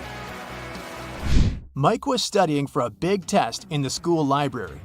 It was already late when he finished up and suddenly heard someone shouting for help. The voice was coming from behind a locked classroom door. Mike rushed there and opened it. Inside, there was his classmate, Brad. He told Mike that he'd gone to grab a bite in the cafeteria, only to find it was closed that day. Suddenly, he blacked out. And the next thing he knew, he was locked in the classroom. Mike promised to find out who had done this. By morning, Mike had 4 suspects in mind. When school started, he interrogated them. Matthew told him he'd been doing his homework in a classroom. Emily said that she'd been with Matthew, but later she'd gone home. Olivia claimed that she'd been having lunch in the cafeteria, and Chris explained that he'd been sick that day. It took Mike no time to figure out who was guilty.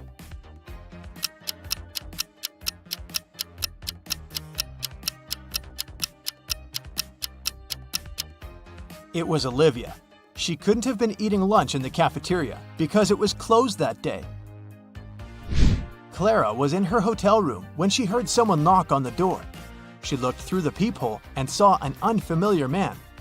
He said, "Hi, I'm the hotel manager. Sorry to bother you, but our database has crashed.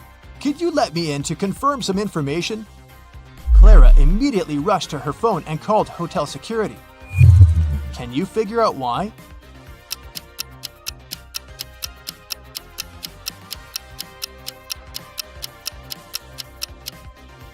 The badge on the man's chest says Chloe Smith, and that's a female name. She knew the man was a fake manager. Emma's mother asked the girl to go to the supermarket and gave her a shopping list and a bank card. But in case Emma forgot the card's PIN, her mom also gave her a little clue. When Emma was already at the checkout, she took the clue out of her pocket and immediately recalled the code. Can you say what number it was if the clue was a sheet of paper with a fly, a cat, a girl, and a snake drawn on it?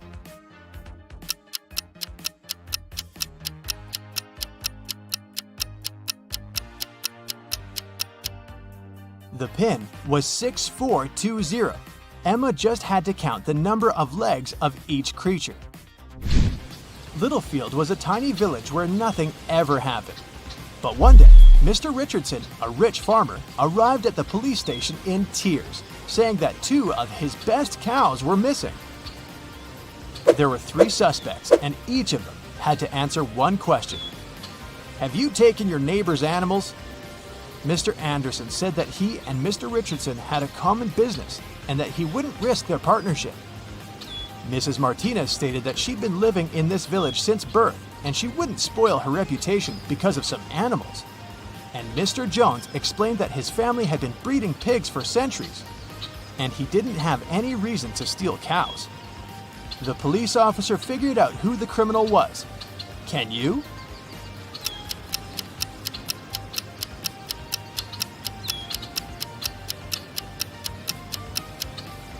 The thief is Mr. Jones. How did he know that it was cows that were stolen? Nobody had told him the animal species. A woman was having breakfast at a nice restaurant. At one moment, she noticed a fly in her coffee. She was indignant and made the waiter bring her another cup. After he returned with a new cup of coffee, she shouted, "What's with this service in this place? You've just brought me the same cup of coffee." How did she understand it?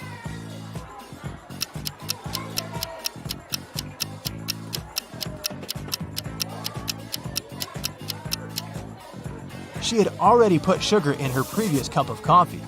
When she tried the new one, it was sweet. There's a barrel of water in the yard. You look inside and see that it's more than half full, but your friend argues that it's less than half full. How to figure out who's right without using any measuring tools or removing water from the barrel?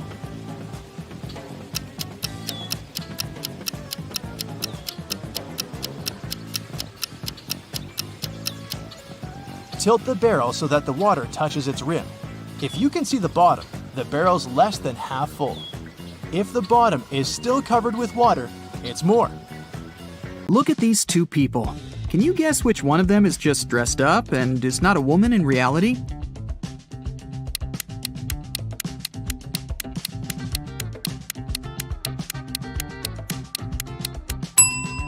It's this one here, the one in the pink dress. Look closer. She's blonde, but has dark hair on her arms. Also, you can see some naturally dark hair slipping under the wig. Okay, let's try to find some more imposters. There are 2 pregnant women. Can you tell which one isn't really pregnant?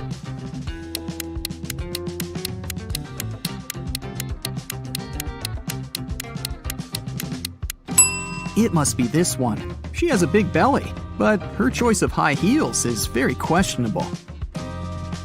Look at these 2. One of them is a mummy that escaped from ancient Egypt. Don't ask me how. It doesn't really matter. Just find the mummy. What's your choice?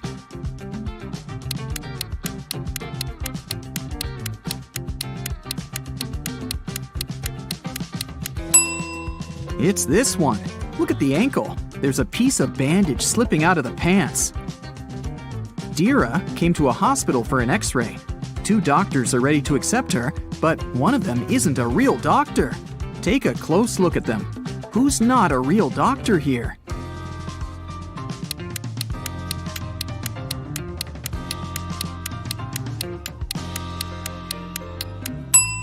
It's this man here.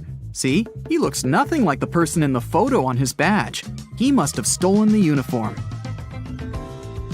Mrs. Cook left for a business trip, and 3 of her daughters stayed at home by themselves. When Mrs. Cook returned the next day, she found her car crashed. Obviously, one of her daughters had taken it and had crashed it by accident, but none of the 3 took the blame. Sage said that she hadn't left the house. Leora said that her friend had picked her up for school that day. Amaya said that she had taken the bus. Who crashed the car?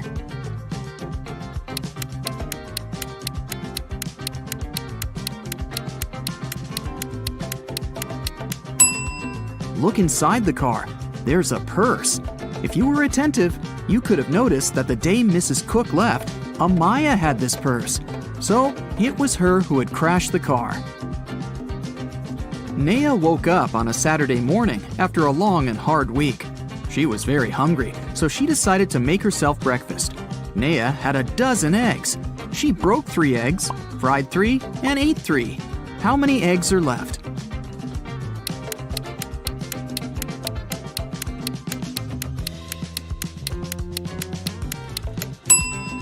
There are 9 eggs left. Naya broke, fried, and ate the exact same 3 eggs. Esme was walking through the forest and got lost. After hours of wandering around, she found a witch's house. She walked in, pet a cat, and asked the witch to take her home. The witch was making a new potion and asked Esme to give her a plant from the shelf. Esme walked there, but there were 5 of them. "Which one?" she asked. Not the one right in the middle, and not the smallest one. Also, don't take the one that's next to the pink flower.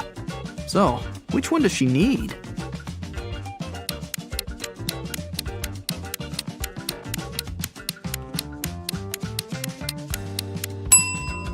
That's the one on the very left then, or the pink flower itself. But in that case, wouldn't the witch just say so? Probably. She seems satisfied, so Esme is going back home this time. Mova was in a local park and noticed a purse. Someone must have forgotten it, so she took it to Lost and Found. They accepted it and said they would give it back to the owner. At the end of the day, 3 women came in and demanded the purse back, each stating that the purse belonged to them. Take a look inside the purse and decide to whom it really belongs.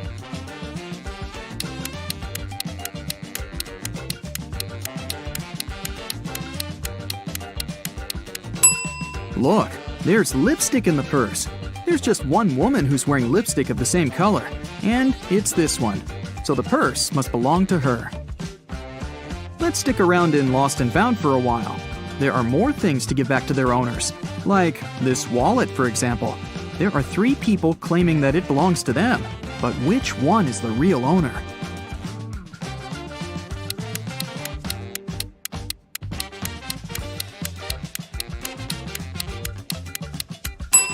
Look, there's an ID card.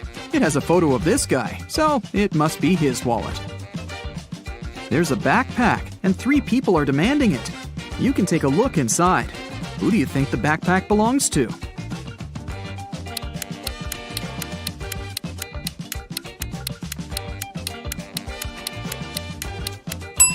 There's a jacket that matches this girl's trainers perfectly. It must belong to her. Can you pick the owner of this purse out of these 3 people?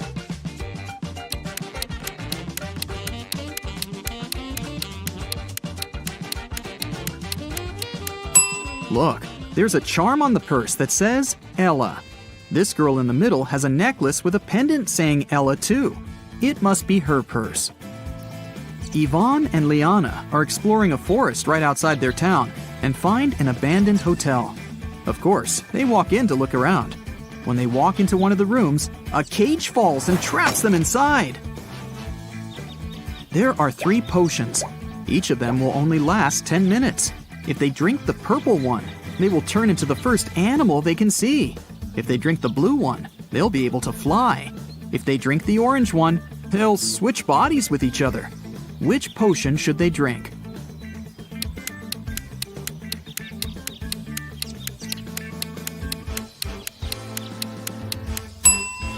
Look, There's a little mouse in the room. If they drink the purple potion, they can turn into a mouse and will be small enough to escape through the cage. What they do afterward is another matter. Inez was studying in a boarding school. She often stayed in the library till late because, well, she didn't want to spend time with her roommates. One day, she found a dungeon. Of course, she walked in to see what was there. She found a pile of old books and a journal filled with weird symbols. Can you help her decode the name of the person this journal belongs to?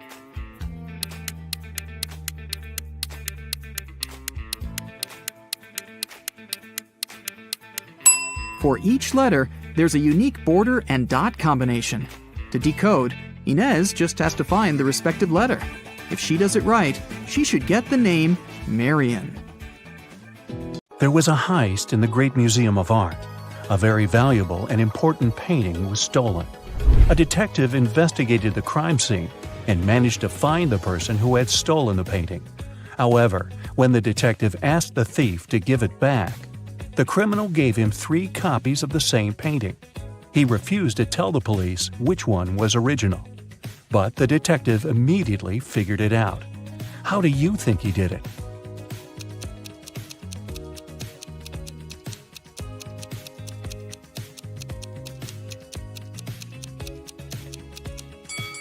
Do you see that each painting has a different frame? But only one of them is similar to the frames of other paintings in the museum. And since this museum is known to use the same style of frames, this one is the original painting.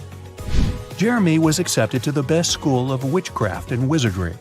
One of the classes he had to take was about transforming into animals. 3 professors taught that class, and each of them specialized in transforming into one certain animal. Can you tell which professor turns into what kind of animal?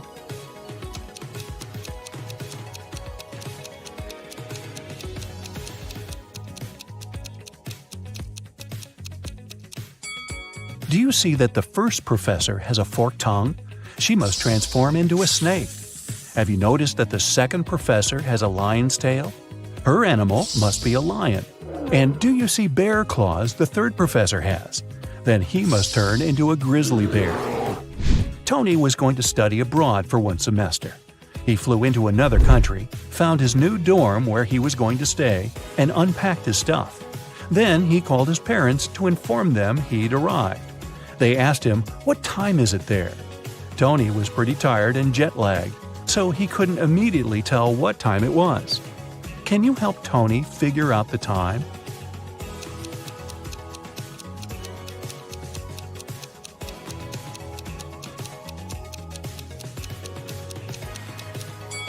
Look, the Eiffel Tower and Sydney Opera House views are just posters, but you can actually see Mount Fuji through the window. So, Tony is in Tokyo, and it's 8:45 there. Carly, Zoe woke up one day and found themselves in a weird place that looked like a jail. Which of them will be able to escape?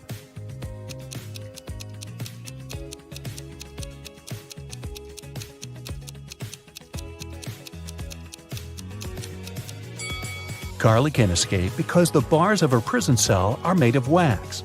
She'll be able to use the candle on the floor behind her back to melt them. Zoe can also escape. Do you see several rats in the corner that are munching on the bars? It's because the bars of the girl's cell are made of salted breadsticks, and she can eat them and escape. Isabella was a princess and the heir to the throne. One day, an evil witch lured her into an enchanted forest so that she could take over the kingdom. Isabella got lost, but fortunately, she had a magic pendant. The king's magician gave it to her some time ago, claiming it would help her find her way back if she ever got lost. She used the pendant, and 3 spirit animals appeared. The first spirit animal was an owl. The second one was a butterfly, and the third spirit animal was a hawk. Only one of them knew the way back to the castle. But if Isabella chose to follow the wrong animal, she would find herself even further away from her kingdom. Which spirit animal should she follow?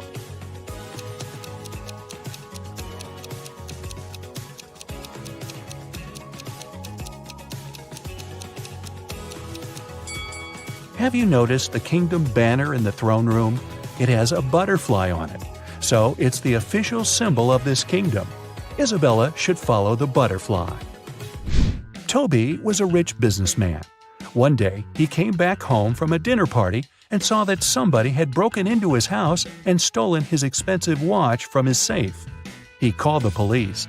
They investigated the crime scene and found 3 suspects. Gordon said that at that time, he'd been at home trying to make his teenage kids go to bed. Danny said he'd spent the whole night at a party with his friends. And Matt claimed that he'd been at a movie theater watching a new superhero movie between 12 and 2 a.m. The police immediately realized who'd broken into Toby's house and stolen the watch. Have you figured it out?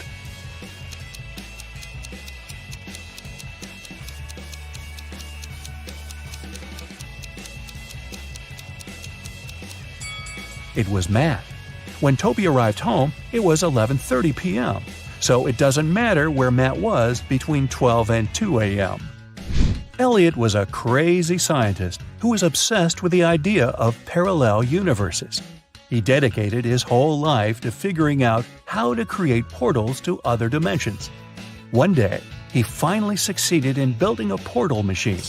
When he tried to test it, 3 portals appeared in front of him. And then the machine just blew up. And since he had meddled with the laws of physics, the universe where he lived started to collapse. The scientist had to choose one of the portals to escape through, and fast. The first portal opened to the universe in which Elliot was a supervillain. The second portal opened in the world in which the man was a ruthless king. The third portal opened on the planet where Elliot was an underwater creature. Which portal should he choose?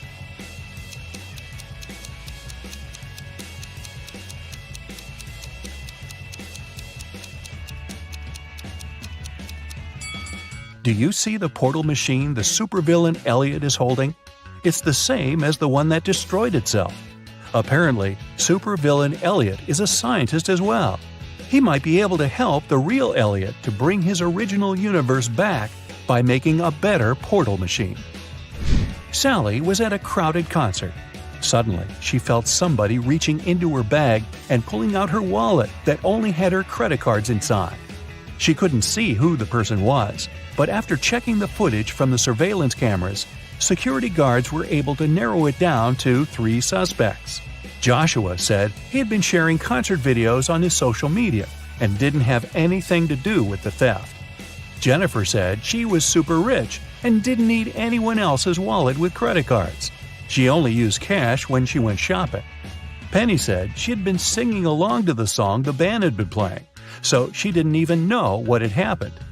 The security guards immediately figured out who the thief was. Who stole Sally's wallet?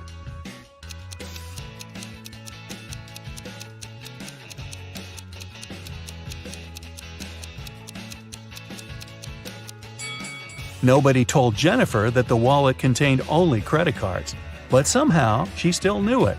She must have stolen it. Mary found a new job in another city, so she had to move. The realtor found 3 options for Mary to choose from and took her to see each of them. First, she brought Mary to apartment number 1, which was located downtown. Second, she took the woman to apartment number 2, which was within walking distance of a subway station. After that, she took Mary to apartment number 3, which was next to a grocery store. Which apartment should Mary choose?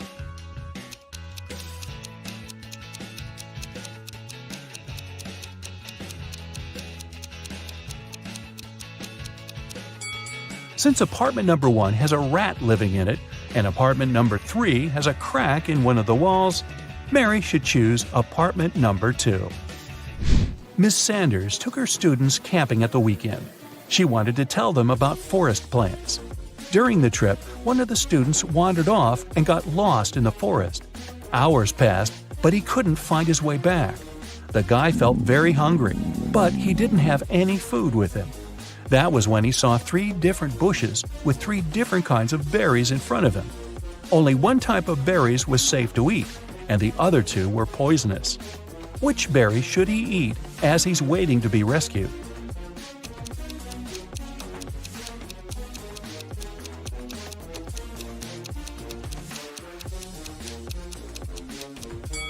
Remember the poster that was in the classroom? It stated that these two kinds of berries were poisonous, so only these ones are safe to eat. Sandy was driving across the country to visit her family. She was tired of being on the road and wanted to take a break.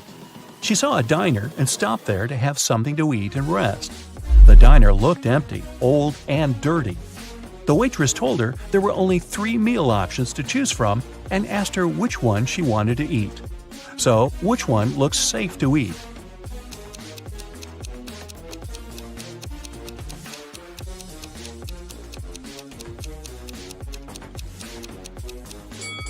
Do you see the fumes coming from the first meal? They're green. That can't be a good sign. And the third meal has a little bug on it. Yikes! So Sandy should eat the second meal and get the heck out of there. Audrey won the Best Actress Award at a film festival. But when she left the stage and went to give an interview to the reporters, her award was stolen. A police officer arrived and found 3 suspects. The first suspect was Grace, a cleaning lady. She said she had been taking selfies with her favorite celebrities backstage and didn't have anything to do with the award. The second suspect was Gabrielle, a reporter. She said she had stolen the award because she had been with other reporters waiting for her turn to ask Audrey some questions. The third suspect was Catherine, an actress. She said she was not the one who had stolen the award because she'd been among guests watching the show. Besides, she already won the Best Actress Award last year. The police officer knew who was lying. And you?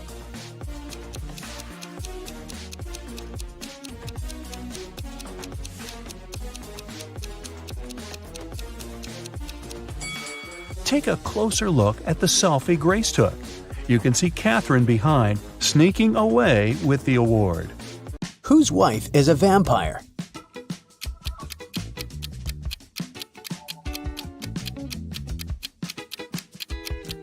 This guy's wife is a vampire because she only came to the party after sunset. Whose husband is a werewolf?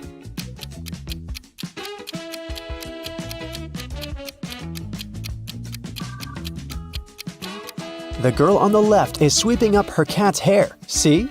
There's a cat in the background. Meanwhile, there are scratches on the floor and walls in the house of the girl on the right. And this shoe has a torn front. Her husband must be a werewolf. Whose wife is actually a ghost?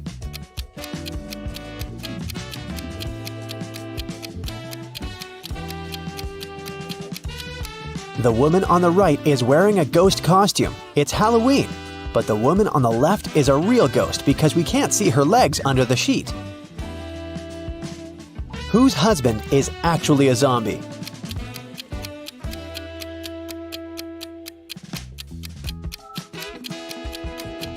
The man on the left is just sick.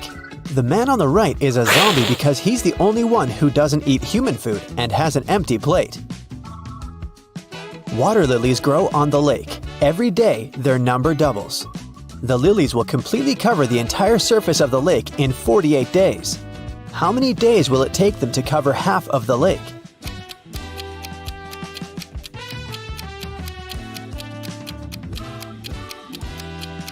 47 days. You see, every day the number of the water lilies doubles. On day 48, the lake will be completely covered with lilies. It means that on day 47, there will be twice as few lilies as on day 48. Jack noticed that someone regularly ruins his lawn. He decided to install a hidden camera and figure out who approached his house most often. After 4 days, he decided to check the footage and immediately realized who the culprit was. Can you guess who it is?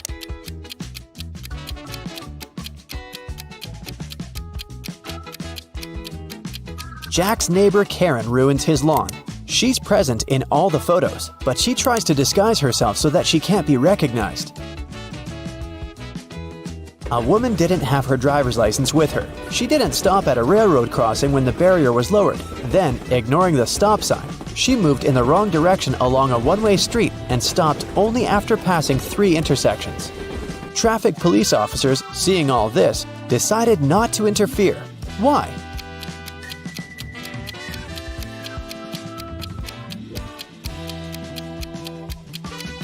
The woman first traveled by train and then walked.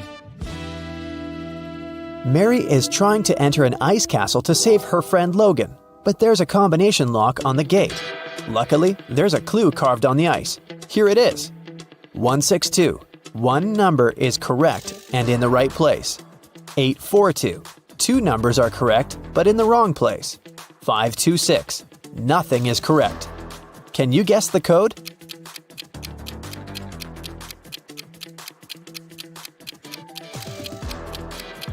The passcode is 184. First, we exclude 2 and 6, since in 526, no number is correct. In 842, two numbers are correct, so two of the numbers we need are 8 and 4. The last number must be 1, and since 1 is in its place, we can easily figure out where 8 and 4 must go. Mary opens the gate and enters the castle. She walks down an icy corridor and comes across 3 doors. There's a severe snowstorm behind the first door. In the second room, there's a dangerous snow dragon. And behind the third door, there's a lake covered with a layer of dark blue ice. Which door should Mary choose?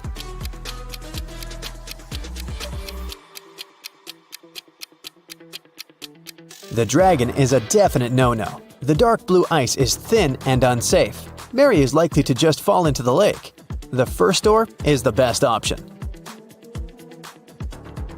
Mary crosses the room and finds herself in a long corridor. The Ice Queen's monsters start chasing her. The girl runs down the hallway and sees another 3 doors made of clear ice. There's a magical snow parrot in the first room.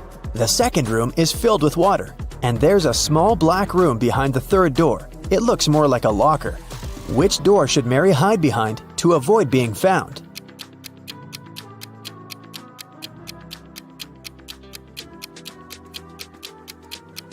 The Ice Queen's parrot behind the first door will scream when it sees Mary. The third door is a bad option because the doors are made of clear ice, so the monsters will spot her immediately. The second door is the best option. Mary swims away and finds herself in a big hall. She sees Logan, and they're about to run away together when the Ice Queen captures them in a cage. There are 3 levers next to the cage, and the Ice Queen gives Mary these hints. The first lever is going to open the cage, but they'll fall into a freezing cold underground lake. The second lever will open all the cages in the castle and release all the monsters that are inside. The third lever will open the cage, but only one person will be able to get out. What should the guys do?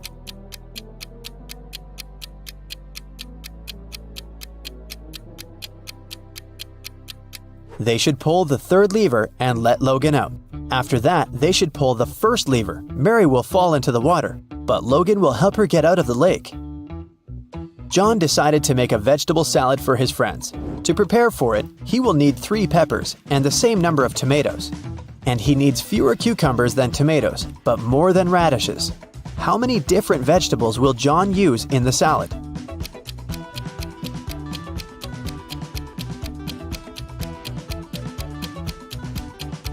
.3 peppers, 3 tomatoes, 2 cucumbers, and 1 radish. A professor went to have his lunch break, leaving 3 students in the lecture hall. When he returned, he realized that an answer sheet for an important exam had disappeared from his desk. He questioned the students. Kyle said, 10 minutes after you'd left, my mom called me and asked me to meet with her near the college building. When I returned, the sheet was already gone. Brian said, No one called Kyle. He took something from your desk and left. And Ryan said, Brian is telling the truth. When we realized that it was an answer sheet, we ran after him outside, but he had already left. Who should the professor believe?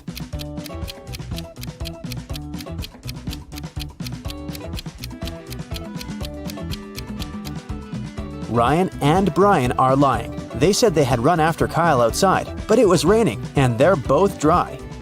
Betty is a famous artist and blogger with more than 1 million subscribers. She has recently hired an agent to sell her works. The agent created an online shop with Betty's exclusive paintings. One day, Betty woke up and saw that most of her followers recently unsubscribed. Can you guess what happened?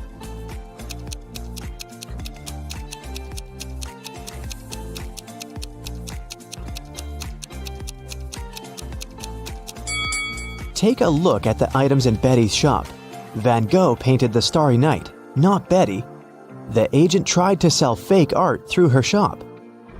The next day, Betty visited her favorite cafe. She made an order and went to the ladies' room to wash her hands. She found this beautiful ancient necklace. 3 people approached her to claim the jewelry. Helen said, "This piece belonged to my grandmother. Emeralds fit our green eyes perfectly. Give it back." Fiona said, "My necklace used to have a weak lock. It must have been broken when I was combing my hair." Julia said, "Hey, it's mine. I lost this necklace in the ladies' room." Who should Betty give the necklace to?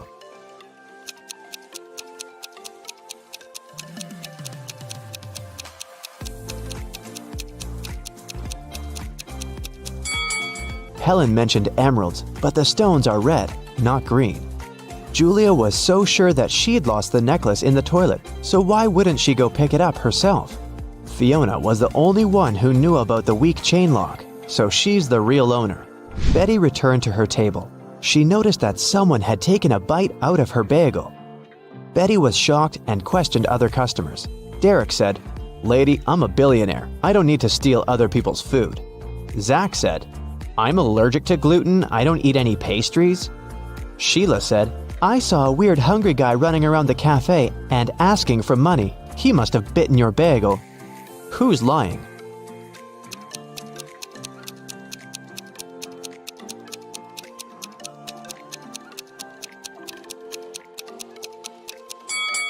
Zach. If he doesn't eat any pastries, why did he order pancakes? Fiona wanted to thank Betty for the necklace, so she bought her lunch. The women sat down together and began to talk. Betty asked Fiona about her job. Instead of answering, Fiona showed her family tree. Can you help Betty figure this out?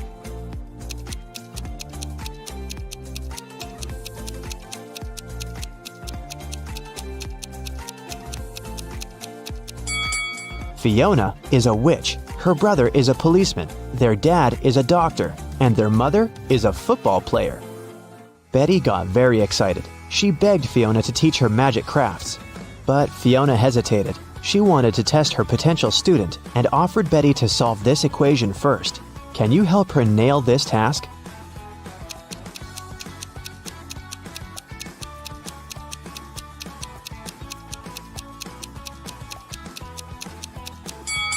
Many people fail to solve this equation because they don't pay attention to details. In this puzzle, every emoji, including the witch, wand, and the broom, symbolize different values.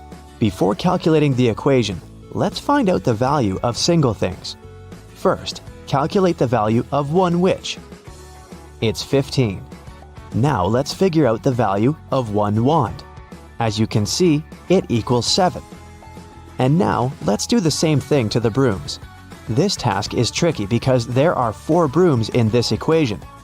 So, if 4 brooms are worth 12, then 1 broom will cost 3. Now let's take a look at the final line. The witch doesn't carry around any broom or wand. Therefore, the value of an empty-handed witch is 5. And now, we're ready to solve the equation. And the correct answer is 73. Great job! Betty gave the right answer, and Fiona took her home. There's a beautiful garden maze on Fiona's land. She teleported Betty to the center of the maze and gave her this map. Betty must find a black cat. Otherwise, she's gonna stay in this trap forever. Can you help Betty out?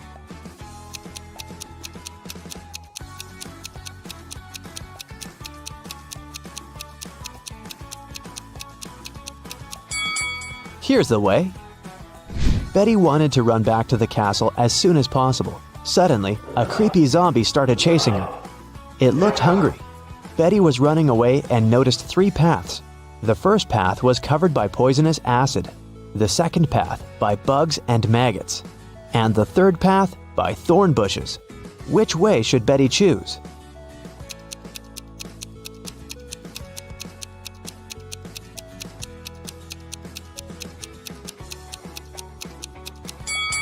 Betty should choose the second path. Bugs and maggots are gross, but they're harmless. Fiona asked Betty to serve dinner for a witch party in her castle. Can you count how many witches have arrived at this event?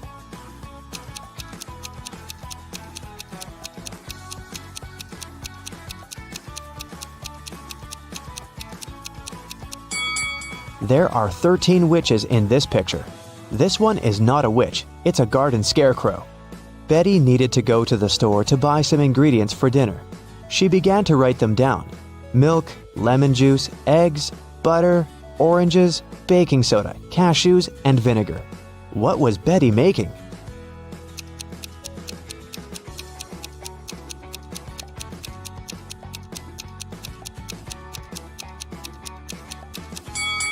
Have you guessed? Betty was making a shopping list. Betty served the witches the first meal. Can you guess what exactly?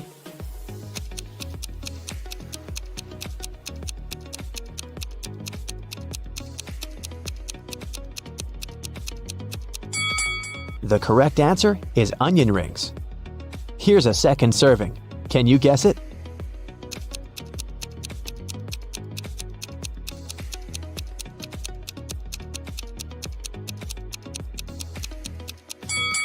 It's blueberry. What about this dish? What do you say?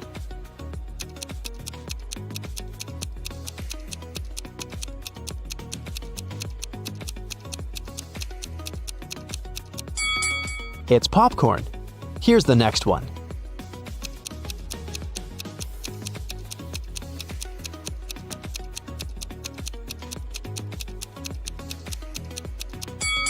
Did you get it right? It's a strawberry milkshake. Fiona asked Betty to bring dried flowers to cook a love potion. Fiona stores all ingredients in her warehouse, but as soon as Betty entered the warehouse, the door locked behind her back. Betty searched this area and found some old furniture and an antique mirror. Suddenly, she noticed 3 doors, but there was a dangerous monster behind each door. The first monster can turn any living being into stone. The second one is very angry and strong. And the third monster has venomous teeth. Can you help Betty choose the right door?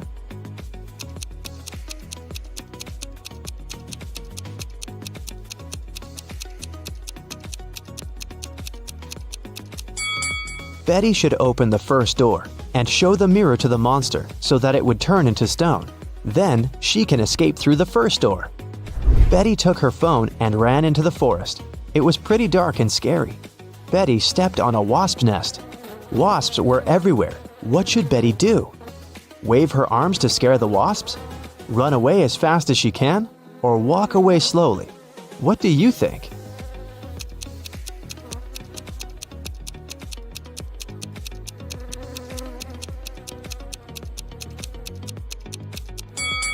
The safest choice is to walk slowly. Waving hands and running is too dangerous. The wasps will get angry and sting her. Betty has returned to the party, but when she saw the crowd of witches by the fire, she got scared and ran away. Why?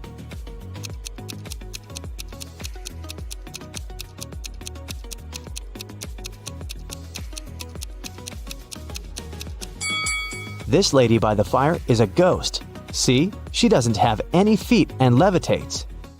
Betty decided to hide in the castle. She wanted to call the police, but she couldn't find her phone.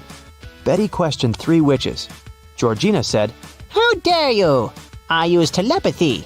Phones and gadgets are for losers. Lillian said, I was outdoors singing with other witches. I didn't see or hear anything weird. and Nina said, I don't need to steal honey.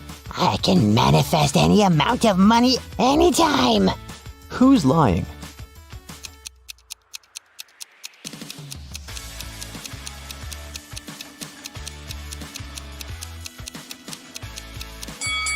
Georgina, take a look at her ears. She's wearing earphones, but she said she didn't use any gadgets. Fiona got very angry when she found out that Betty had interrogated her dearest friends. Betty apologized. Fiona said, Okay, I'll let you stay, but you must answer 3 questions. Here's the first one. I've been here for 1,000,000 years, but I'm never more than a month old. What am I?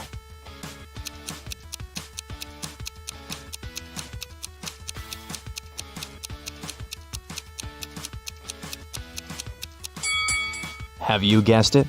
The correct answer is the moon. Here's Fiona's second question. I build castles and I tear down mountains. I make some people blind, but I help others see. What am I?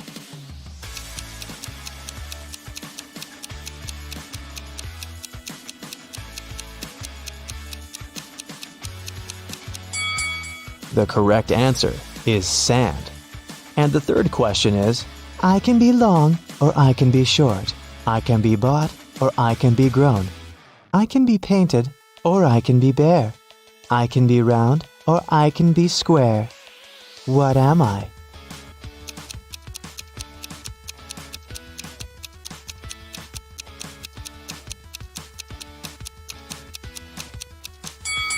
And the answer is fingernails. The party was still on. Fiona went upstairs to change her dress. In 5 minutes, Betty heard a scream from Fiona's bedroom and found her unconscious on the floor. Betty asked one question to 4 suspects. What have you been doing for the last 5 minutes? Jenny was roasting marshmallows by the fire. Gemma said, I've spent the last 30 minutes in the pool. Sarah said, My frog Fluffy ran away to the garden. I've been looking everywhere. but unfortunately I couldn't find it. And Nancy was flying on her broom around the house and filming the party on her phone. Who's lying?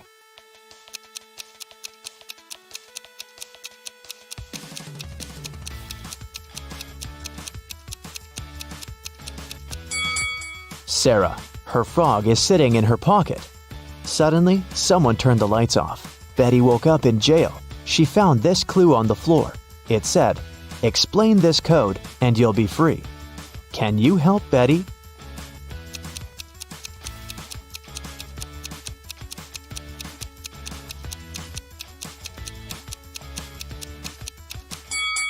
Here's the answer. Betty was running through Fiona's basement and noticed 2 more prisoners. She figured out that one of them was planning to escape. Can you guess who?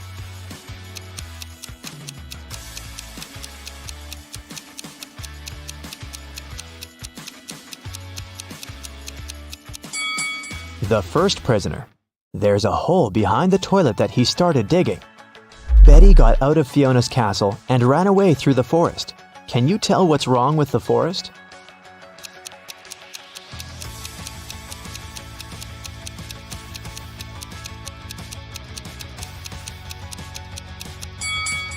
Look at the trees. They all cast shadows, but the big oak tree's shadow is in the wrong direction. Who is wanted?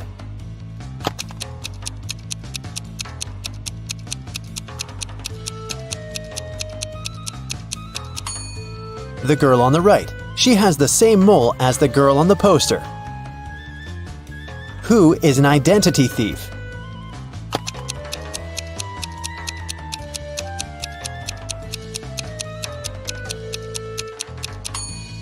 It's the man on the right. His real ID is sticking out of his backpack, which means he must be showing a fake ID. Who is an imposter?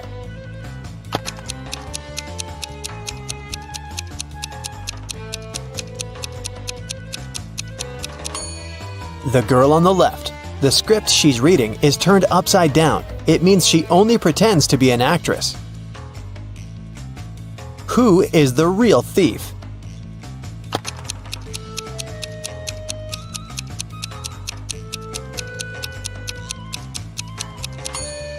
Both of these men are thieves. While one man is distracting the girl, the other is preparing to steal her phone.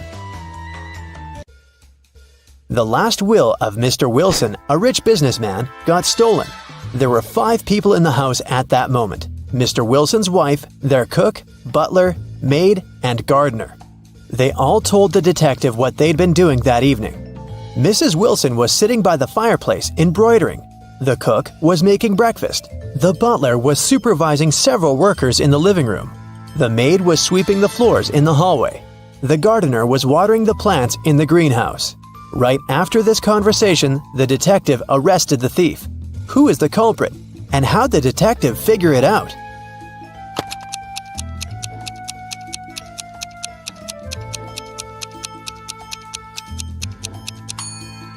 The cook is the thief.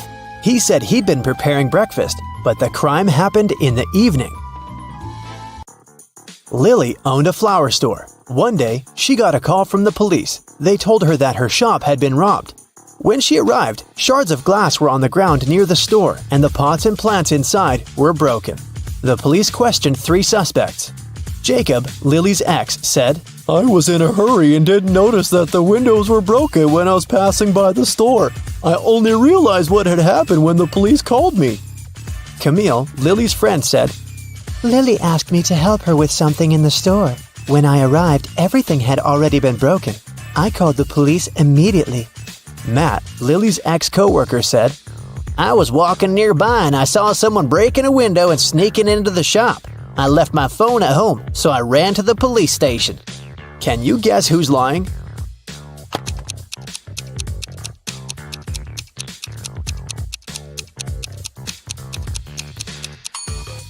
Matt is lying. Shards of glass were laying on the ground, which meant that the criminal had to break the window from the inside. Let's take a little break. Now, you need to think fast. Mary's mom has 4 daughters. One daughter is called April, the second is named May, and the third daughter is June. What's the fourth daughter's name?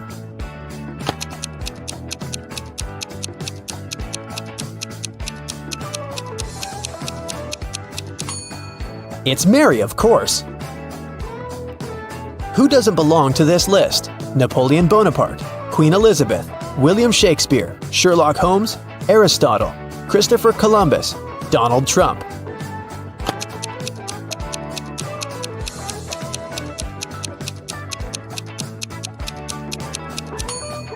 Sherlock Holmes. He's the only fictional character on the list. 8 girls are in the house and each of them is busy with something. The first one is cooking dinner. The second one is lighting the fireplace. The third girl is playing chess. The fourth one is reading a book. The fifth girl is drawing a picture. The sixth is cleaning up the house. The seventh girl is watering the plants. What is the 8th girl doing?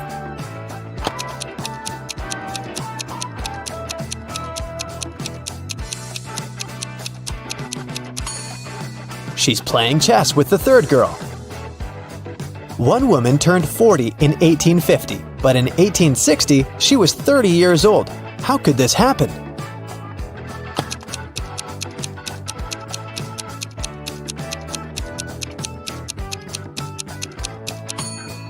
This could only happen if 1860 was earlier than 1850, which means that the woman turned 40 in 1850 BCE and 30 in 1860 BCE. An artist was walking in the park when it suddenly started raining. He had neither a hat nor an umbrella to cover his head. He also couldn't hide under a tree because the downpour was too heavy, and still, not a single hair on his head got wet. How can that happen?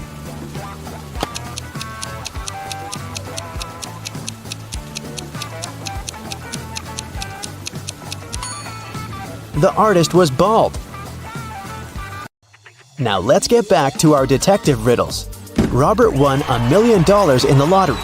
He decided not to tell anyone about this, including his wife. At home, he put his money in a safe hidden behind a painting. The next day, the money disappeared. The police invited all the suspects for questioning.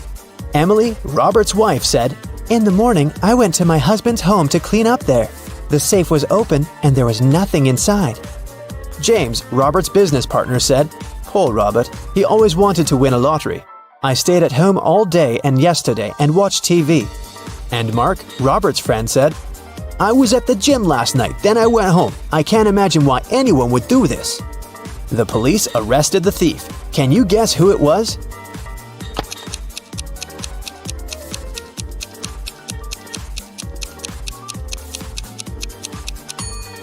Robert's business partner did this. Robert didn't tell anyone that he'd won the lottery. His wife noticed an empty safe when she entered the office, but she didn't know what was inside. Marina was participating in a figure skating championship. She was a very strong competitor, and many people believed she could win. When the time for a warm-up ran out, all the participants started preparing for the performance. Marina was the first. She was amazing, but suddenly she tripped, fell down, and broke her leg, which made her unable to continue. The investigation revealed that someone had ruined her skates. The police interviewed 3 suspects. Anna said, I didn't do anything, but I saw Jacqueline and Kate walking into the locker room before Marina's performance. They're the ones who ruined her skates. Jacqueline said, Yes, I indeed went into the locker room to take my things, but I didn't see Kate there. And Kate said, Yeah, that's because I've been practicing in the gym until it was my turn. Besides, Anna is lying. I saw her in the locker room. Can you guess who's lying?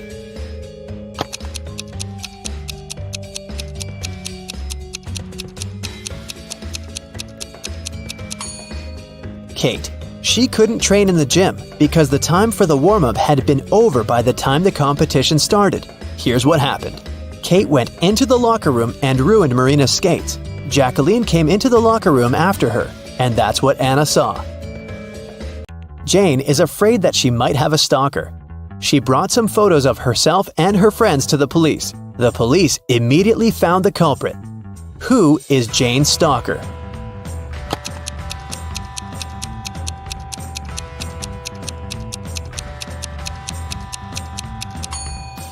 Jane's friend Mike. He's the only one who is present in all the photos, and sometimes he even tries to conceal his identity. The investigation didn't have enough evidence to prove the suspect was guilty. Detective Reed decided to investigate their house, hoping to find some clues, and he actually did find something. He discovered a secret room. However, it had a combination lock and the word idea written above it. Do you have any idea what the code might be?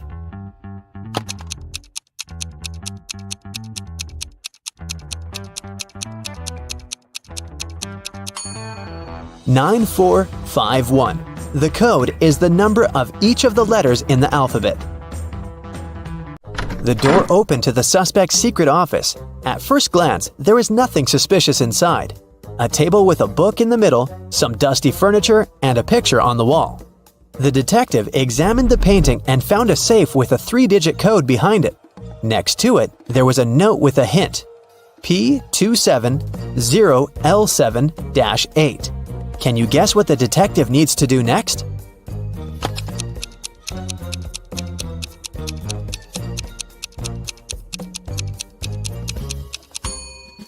The detective realized that the note meant page 270, lines 7 to 8. He should check out the book on the table. The detective found the necessary lines on page 270. They read, "After wandering through the desert for 4 days and 3 nights, I came across a couple of travelers. They fed me and gave me one of their camels." This is a clue that can help crack the code to the safe. What is it?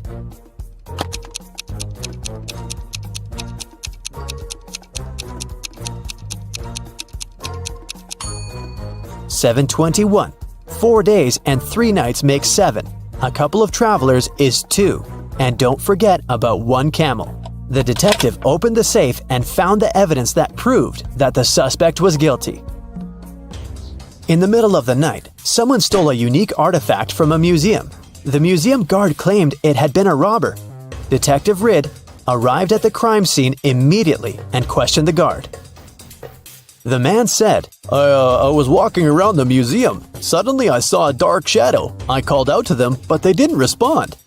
But Detective Ridd noticed that something was wrong with this story. Can you guess what it is?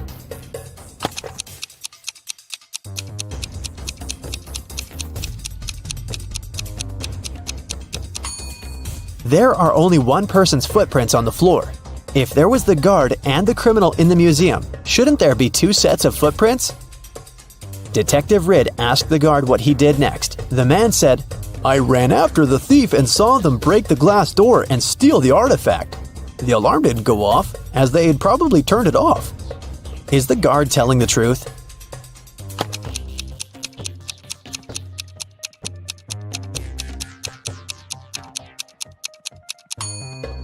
The door is indeed broken, but it's also open. It can only be opened with a key. It looks like someone opened the door to prevent the alarm from going off, and then broke the glass to hide the traces. The detective asked the man what had happened next. The guard said, "I ran up to the criminal and tried to stop them, but they sprayed something in my eyes, and I lost consciousness. When I woke up, I immediately called the police." Is he telling the truth?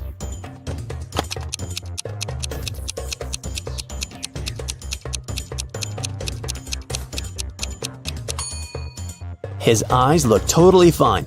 The robbery happened just a few hours ago. If the guard was telling the truth, his eyes would at least look red. He must be lying. The guard turned out to be the thief and was arrested.